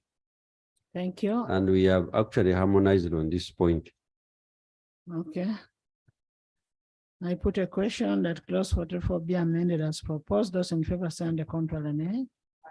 The ayes have it. Clause 44 as amended. I put a question that clause 44 as amended stands part of the bill. Those in favor say the contrary nay. The ayes have it. Clause 45. I put a question that clause 45 stands part of the bill. Those in favor say the contrary nay. The ayes have it. Clause 46. I put a question that clause 46 stands part of the bill. Those in favor say the contrary nay. The ayes have it. Clause 47. I put a question that clause 47 stands part of the bill. Those in favor say the contrary nay. The ayes have it. Clause 48. I put a question that clause 48 stands part of the bill. Those in favor say the contrary nay. The ayes have it. Clause I 49. put a question that clause 49 stands part of the bill. Those in favor say the contrary nay. The ayes have it. Clause 50. I put a question that clause 50 stands part of the bill. Those in favor say the contrary nay. The ayes have it. Clause 51. I put a question that clause 51 stands part of the bill. Those in favor say the contrary nay. The ayes have it. Clause 52. I put a question that clause 52 stands part of the bill. Those in favor say the contrary nay. The ayes have it. Clause 53. I put a question that clause 53 stands part of the bill. Those in favor say the contrary nay. The ayes have it. Clause 54. I put a question that clause 54 stands part of the bill. Those in favor say the contrary nay. The ayes have it. Clause 55. I put a question that clause 55 stands part of the bill. Those in favor say the contrary nay. The ayes have it. Clause I 56. put a question that clause 56 stands part of the bill. Those in favor say the contrary nay. The ayes have it. Clause 57. Chair. Right, Honorable Chair. The proposal is to amend the provision in subclause 1 by deleting the words of the High Court. Justification: the council should have administrative powers, and a person aggrieved by the decision of the council should have recourse to the High Court. Then by deleting subclause 4, this is consequential, arising from 56. I beg to move.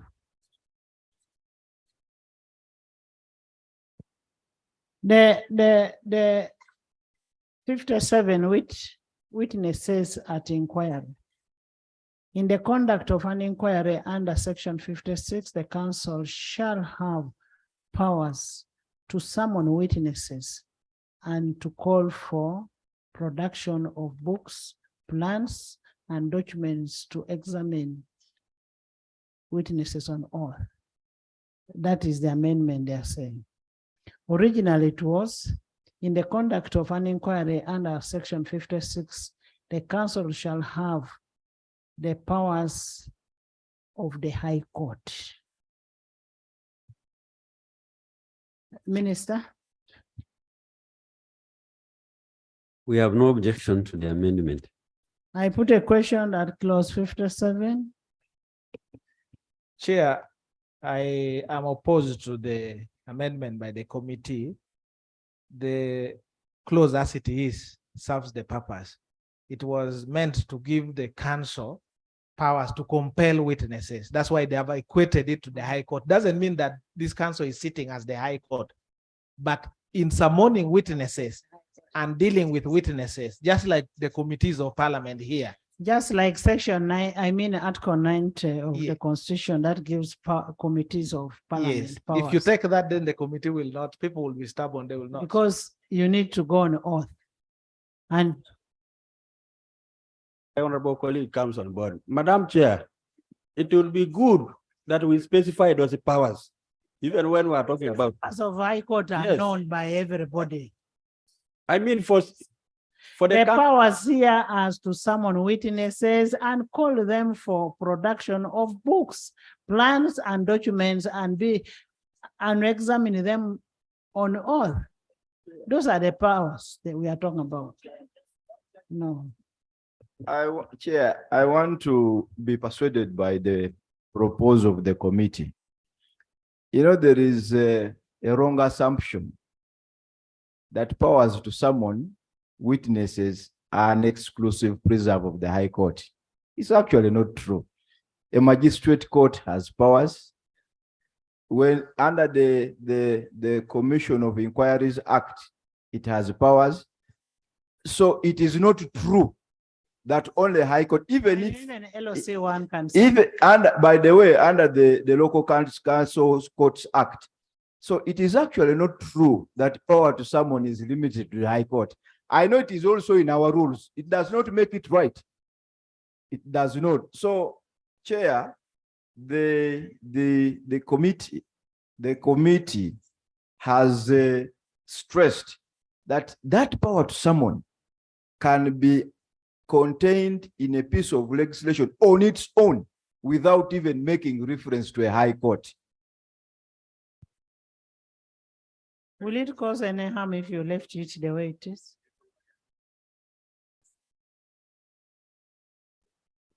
Chair, it will not. It will not. But what I want to disabuse is this thinking that power to summon is the preserve of the High Court. It's not true. Anybody can be given that authority by law.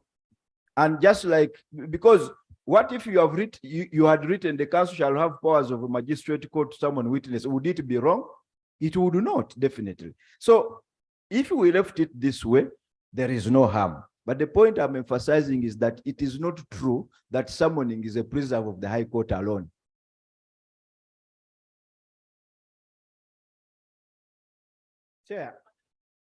Chair, the reason why they state the High Court is that the High Court has unlimited original jurisdiction. So even if somebody is outside somewhere, they can summon you. That's why they use the High Court. So, Honorable members, I put a question that clause 57 stands part of the bill. Those in favor say on the contrary, nay. The ayes have it. Clause 58. I put a question that clause 58 stands part of the bill. Those in favor say on the contrary, nay. The ayes have it. Clause 59. I put a question that clause 59 stands part of the bill. Those in favor say on the contrary, nay. The ayes have it. Clause 60. I put a question that Clause 60. clause 60. Boy.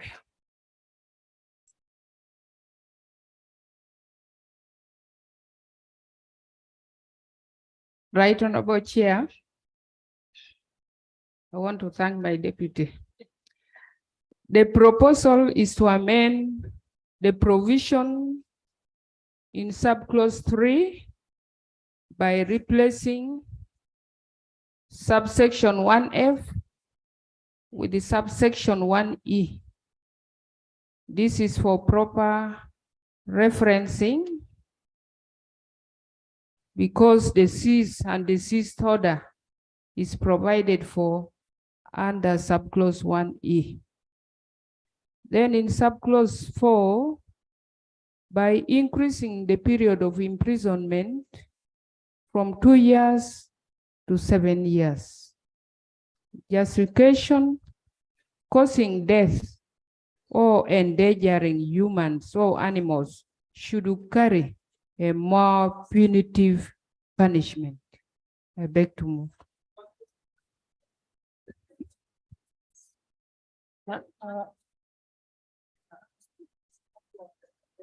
For me, I lost 100 cows. So this business, Honorable Minister. Madam Chair, I agree with the committee. 7 is deterrent. I think we adopt 7.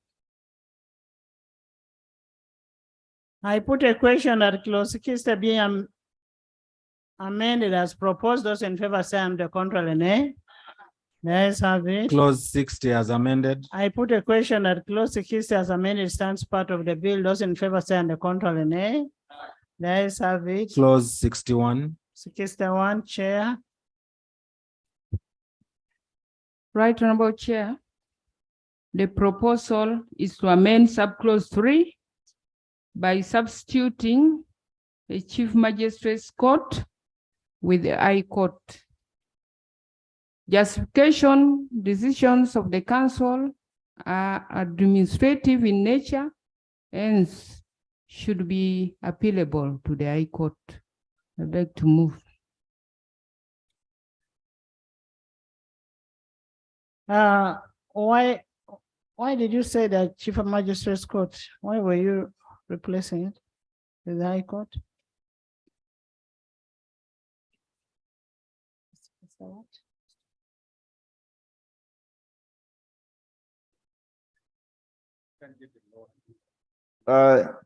Chairperson, you see, the High Court is really very far from judicial accessibility. A chief magistrate ideally exists in every district, unlike a high court. And these decisions, these are quasi-judicial decisions. I don't think you want to burden the high court with quasi-judicial decisions. I want to propose, Chair, that we retain the proposal by the minister. Honorable members, I put a question that clause 61 stands part of the bill. Those in favor say the contrary nay. Let's have it. Clause 62. Clause 62, Chair. Right, Honorable Chair. The proposal is to amend subclause 2E by inserting the word veterinary before laboratories. This is for clarity. I beg to move. Minister.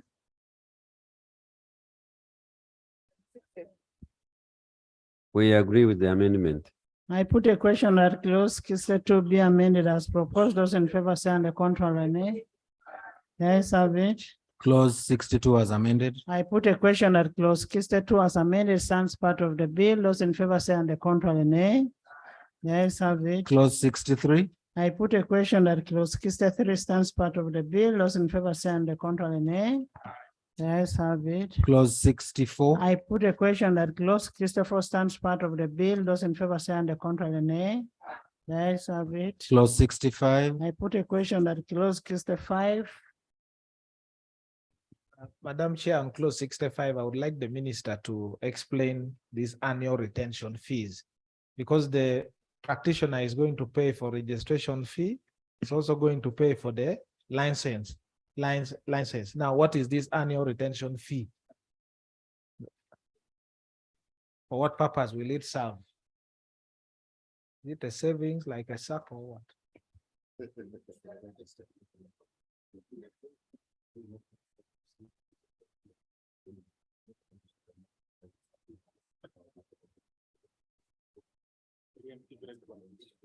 Look, isn't it registration fee? Look at 65.3. The retention fee for the subsequent year shall be paid before 31st of December of the calendar year preceding the subsequent year. 3, the council shall remove from the register the name of a veterinary practitioner. I thought Chair is talking. Okay.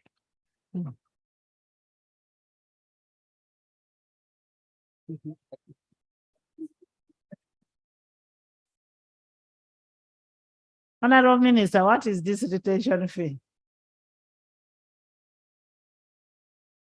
I think this is the annual registration fees. Subscription.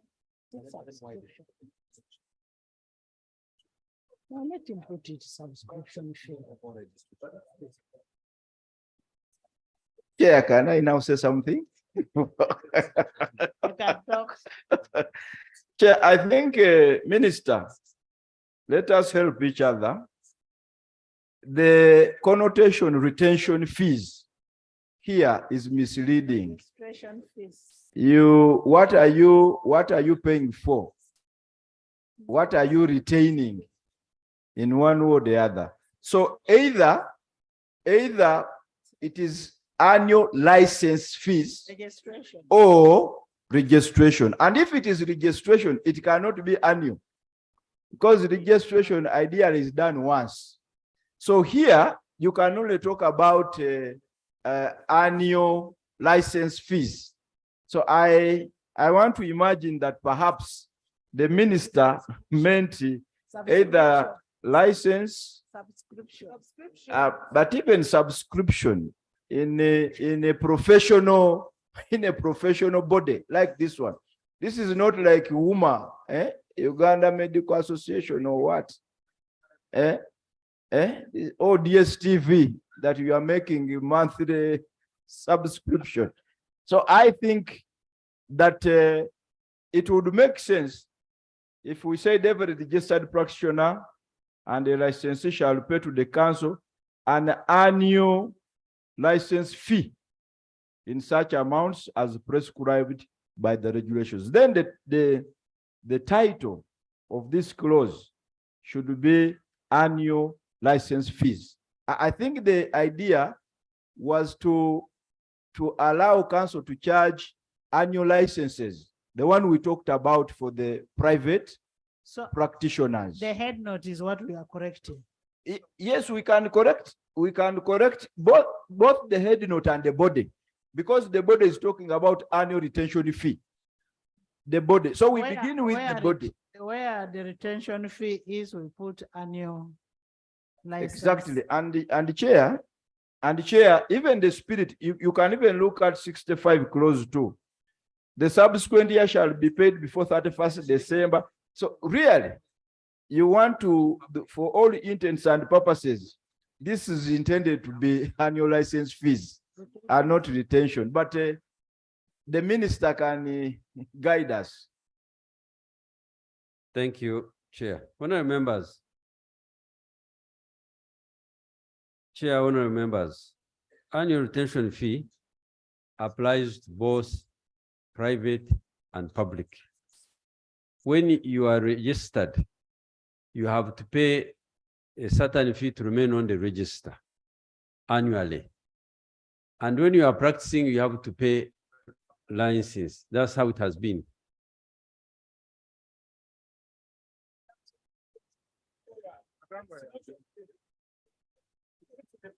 Madam Chair,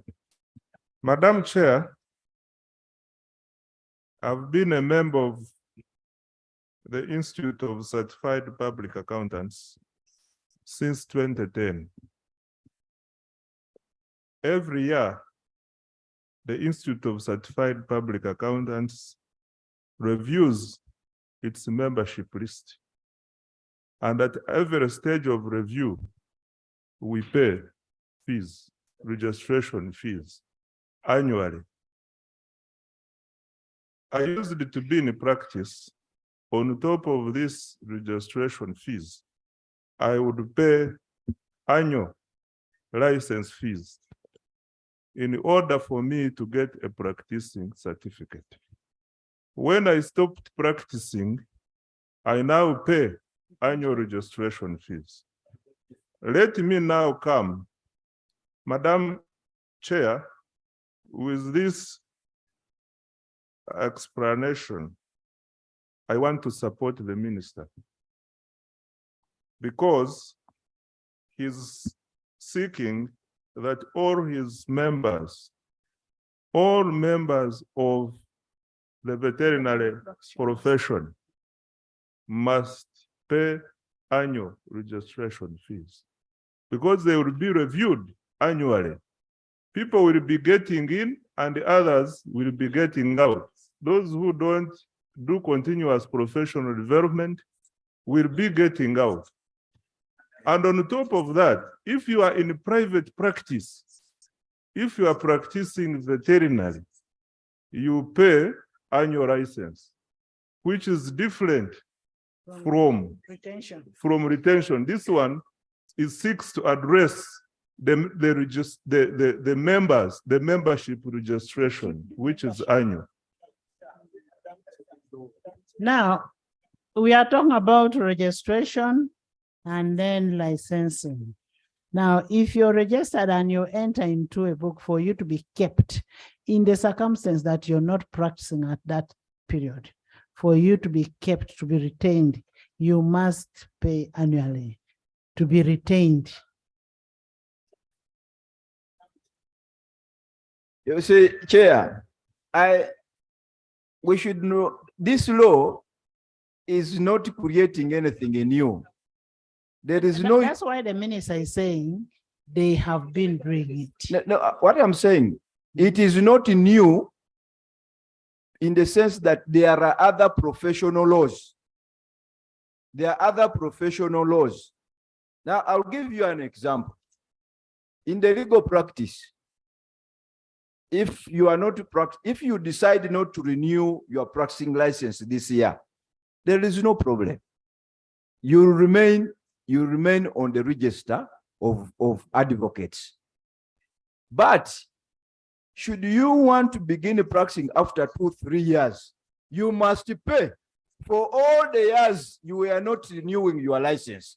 Okay, you must pay for all the years. And that is what they call a retention fee. And for them, they are saying, instead of you paying in wholesome, they are saying you should be paying annually. It is just a, you know, Chair. Is it because you are at the border that Chair, I'm sober. I am very sober, as you know. So, Chair, I think what we need to help each other. What we need to help each other. Let me, actually, you've explained very well. Everybody now has understood this. And I want to perfect it now, but honorable members, I put a question that clause 66 stands part of the bill. 65 stands part of the bill. Those in favor say to control an A. The ayes have it. Clause 66. I put a question that clause 66 stands part of the bill. Those in favor say the control an A. The ayes have it. Clause 67. I put a question that clause 67 stands part of the bill. Those in favor say the control an A. The ayes have it. Clause 68. Clause 68, Chair.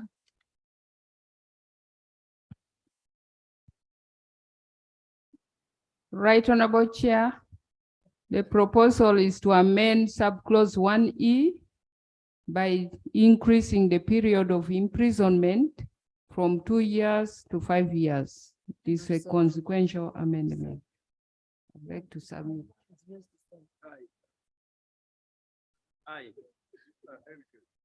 I put a question that clause 68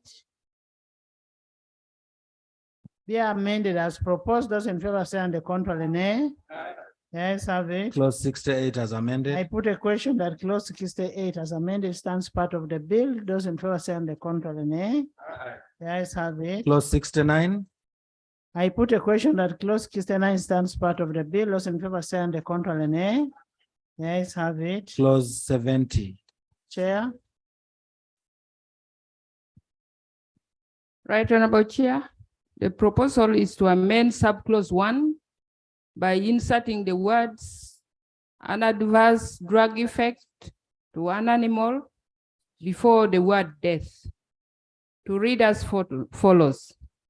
A veterinary practitioner or a licensee shall not be held personally liable to any person in respect of an adverse drug effect to an animal or death of an animal in consequence of any act he or she does bona fide in the performance of his or her duties, unless it is shown that the act was done illegally or with gross negligence. Justification is to cater for any other undesirable occurrence during bona fide performance of duties. It is not only death that occurs in the performance of the veterinary practitioner's provision of service. Animals can sometimes suffer from adverse effects of drugs as well. I beg to move. Yes.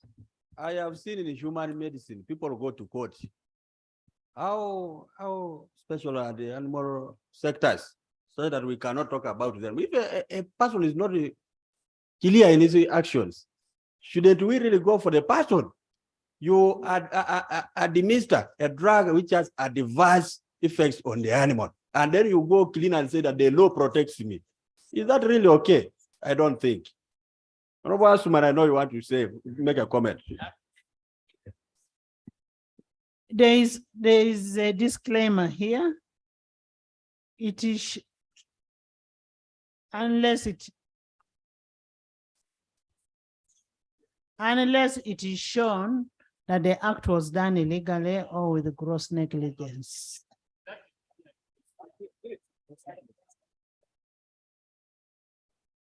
Gross negligence cannot go unpunished. Actually, the original provision is better. I have no problem. I have no problem with Yeah. In clause 69, we just allowed the council to exempt certain treatments, tests, and operations. And I think the people we have allowed to operate under clause 69, and also 24, where we gave the minister power to take care of our VHTs in animal sector. They should also be exempt from any liability. They should be part of the officials exempted, because someone may go and treat an animal and you want to hold them responsible when they were not negligent. So I think the exemption provided under 69 must apply to this group. I therefore want to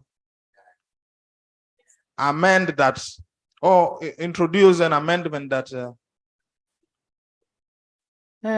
Honorable Minister, the original clause is okay, but the committee introduces an aspect of adverse effect on the animal of drugs. Yes, Chair. Madam Chair, I have no objection. With the committee amendment.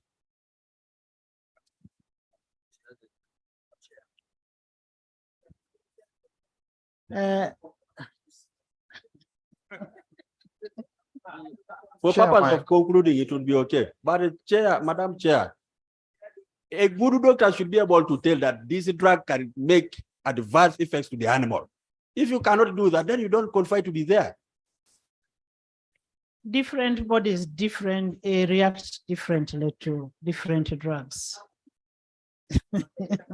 Chair, the minister has not Honorable responded Honorable members, I put a question.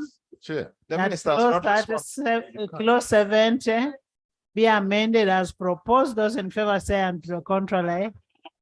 Guys have it. Clause 70 as amended. I put a question that clause 70 as amended stands part of the bill. Those in favor say and the contrary nay. Guys have it. Clause 71. I put a question that clause 71 stands part of the bill. Those in favor said aye, to the contrary nay. Guys have it. Clause 72. Clause 72. I put a question that clause 72 stands part of the bill. Those in favor say and the contrary nay. Guys have it. Clause 73. I put a question that clause 73 stands part of the bill. Those in favor say and the contrary nay. Guys have it. Clause 2. Clause 2. Clause 2. Honorable Duru, do you have any definition?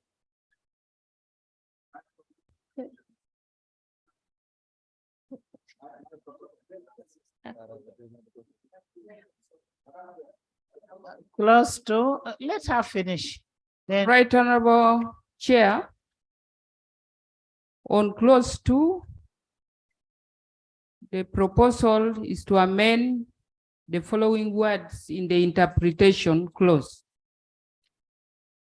Animal, amend the definition by inserting the words wild birds immediately after the words poultry species, so that the provision reads as follows.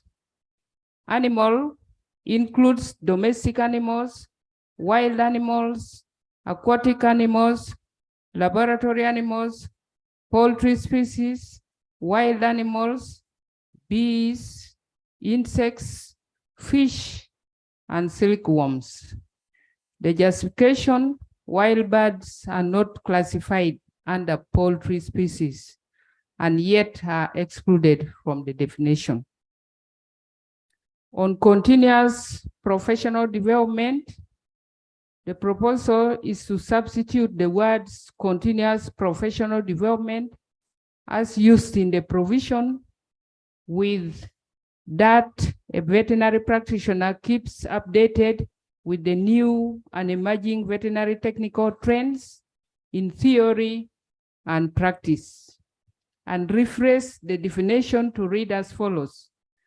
Continuous professional development means unapproved training required of a veterinary practitioner, as the council may determine, for purposes of ensuring that a veterinary practitioner keeps updated with the new and emerging veterinary technical trends in theory and practice.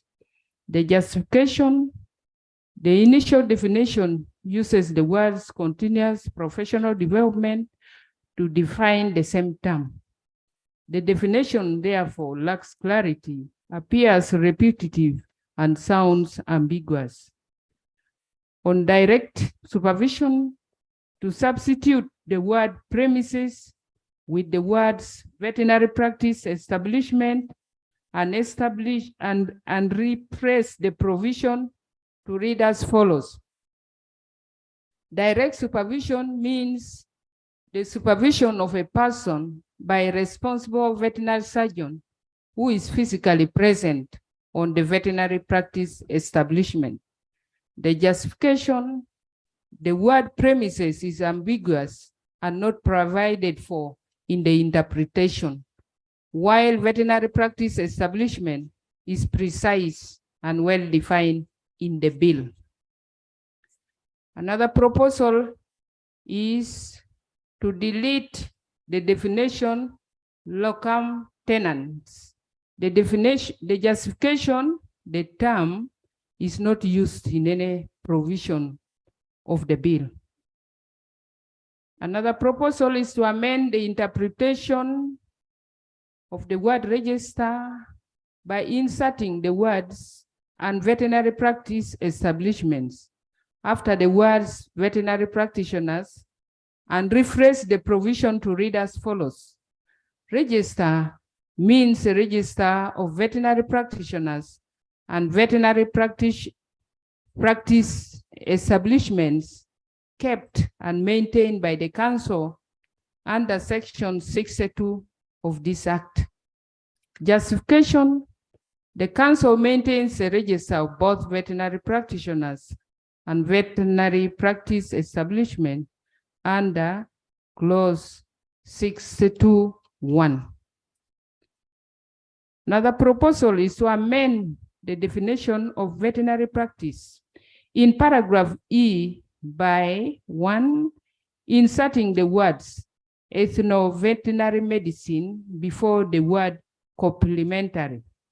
Then 2, by deleting the word alternative, and 3, by inserting the word medicine after the word complementary, and rephrase the definition to read as follows. Veterinary practice means provision of ethno-veterinary medicine, complementary medicine, and integrative therapies to animals. Justification: For clarity, ethno-veterinary medicine is always confused to mean complementary medicine. Then introduce a new paragraph after paragraph F to read as follows. Any other related services as prescribed by the council. Justification to cater for any other emerging services that are not listed in the definition. Another proposal is to amend the veterinary practice establishment to include other facilities such as wildlife breeding sanctuary and wildlife ranch, and rephrase the provision to read as follows.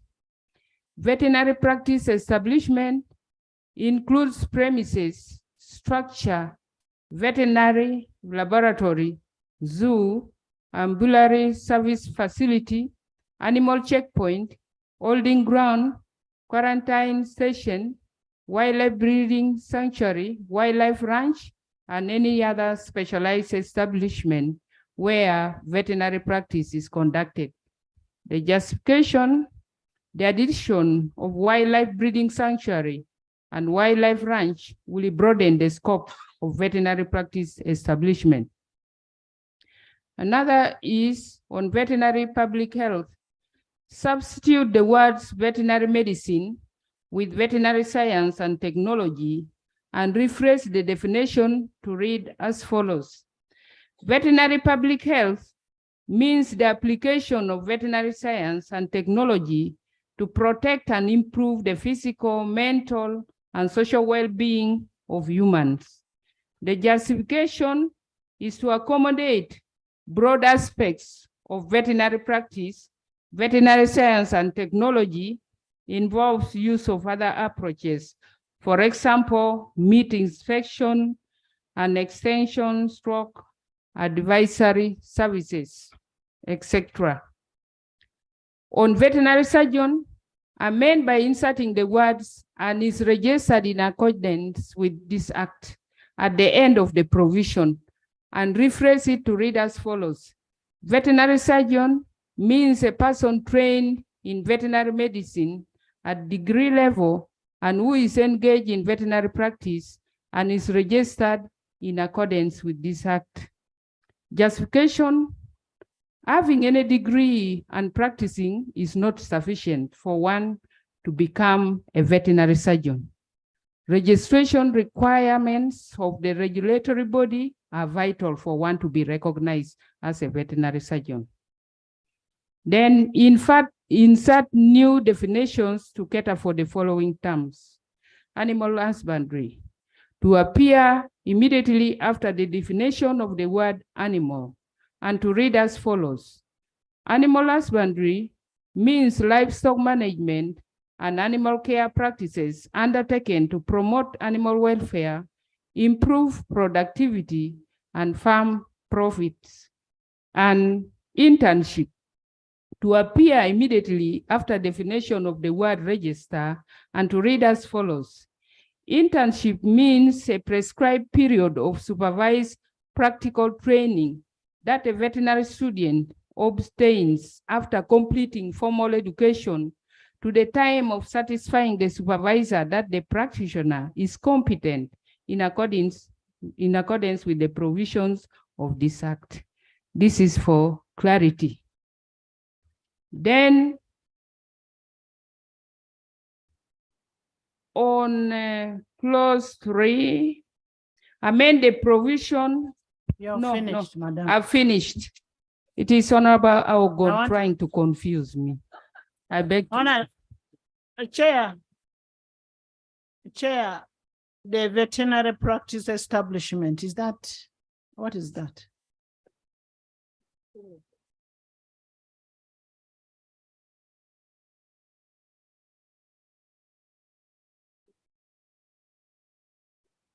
The establishment. I'm introducing a definition. Veterinary practice establishment is described in the definition, Chair. It is merely described to say premises, structures, zoo, ambulatory service, and the rest That is how it is captured here. I don't know whether the intention was to define or to describe or to do both. And you see, it runs across the bill. Veterinary practice establishment is something that runs across the bill. So I don't know whether it was your intention that you make it descriptive in that manner. Okay. Mm. Definition. Under clause 2 that we should provide for community veterinary first aiders. This is a category of people who are exempt by the minister under section 24. How many times has that word been used? Honorable Oduru Jonathan. It has not been used. But there are people like that who the minister is going to exempt, and the licensing should not apply to them. They are community first aiders. Yes. And they are not doing it for reward. Honorable, yes. I want to refer you to the case of Honorable Dur versus Attorney General and others.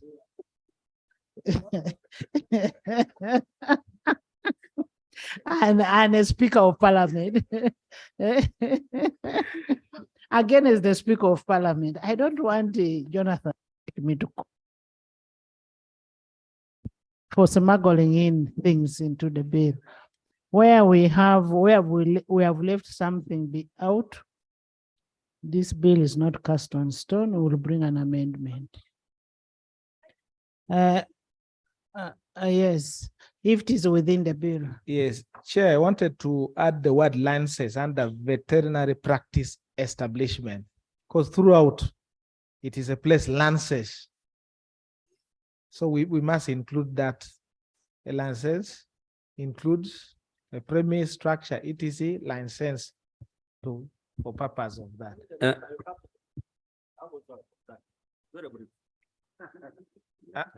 And the second point that I was making was on the use of the word para veterinary professionals.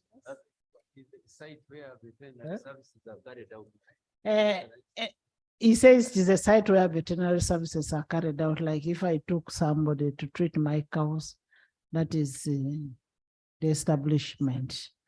So it is not licensed. I think the license will not work out there. Honorable Minister, what do you think? You are the right person to handle this bill because you're a cattle keeper. Thank you, Right on, Chair and members.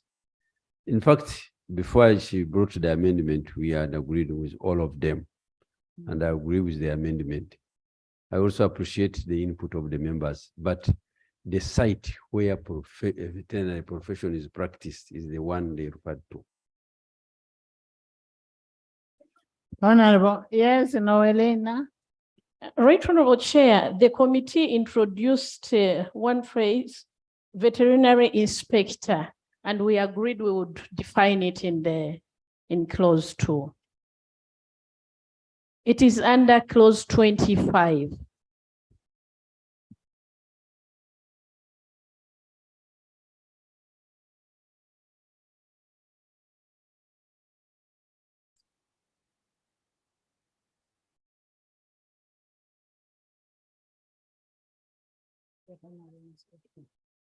Veterinary inspector. The areas where these people were able to support the practitioners was already clear.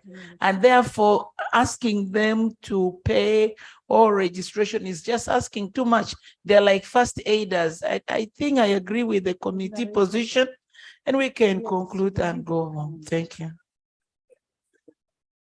We need to define veterinary inspector.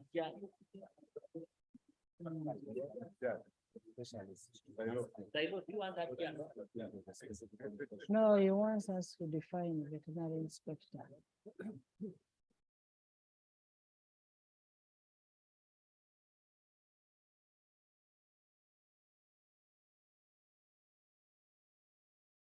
Minister, veterinary inspector.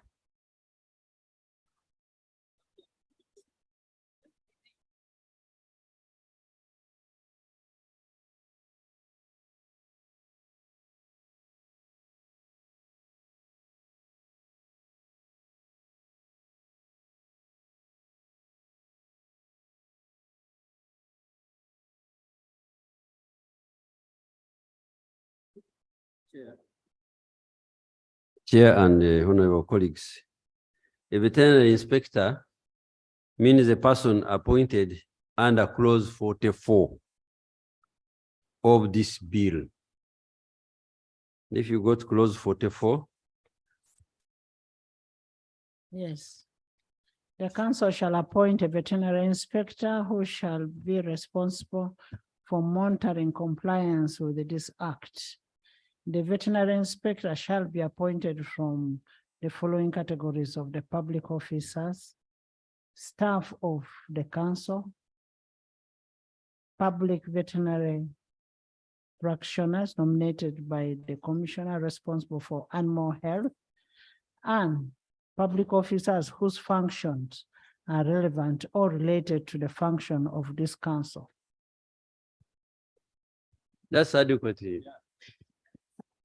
I put a question that clause 2 be amended as proposed. Those in favor say on the contrary, nay. Aye. The ayes have it. I put a question. Clause 2 as amended. I put a question that clause 2 as amended stands part of the bill. Those in favor say on the contrary, nay. The ayes have it. Schedule 1. Schedule 1. I put a question that the first schedule stands part of the bill. Those in favor say on the contrary, nay. The ayes have it. Schedule 2. I put a question that schedule 2 stands part of the bill. Those in favor say on the contrary, nay. The ayes have it. Schedule 3. 3.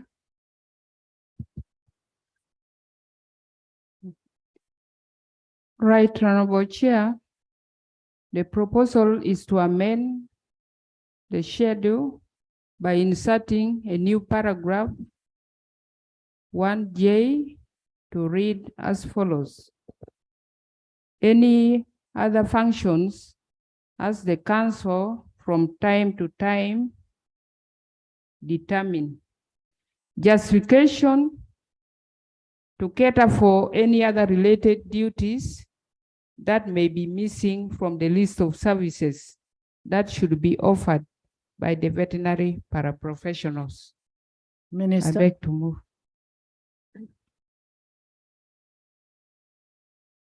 Madam Chair, honorable colleagues, I have no objection. I put a question that the third schedule be amended as proposed. Those in favor say on the contrary, nay.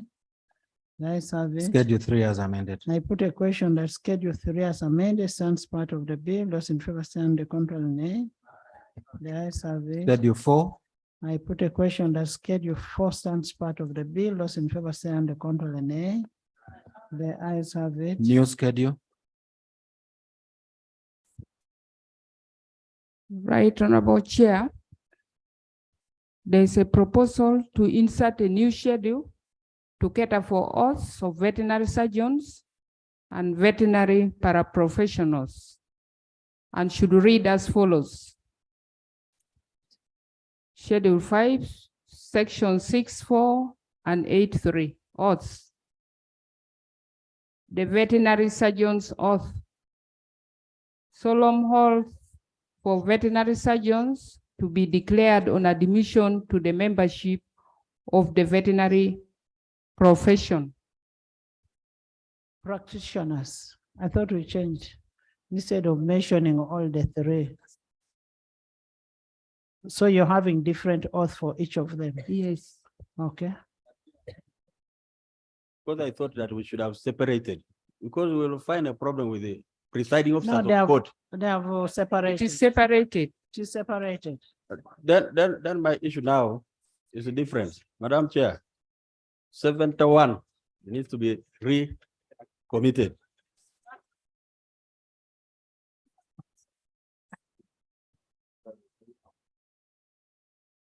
The veterinary surgeon's oath. I read the oath. I in as much You as don't have to read the oath. We are looking at the schedule, okay.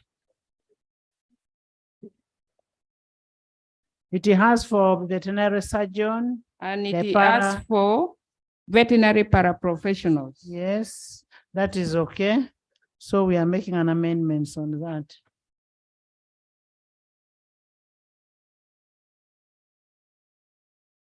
I put a question that the proposal for the fifth schedule stands part of this bill. Those in favor say and the contrary nay.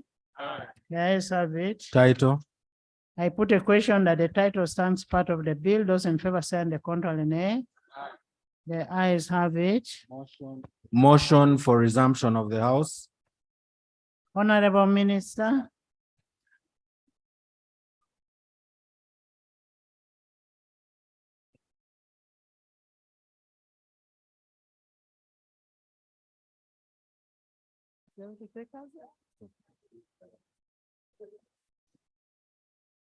Thank you, Chair. I agree to the proposal for the two oaths.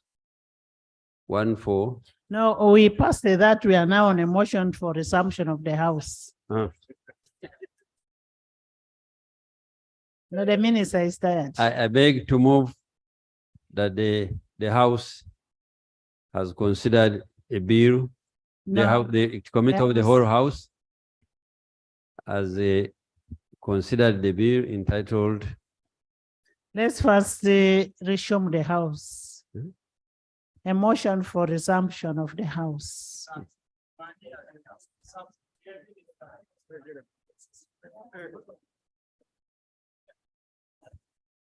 Madam Chair, I beg to move that the House do resume and the committee of the whole House reports thereto. Thank you. I put a question that the House does resume and the committee of the whole House reports there too. Those in favor say and the contrary nay. The ayes have it.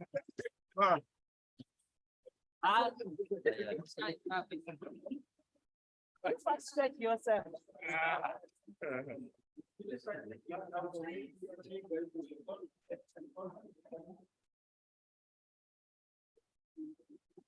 Reports of the committee of the whole House. Honorable Minister.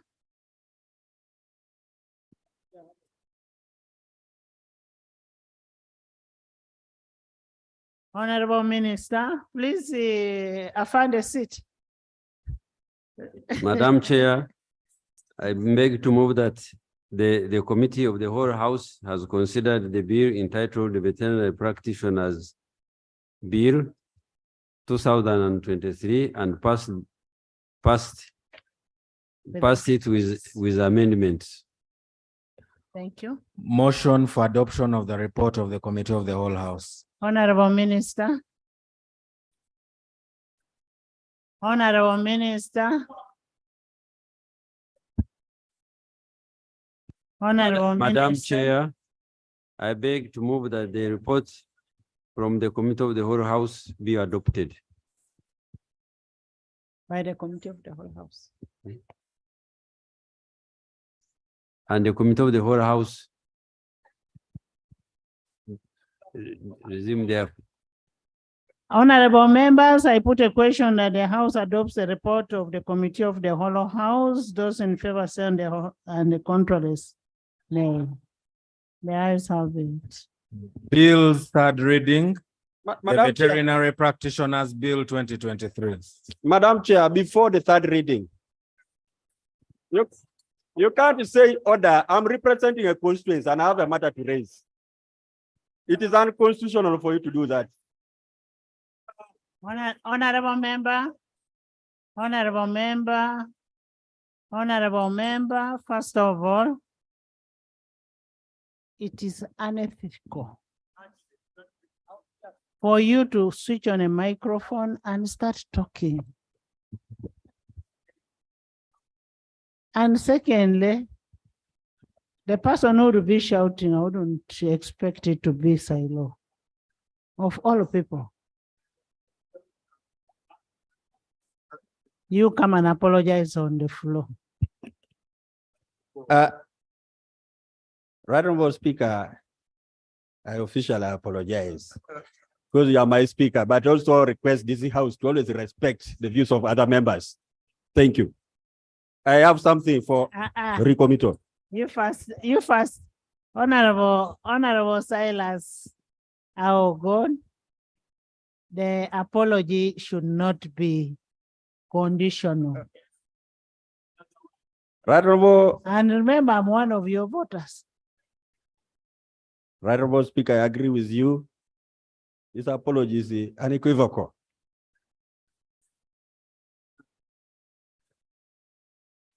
It's without conditions.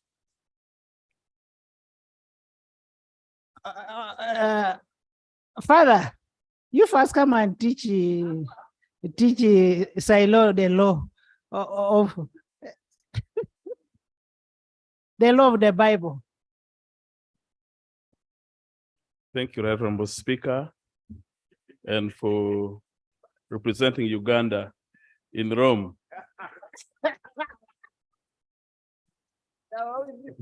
Actually, I was planning to go with you because I have a letter for His Holiness Pope Pope. Right Honorable Speaker, we need to tolerate. You had mentioned that law is not cast on stone, and sometimes we need to tolerate certain behaviors of some members of this House. I, for one, Honorable Silas is my good friend, just like all the honorable members here. I would now request him, because according to the rules of procedure, once you have come to tender your apology, you don't mix other issues. And for this, Right Honorable Speaker and honorable colleagues, Honorable Silas has not spoken anything. He has not tendered any apology. And for this, he must come and apologize properly.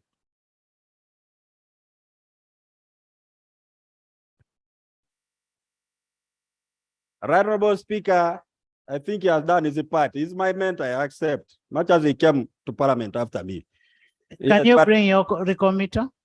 My issue of recommittal is on 71. A motion. I therefore move a motion that we recommit that particular provision 71, which is speaking to issues.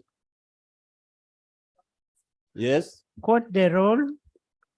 It is talking about the issues of production of guidelines. It is only the House of Parliament that has the powers to delegate making of guidelines to the minister. But we are talking about giving powers to the council, and that's my concern. Honorable members, I am putting a question on recommittal. Those in favor of recommittal say yes, and those against say nay. The nays have it. Bill, third reading.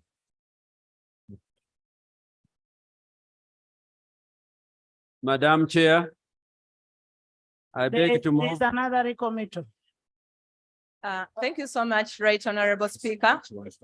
Right Honorable Speaker, as we considered clause 55, we only mentioned that compliance should be only to the Public Finance Management Act.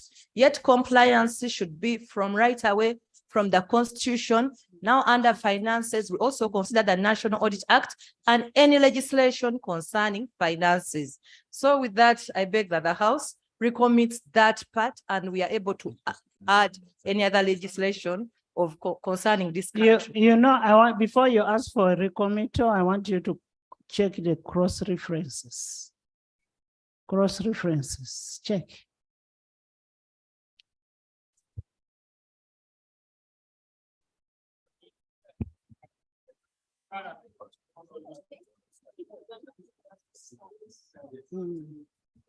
Bill's third reading, the Veterinary Practitioners Bill 2023.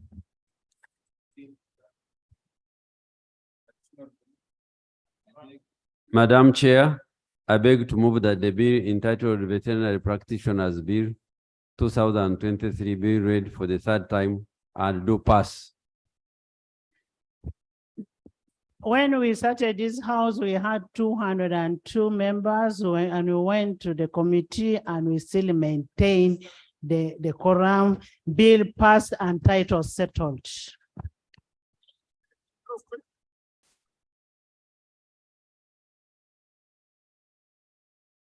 I put a question that the bill entitled the Veterinary Practitioners Bill 2023 be read the third time and do pass. Those in favor say and to a contrary nay. The ayes have it. A bill for an act titled the Veterinary Practitioners Act 2023.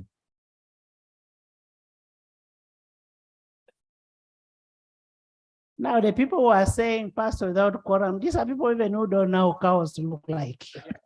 They are just here, they want to frustrate the issue of our cows. If you don't have cows, keep quiet. Let people with the cows talk. The bill has been passed and title settled.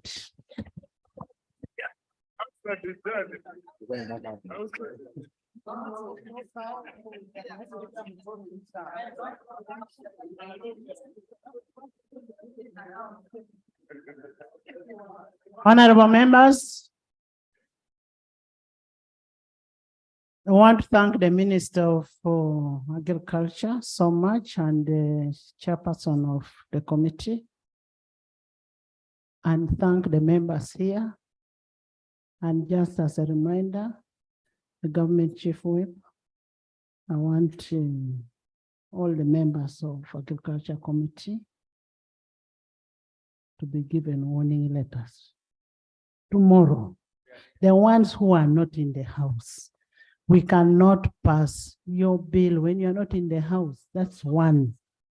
I want you, different whips, to have these members warned. That's one. Two, government chief whip, whichever chairperson that is not in this house must be warned. Chairperson of a committee. And I want to tell chairpersons of committees, if you do not attend a house, then there are other people who attend this house, who can even be better chairpersons. The house is adjourned to tomorrow.